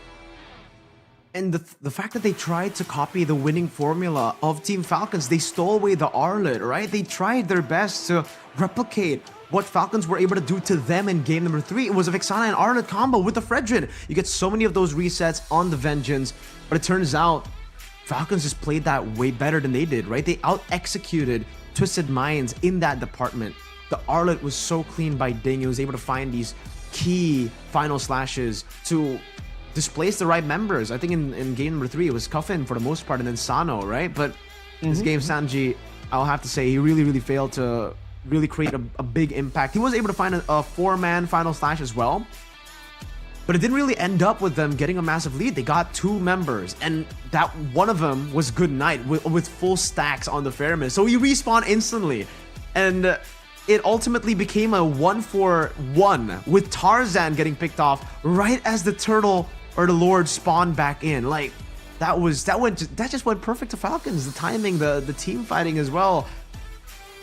At this point, you're right, man. I mean, we were talking about the mental the whole time, and I think right now, especially with that desperate move of swapping out Hoda for Tarzan, that was a desperate move by them, and it did not work out. At this point, what do? Did they swap in Maro for Troll too? They tried everything that they have? Yeah, I mean, especially for us who haven't been following as closely, it sure seems confusing. Maybe if maybe some of the fans will have some kind of ideas here for sure. But for sure, something needs to change, right? Something crazy maybe can work, but it's just so risky. And I was about to bring up the same point, Mirko. The fact that Tarzan came in and it was kind of close and then he lost. Is he gonna be okay as well? Because he came into this a bit like, you know, like the power sub, right? He's supposed to come in and look all serious, right? And like win the game for his team, but it didn't work out. Shout outs to Anthony, right? He's definitely Anthony, yes. You know, I'm glad you caught on. the vibe, bro, right? The super sub, definitely, right? I mean, definitely. I unfortunately, it just did not happen this time. Maybe they want to bank on another super sub. Maybe they're able to find another way to win this game through pickoffs, maybe instead of initiations. Because I will have to say, when it comes down to these initiators, I've been saying this for a long time, especially for Twisted Minds, because they have two amazing roamers. They got Maro and they've got Troll. Maro is more of that pickoff player, pickoff style player. Meanwhile, for Troll, he's always been the flashy initiator. If you want to give him Chos, Tigreals, Numenon Blast, meta, like wild charges as well, you want to give it Troll. But if you want to play the Ruby, if you want to play the Kaja and the Franco, it does definitely fit Maro's profile a bit more. And knowing that Tarzan was swapped this earlier, it doesn't close the chance that we might see another super sub come in. They're 3-1. It's match point, right? At this point, might as well try to go and bank on your super subs to try to find stability again. But will it be too much? Will it be too many players? If they do end up, you know, swapping in Maro, will it be too much of a change, Arashi? Because they've already swapped in Hoda out for Tarzan. Will the rest of the team, the three members that don't swap, find it hard to synergize? It's such a sudden change. I mean, maintaining the same roster and playing for synergy, right? Just investing the time for that synergy is a big theme right now in our own MPL. So I must say that switching out two members, it's gonna be a whole different team almost, right? It's almost 50% of the team is changed with different ways of communication, different ways of even maneuvering in the game. So I think it's gonna be a bit too much for sure. But the issue is that what choice do they even have right now, right? It's not like they have a secret pick or a secret strategy they haven't shown. I feel like if they did have one, it would have been exposed by now. And we thought that was Tarzan, but it's still not enough. So I guess it's not the logically solid solution, but it's more like there's nothing else on the table anyway, so might as well go for it. We'll see if the desperate maneuver works out or if they even go for the desperate maneuver. At this point, do they even sub Hoda back because Tarzan didn't work? There's so many ways that this last game, this perhaps last game could unfold, but for them, it shouldn't be counted as a last game. They should play it like any other game, right? That's the mental that they need to be going, that they need to be confronting game number 5 with. Because if they go in knowing that it might be their last game, it might be the game that gives Falcons the championship trophy, it's a lot of burdens, a lot of pressure on their shoulders. So they need to fully reset. I don't know how they'll be able to fully reset, knowing that, you know, their opponents are at match point, knowing that they came into the grand finals as overwhelming favorites. Pressure is definitely crushing them at the moment. They'll have to twist some minds. They'll have to twist the minds of the Falcons, especially at this point of the game, at this point of the series. Because they got to find an equalizer somehow, some way. We've actually seen this before. We've seen a game 3-1 go back to the team that is losing. It was the M1 World Championships, Arashi, right? RQ versus EVOS. You're right. 3-1. RQ were leading 3-1 up against EVOS, and EVOS were able to come back. So will Twisted Minds be able to pull off that same arc in a best of 7? And hey, it's kind of the same, right? EVOS in M1, they came through the upper brackets, and Twisted Minds came through the upper brackets. Falcons, just like RQ, the lower brackets. The pattern certainly, lines up. But will the execution, will the performance, will the mental hold up as well for Twisted Minds? I guess you have to wait and see, because I'm always the guy who says nothing is impossible, right? In the Land of Dawn, it's never over until it's been official that it's over. So we're definitely excited to see some kind of change, some kind of comeback story. So I think we can always have that in mind. We're definitely not gonna cast as if it's about to be over. So I mean, you know, Twisted Minds, go for it, man. We're rooting for you, kind of. And good night, technically on the other side, right? When we're talking about Twisted Minds, how they can come back, how they can form that mental fortitude to be able to come back in this series, let's talk a little bit about Team Falcons and how they're feeling, because they're definitely feeling ecstatic, especially Good Night and Ding. And I mean, technically everybody, but especially Good Night. Because he's been on the other side, so close, yet so far away from the trophies for so long. And now he absolutely has probably the biggest chance that he has to secure that win 4-1. When Mirko starts talking, ladies and gentlemen, it becomes a bit of a concern, especially in Indonesia. But considering we're a pretty superstitious region here, you have to bring up that whole curse jinx situation. We have to see if that kind of rears its head around right now. But I think, especially for the jungles, right? I'm wondering what's the idea there. We saw the assassins. We thought that in a team fight, surely the fighters are gonna be so much more beneficial. But we saw from Falcons that the assassin can work just well. It's about like the whole team synergy.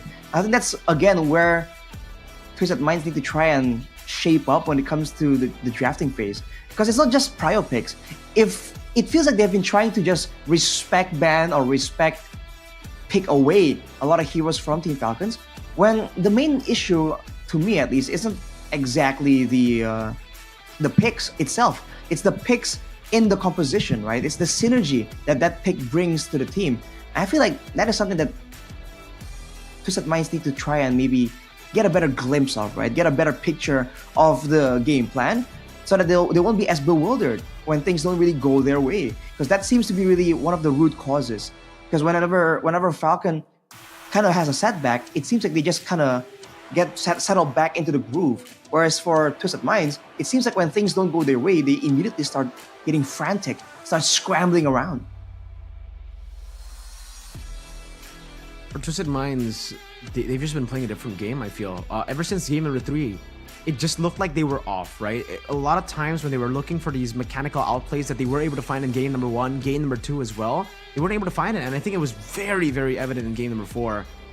We keep on, circling back to that point, but it's just uncharacteristic to see the members of Twisted Minds, these members that are known for their mechanics, known to be able to perform so well with these high mechanical heroes, with these flashy heroes, perform the way they did in game number 4. They were missing some big abilities like the final slash flicker. Again, we're gonna keep on repeating this, but it's a pattern that needs to be changed. Somehow, some way, Twisted Minds, they need to form that mental fortitude for game number 5, because at this point, Team Falcons are one game away, one step closer from reaching towards the trophy, from claiming that trophy for themselves. And good night, he can finally get rid of that curse, that runner-up curse that has been hovering around him for the longest time. But it all starts with the draft, Tarashi, the minds of the coaches. Coach Lyric, will he be able to draft in a way that he's been able to this entire playoffs up against Falcons on match point? I think he has a huge responsibility here, because even if we want to point a bit of a finger to the players of Twisted Minds, like, okay, they're just not landing the skills, something's going on, they're underperforming, it still falls to the coach to try and get a draft that can kind of be at least better utilized by his team. I mean, if the high mechanical heroes really aren't working out, then it's unfortunate, but then he has to try and find different picks that maybe are a bit more straightforward, that are maybe stronger by default in the early game if they really want to try and bank on those situations. Right now, we're going straight back to what could potentially be the final drafting phase, though. And for Falcon, it's always been the same situation. They haven't really adjusted so far. It's Mathilda, Lo Ying, and the chip. Usually, this game will be no different. Oh, but they leave the Valentina open. That's the first time in this series that we see the Valentina open, and Twisted Minds pick it up for themselves. First pick this time around. Big question for me, Arashi, is Twisted Minds are staying on the blue side despite losing the last 3 games on blue side. The red side has had a 100% win rate so far. You think it's the right move? I feel like they really could have tried something different, right? Considering how close it was. But perhaps they already tried changing something, which is the player earlier. So they were not willing to change 2 different factors at the same time. But now in the final game, you would think that would be the case, but maybe they're thinking that at least in the drafting phase, it's a familiar situation. Being in the first pick with the more prior heroes, knowing that Falcon won't be changing up their drafts even more, because that could end up being disastrous for Twisted Minds as well.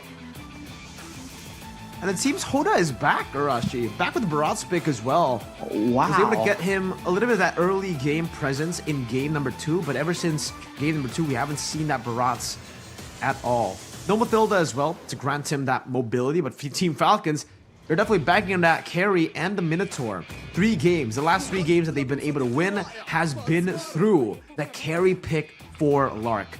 And this time, oh, they go for the Claude, which is great against the Minotaur. You can actually blink out of the minion's fury, but in the lane, up against the carry, it is a bit tough. And obviously now the Benedetta is left open. The pick that was able to be used by Ding in game number 2 to such great lengths. And straight up, they go for the Paquito ban, the main counter towards the Benedetta in lane. So far for Twisted Minds though, they haven't really exposed that weak, vulnerable backline. But that's the issue with Ding. He doesn't only assassinate the backline. In a proper fight, if there was a big initiation by Super, he can really follow up with the Electro Final Blow as well and just output damage, try to maybe shut down and burst down Hoda. The Claw though against the Minotaur, yeah, it's good because the Claw can dodge out from a lot of spells, but the Blazing Duet can be cancelled as well. So that is the kind of duality of the matchup. And for now, with Twisted Minds banning away the Vexana already, seems like it's once again slowly but surely devolving into somewhat of a front-to-back. Well, we've got what we've been asking for since game number 2, Arashi. The Varia, Vexana, Feramis, and the Valentina Deny. They are shutting Goodnight down. No more mid laners that we are used to seeing from Goodnight. Last time, 3 heroes were banned away from him. He picked up the Feramis and he was able to carry the game. Now up against the Valentina. Usually the choice is the Lilia, but it's so hard to play the Lilia up against the Claude, so mobile.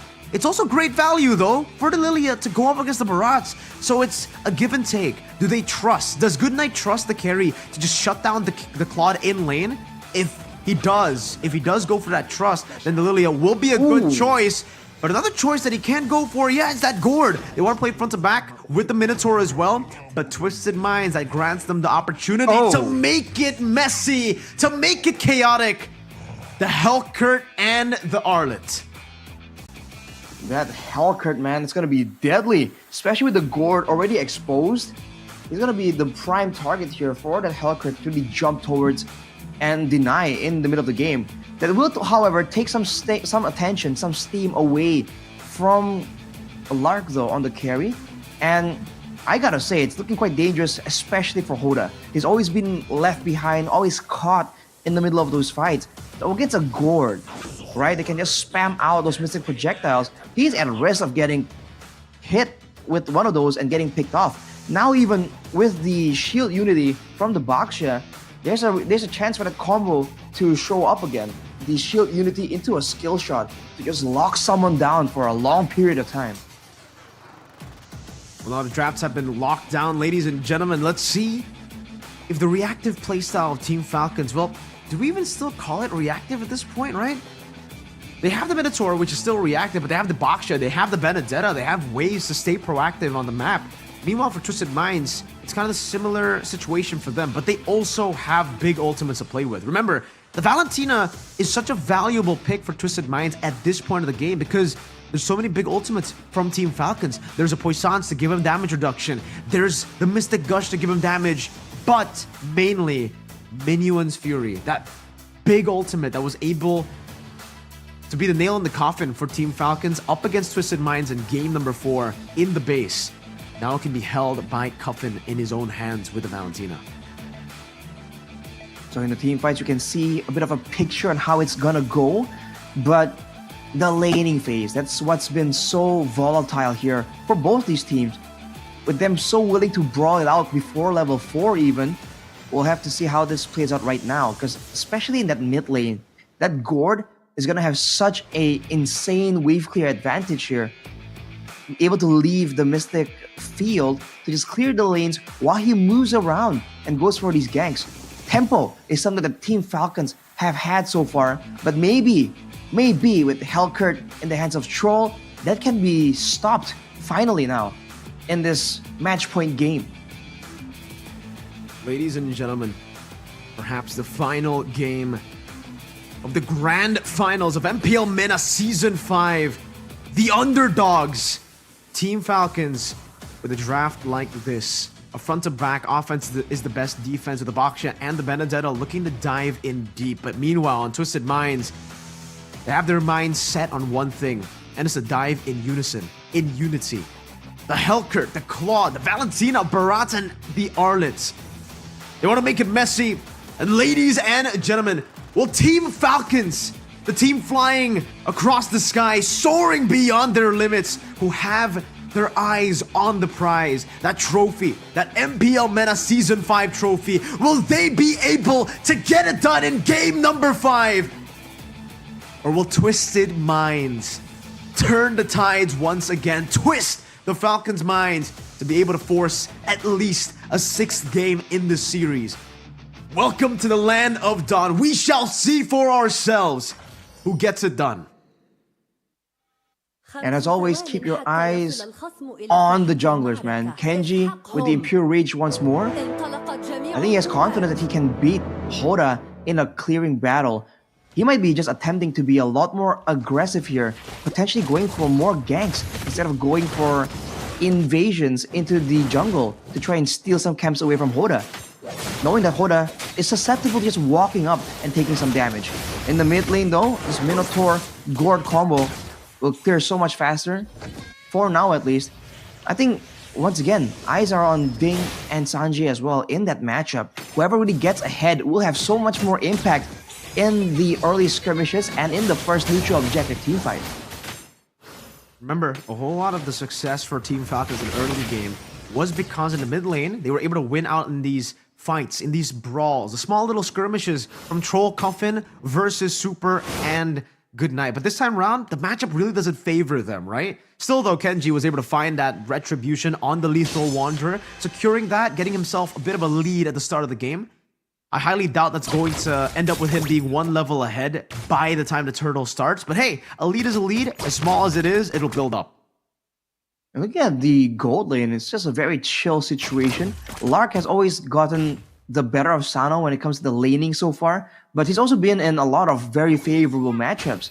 We have to see if they both rotate to try and participate in the first fights right here. But as you mentioned, Mirko, especially with Hoda coming in to help with the clear, seems like Twisted Minds are the ones making the first move as Troll gets that level up. If he can go for a bit of a pickoff, that can really start throwing a wrench in all the plans of Team Falcons. It's a bad matchup for the carry though, as we expected in the bot lane. Lark's gonna have so much of a better time compared to Sano, and that might actually be something that they can use as an advantage to rotate over. Troll goes with the stingers, but Kenji isn't threatened by that. Oh, good fire, eye for an eye to get out of the final slash. Hoda has it at his welcome, but Super just hovering around, and Mystic Projectile gonna be used up as that's his welcome, won't be used there. Kenji wins out the retreat battle. Mystic Gush there with a flicker. Hoda still able to survive, but not for long. Ding gets the basic attack, the final dash to take Hoda out. And again, Team Falcons start strong. Eye for an eye again to escape, by the way, from Troll. And that's a petrified to disengage from Sanji. Ding! Oh my goodness! It's just such a aggressive, high-paced stuff from Team Falcons. It's a great attempt from Twisted Minds to let Coffin go for the Minion's Fury to try and get a chance for Hoda to try and get a steal there. Unfortunately, Team Falcons a bit too clean with it for now. Already losing out in initiative, at least in the beginning of this game, Twisted Minds, they're not really getting a lot of value from this Hellcurt pick. There are not a lot of targets available for him to even threaten in the game. Now up top, the Arlet that was winning in lane is going to be caught in a tough spot now. Ding is doing really well with the added kill, a little bit of a gold lead up top, and the momentum on his side. He was able to outplay Sanji to escape earlier with a good Petrify, a good Eye for an Eye to get out of the final slash as well. Meanwhile, in the bottom lane, you can see how much pressure Sano has been given. Just by Lark alone in this lane, he's freezing that wave real good, and now he's shoving it back with a few of those big cannon minions going towards the turret. So now it actually enables him to go for this gold crab. The troll's right there hovering as well. Lark's gonna be careful here. It does seem like he will be able to push some damage back onto Sano, forcing the regen.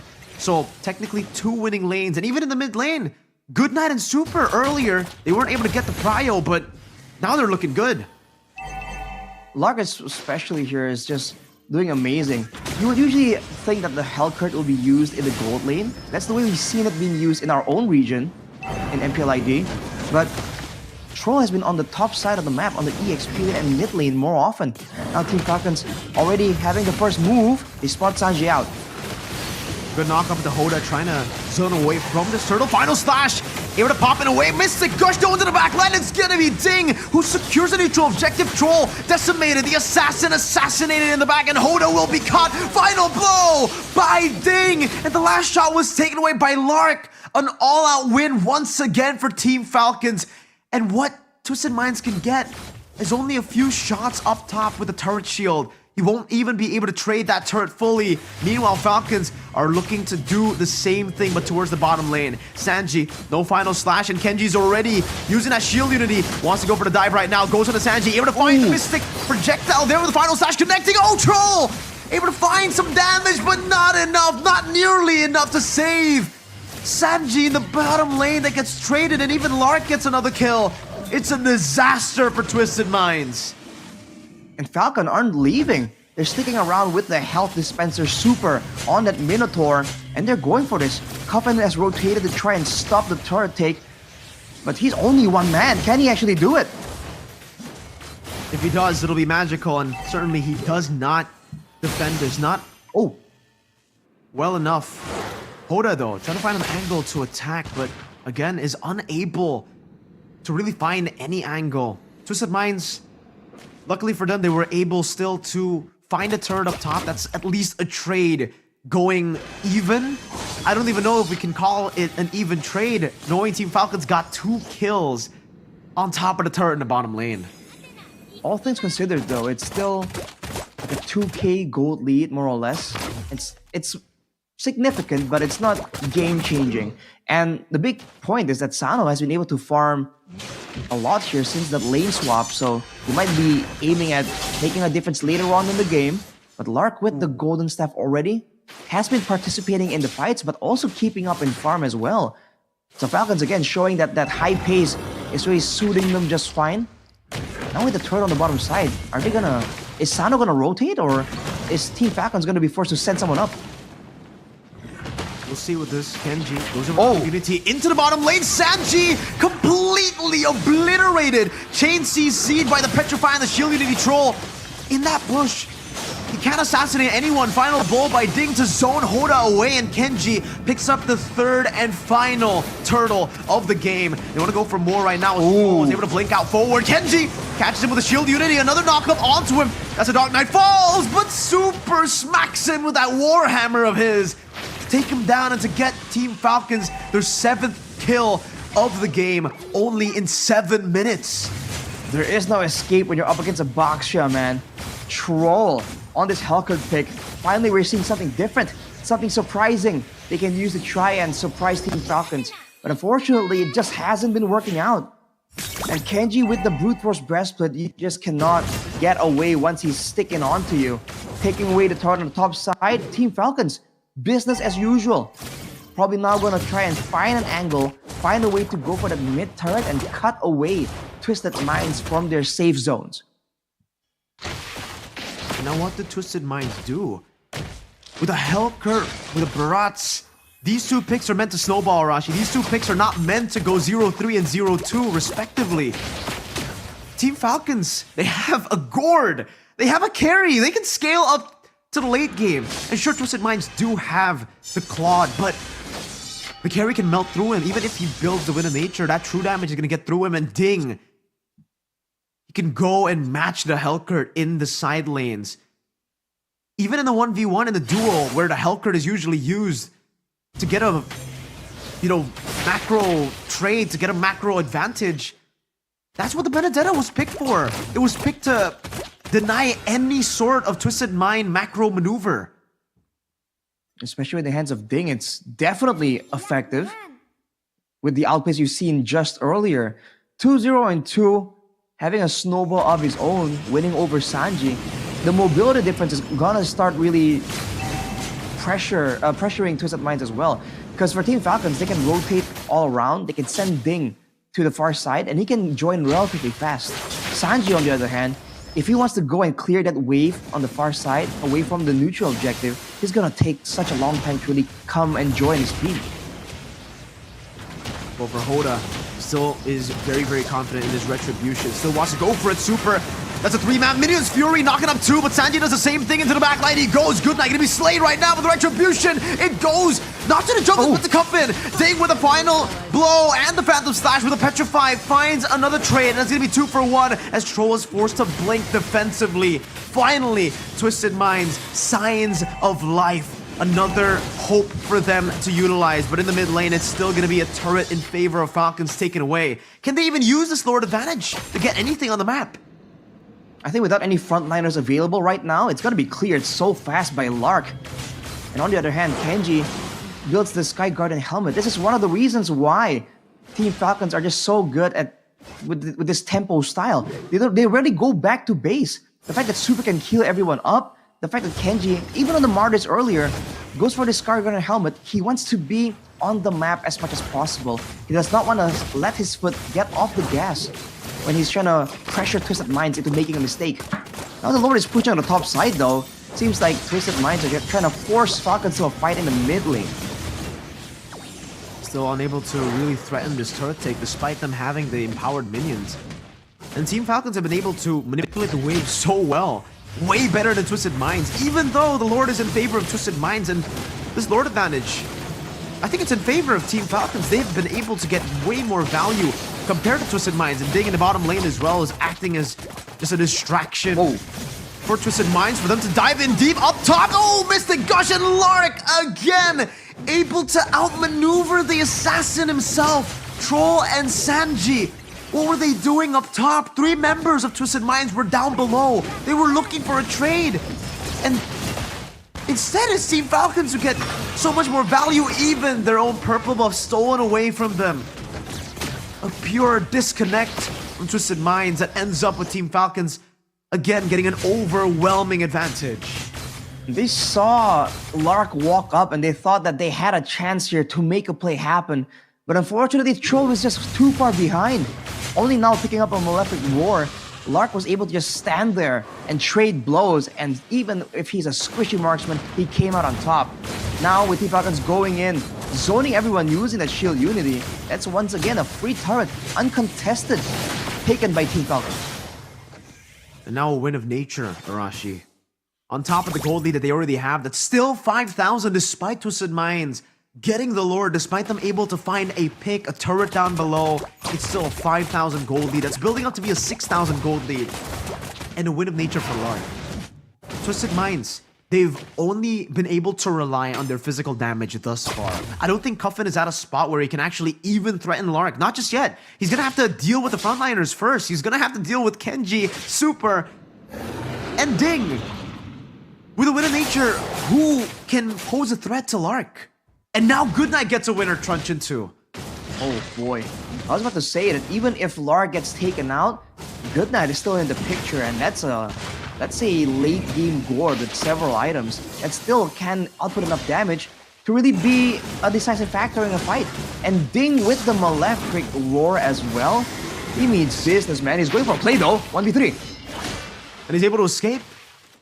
Doesn't bait out any big abilities. He does use the final blow to escape, to retreat, but he does get valuable information. He knows now where Twisted Minds are located, where that hell curve was last spotted, and he goes into the bush again, finding Troll, but not able to do anything about it. But at this point, I don't even think Troll can really assassinate anyone. He's 0-4-1, Arashi. Does he have enough damage to even threaten Good Knight, even if he doesn't pop the Winter Truncheon? Let's say, best case scenario, Good Knight just stays there. Can Troll one-shot him? I don't think he can one-shot. Eventually, he can maybe take Good Knight out, but one-shotting, I don't think is in the picture at all.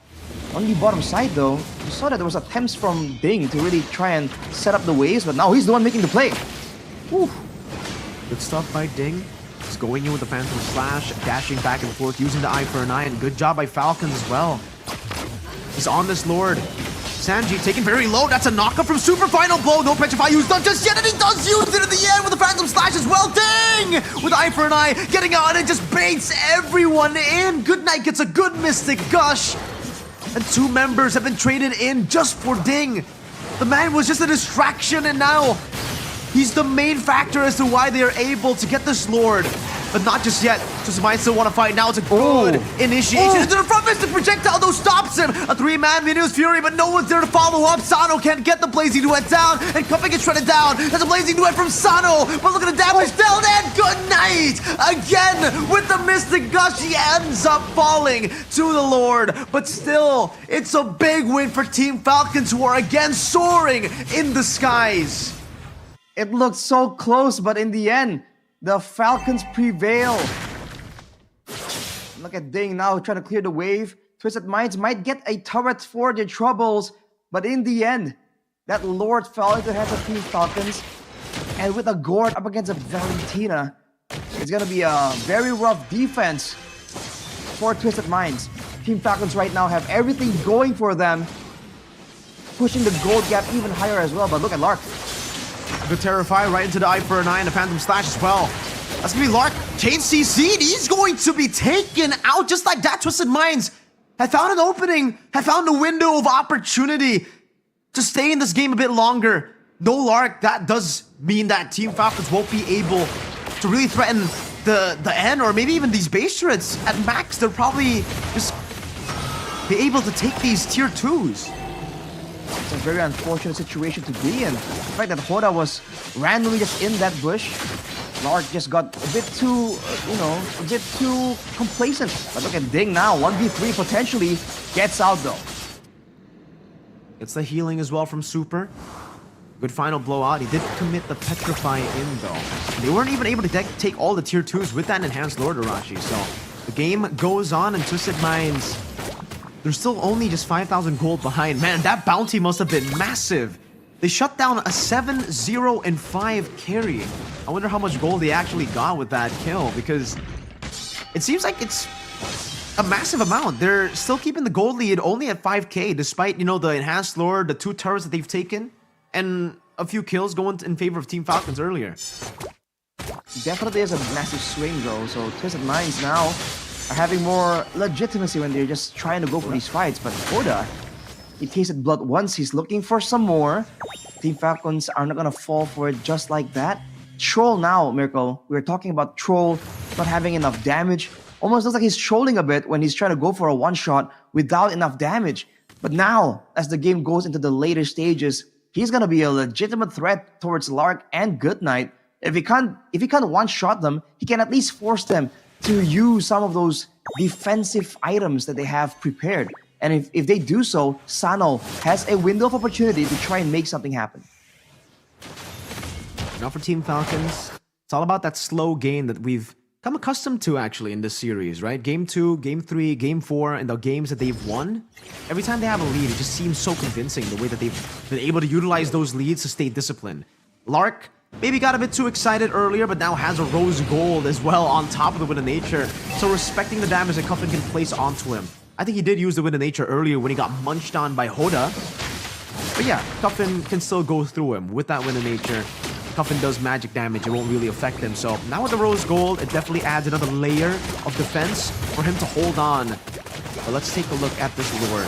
Whoa! Slash! Oh, able to bring him back, and that's gonna be Goodnight, who's forced to use the Winter Truncheon. Another Venus Fury getting them back up. Blazing Duet as well to the back line as Lark is able to kite away. Goodnight somehow still surviving. Lark able to kind of win. Ding finds the execute. Now the final blow. Good read by Hoda. Right into the death to his welcome with a munch down, but Ding is able to escape and Sano gets chased down by the shield unity. Ding, can he find it? Sano goes back to the battle mirror image. Oh no, what? Sano caught in the mystic projectile. A blunder perhaps, but maybe it was forced upon him by Team Falcons. And now, what looked to be a great fight for Twisted Minds. It's only Hoda, it's only the Dino in the mid lane that can defend. Trolls up in 8 seconds, and now with the shield unity in, they're gonna go in for some damage, and Lark is able to melt him down, just like that. But Hoda still stays alive, and because of that, Falcons cannot end. They have to go for the Evolved Lord that is still available, but they're all so low. Twisted Minds, they're in a few seconds, Sanji's gonna respawn, Cuffin's gonna respawn. Can they burst this in time? They're gonna go straight for it with Lark, with Ding, Troll hovering over, but it doesn't seem like he'll be able to pull off the miracle steal. Team Falcons yet again. That's an Evolved Lord for them. What a crazy sequence of events right there. The fact that it seems like Twisted Minds were the one pulling the trigger on that play, knowing that the waves has been set up for Ding to push out, to try and go for that Lord. Unfortunately, they just lost control in the middle, and the fact that Goodnight was able to survive in the initial action just meant that it was so difficult for them to try and come back, claw back that fight from defeat. Now with the Lord coming through, Team Falcons are kind of split apart though. They might lose this Lord before they can kind of group around it. They have the bottom lane and the top lane as well pushing in. Death to this welcome. Great read from Hoda, but now gets caught in the Minute Fury that knocks all of them up. It's a Goodnight's damage. They go. Goodnight has the immortality even with a dive. It will not matter. Team Falcons, they soar high in the skies, and Twisted Minds will be knocked out. Your new champions, MPL Season 5 MENA champions are Team Falcons. Goodnight, his curse has finally been broken. Goodnight finally getting his vindication. The Falcons is flying way too high for any kind of mind game to even be a factor. A decisive end to the series there. Falcons, against everyone's expectations, has demolished Twisted Minds. The overwhelming favorites coming into the grand finals, not losing a single game in the playoffs, to getting dominated by the team that fought, that sacrificed blood, sweat, and tears in the lower brackets, losing to the very team they beat today in the upper brackets the first round, right after making it out of the play-ins. What an absolutely magnificent run from Team Falcons. And we're gonna throw it over to the host for MPL MENA Season 5. من فريق تويستد مايندز وتحلق متخطية لجميع الحدود في سماء المملكة العربية السعودية كأبطال الإقليمين وأبطال دوري محترفين مواجهة الأبطال في موسمها الخامس. وينكم يا أبطال؟ وينكم يا تيم فالكونز؟ نتيجة 4-1 في نهائيات البطولة. تخطوا جميع التوقعات وجميع الحدود في نهائيات البطولة هنا في عاصمة المملكة العربية السعودية بالرياض في الفوف جيمنج أرينا. ما أظن أي حدا كان متوقع نتيجة النهائي تكون بهالطريقة أو تكون بهذا المستوى. حضورنا الكرام وأعزائي المشاهدين والمتابعين، رحبوا معي في المسرح أبطال دوري محترفين مواجهة الأبطال في موسمها الخامس. أعزائي المشاهدين، تيم فالكونز.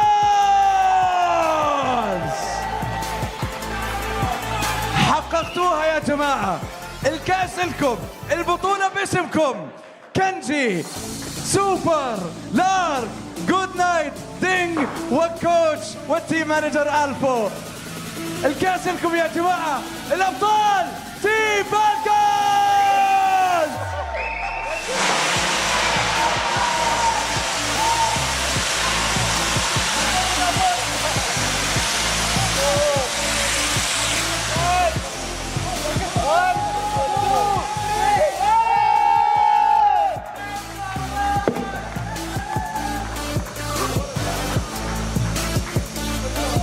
أنا شايف المشاعر والأعصاب وصلت آخرها باللحظات التاريخية. أخيرا حققتوها يا جماعة.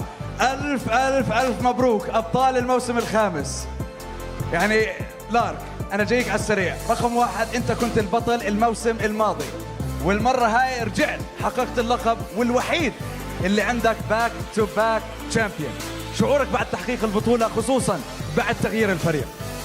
والله صراحة ودي أواسي تيم تويستد مايندز، لأنهم كان عندهم 3 بوت كامبات في الفلبين وماليزيا وروسيا، وفوق كذا حتى ما قعدنا نسوي تارجت بان لأي أحد فيهم. درافت عادي ورامي فيرست بيك وخذوا اللي تبون.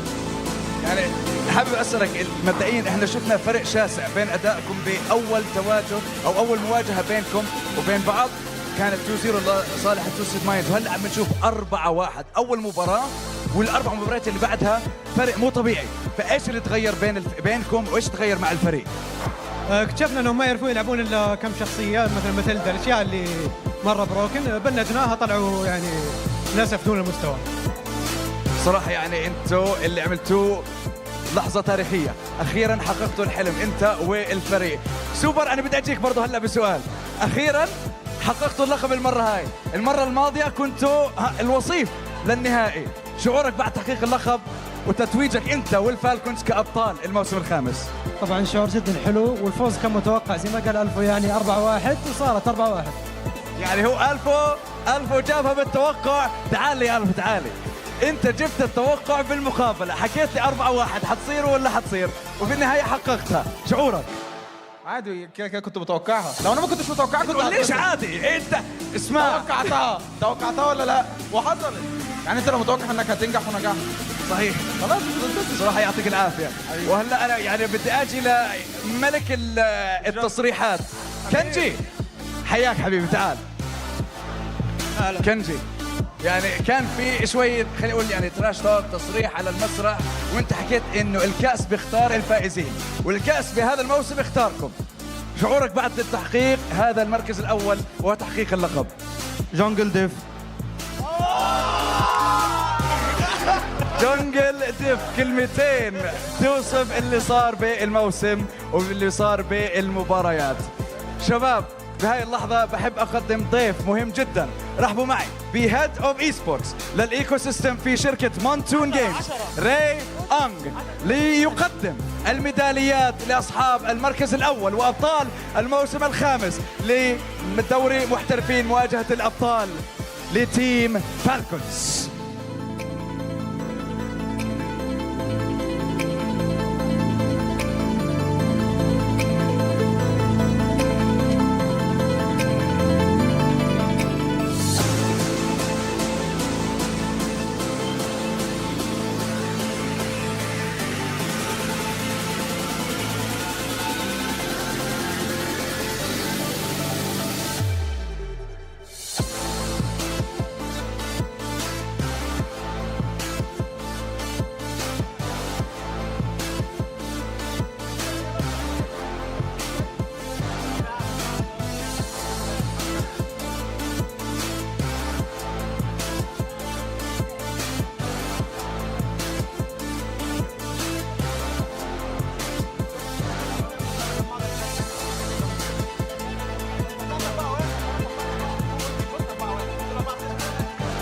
حضورنا الكرام مرة ثانية، أعطونا تصفيق لأبطال الموسم الخامس تيم فالكونز.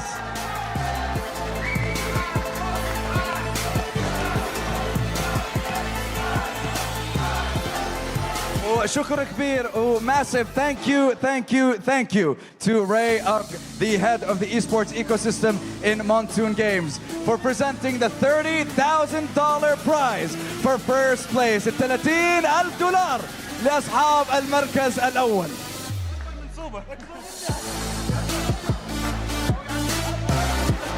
وهلا حضورنا الكرام وأعزائي المشاهدين والمتابعين، الفاينلز MVP، رحبوا معي بجود نايت.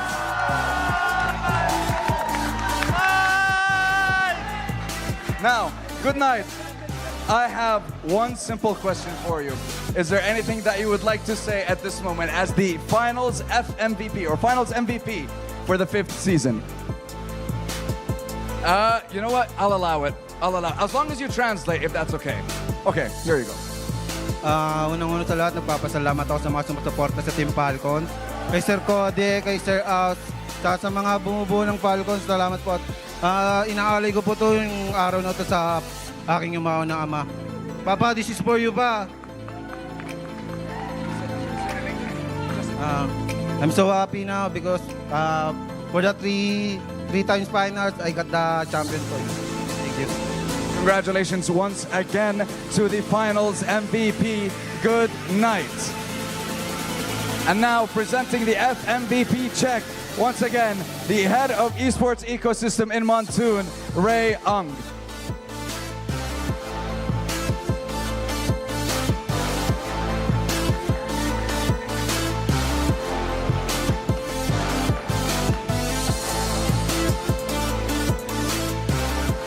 Okay, and a massive thank you once again to the head of the esports ecosystem of Montoon Games, Ray Ung. Thank you. وهلا حضورنا الكرام واعزائي المشاهدين والمتابعين. شباب يعني غير هيك انتم حققتوا المركز الاول ومتواجدين في MSC في بطولة كأس العالم. كنجي سؤال صريح وسهل.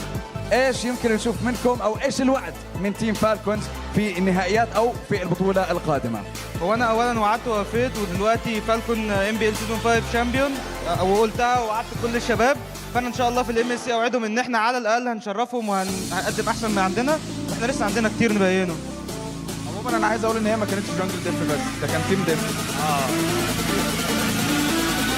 الصراحة أنا معك، في جونجل ديف، في XP لين ديف، في جولد ديف، في رومر ديف، والمانجر راشد وكولي ديف طبعا أحسن 2 مانجر ممكن تشوفهم في حياتك. طيب نشكركم يا تيم فالكونز على تواجدكم، نشكركم طبعا كأبطال الموسم الخامس، ونشكركم على تواجدكم معنا على المسرح. Thank you very much guys. لا الكاس بضل، لا لا لا لا الكاس إلي أنا. لا لا لا لا لا لا لا لا هذا لا معلش الكاس بضل دي المرة هاي بس. اسمع انت يا الشيك يا الكاس. للأسف لا الكاس بضل.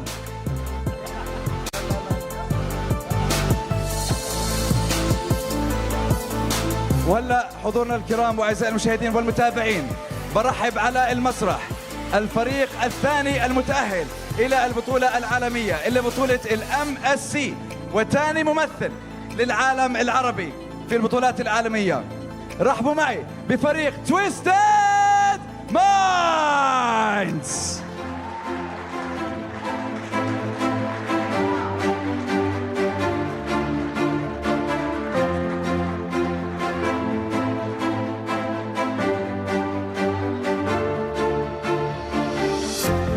وبهاي اللحظة بحب أرحب بضيفنا الكريم هايمي كروز Head of Esports in MENA for Montoon Games، ليعطي الفريق الثاني المتأهل معنا في البطولة العالمية الجاكيتات، ولا أروع من هيك جاكيتات ليمثلوا العالم العربي معنا في البطولة العالمية. رحبوا معي بهايمي كروز.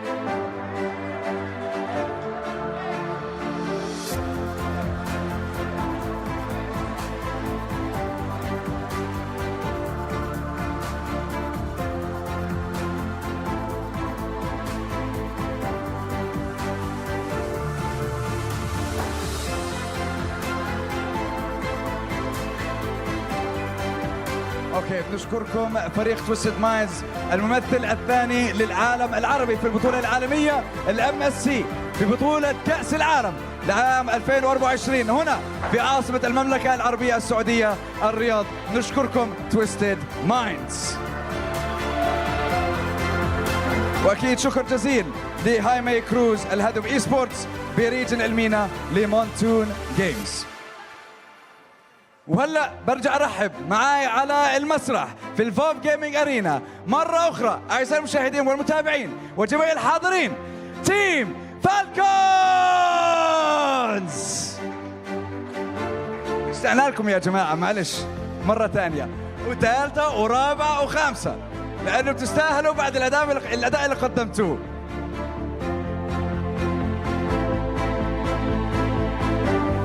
وبرضه بهاي اللحظة برجع أرحب مرة أخرى بالهيد أوف إي سبورتس للمينا في مونتون جيمز هاي ماي كروز ليقدم الجاكيتات لبطولة MSC لفريق الفالكونز.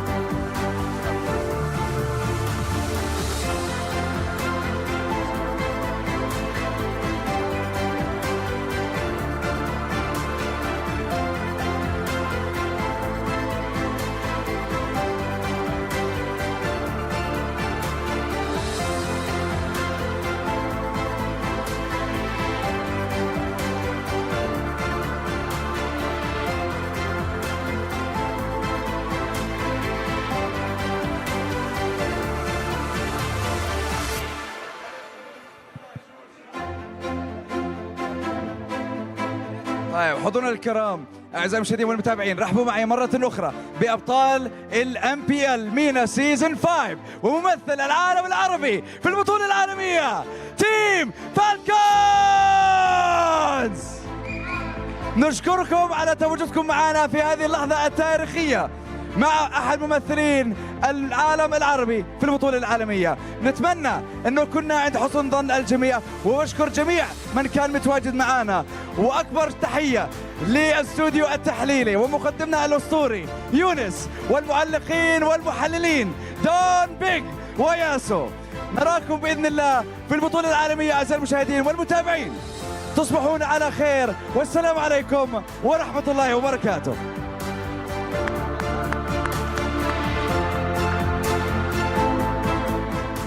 Soar beyond limits. That's the tagline of MPL MENA Season 5, and that truly was what happened tonight for us, Arashi. But my goodness, Team Falcons, all the way from play-ins, making it barely, and then getting knocked down to the lower brackets by the very team that they beat today 4-1. And they were beaten 2-0. They were not given a chance to play. They had to beat everybody. They had to go through the toughest of opponents in the lower brackets. They had to beat everyone, including the team that knocked them down to the lower brackets, Twisted Minds. Yeah. I mean, Arashi, again, I think you might be muted, Arashi, still. But it's all right. Yes. It's all right. What do you think? Yeah, I mean, that's exactly what they did, man. They just kept stacking the bodies up, making sure that everyone knows they mean business. And if there's a team that deserves to get that W. I think Falcon's storyline from the beginning up till now is just so good, man. I feel like there's very little argument to be made about like, oh well, they didn't really do that well and all that. They did spectacular things. They definitely soared beyond their limits. As Team Falcons lift that trophy, ladies and gentlemen, me and Arashi, we will have to say goodbye to the stream. Thank you guys so much for watching the English broadcast for MPL MENA Season 5. Hope to see more of the English broadcast maybe next seasons, but MPL MENA Season 5 has been amazing. Arashi, any last words before we end the show? I think MPL MENA is looking really cool, really good. We talked about how, oh, we want to see more this, more that, and they've delivered every single time. Every game, they just get better and better. So I'm looking forward to the development of MPL MENA, and I hope we get to see you guys soon. Here's to soaring beyond the limits. Ladies and gentlemen, thank you for watching. It's been Mirko and Arashi, and we'll see you next time.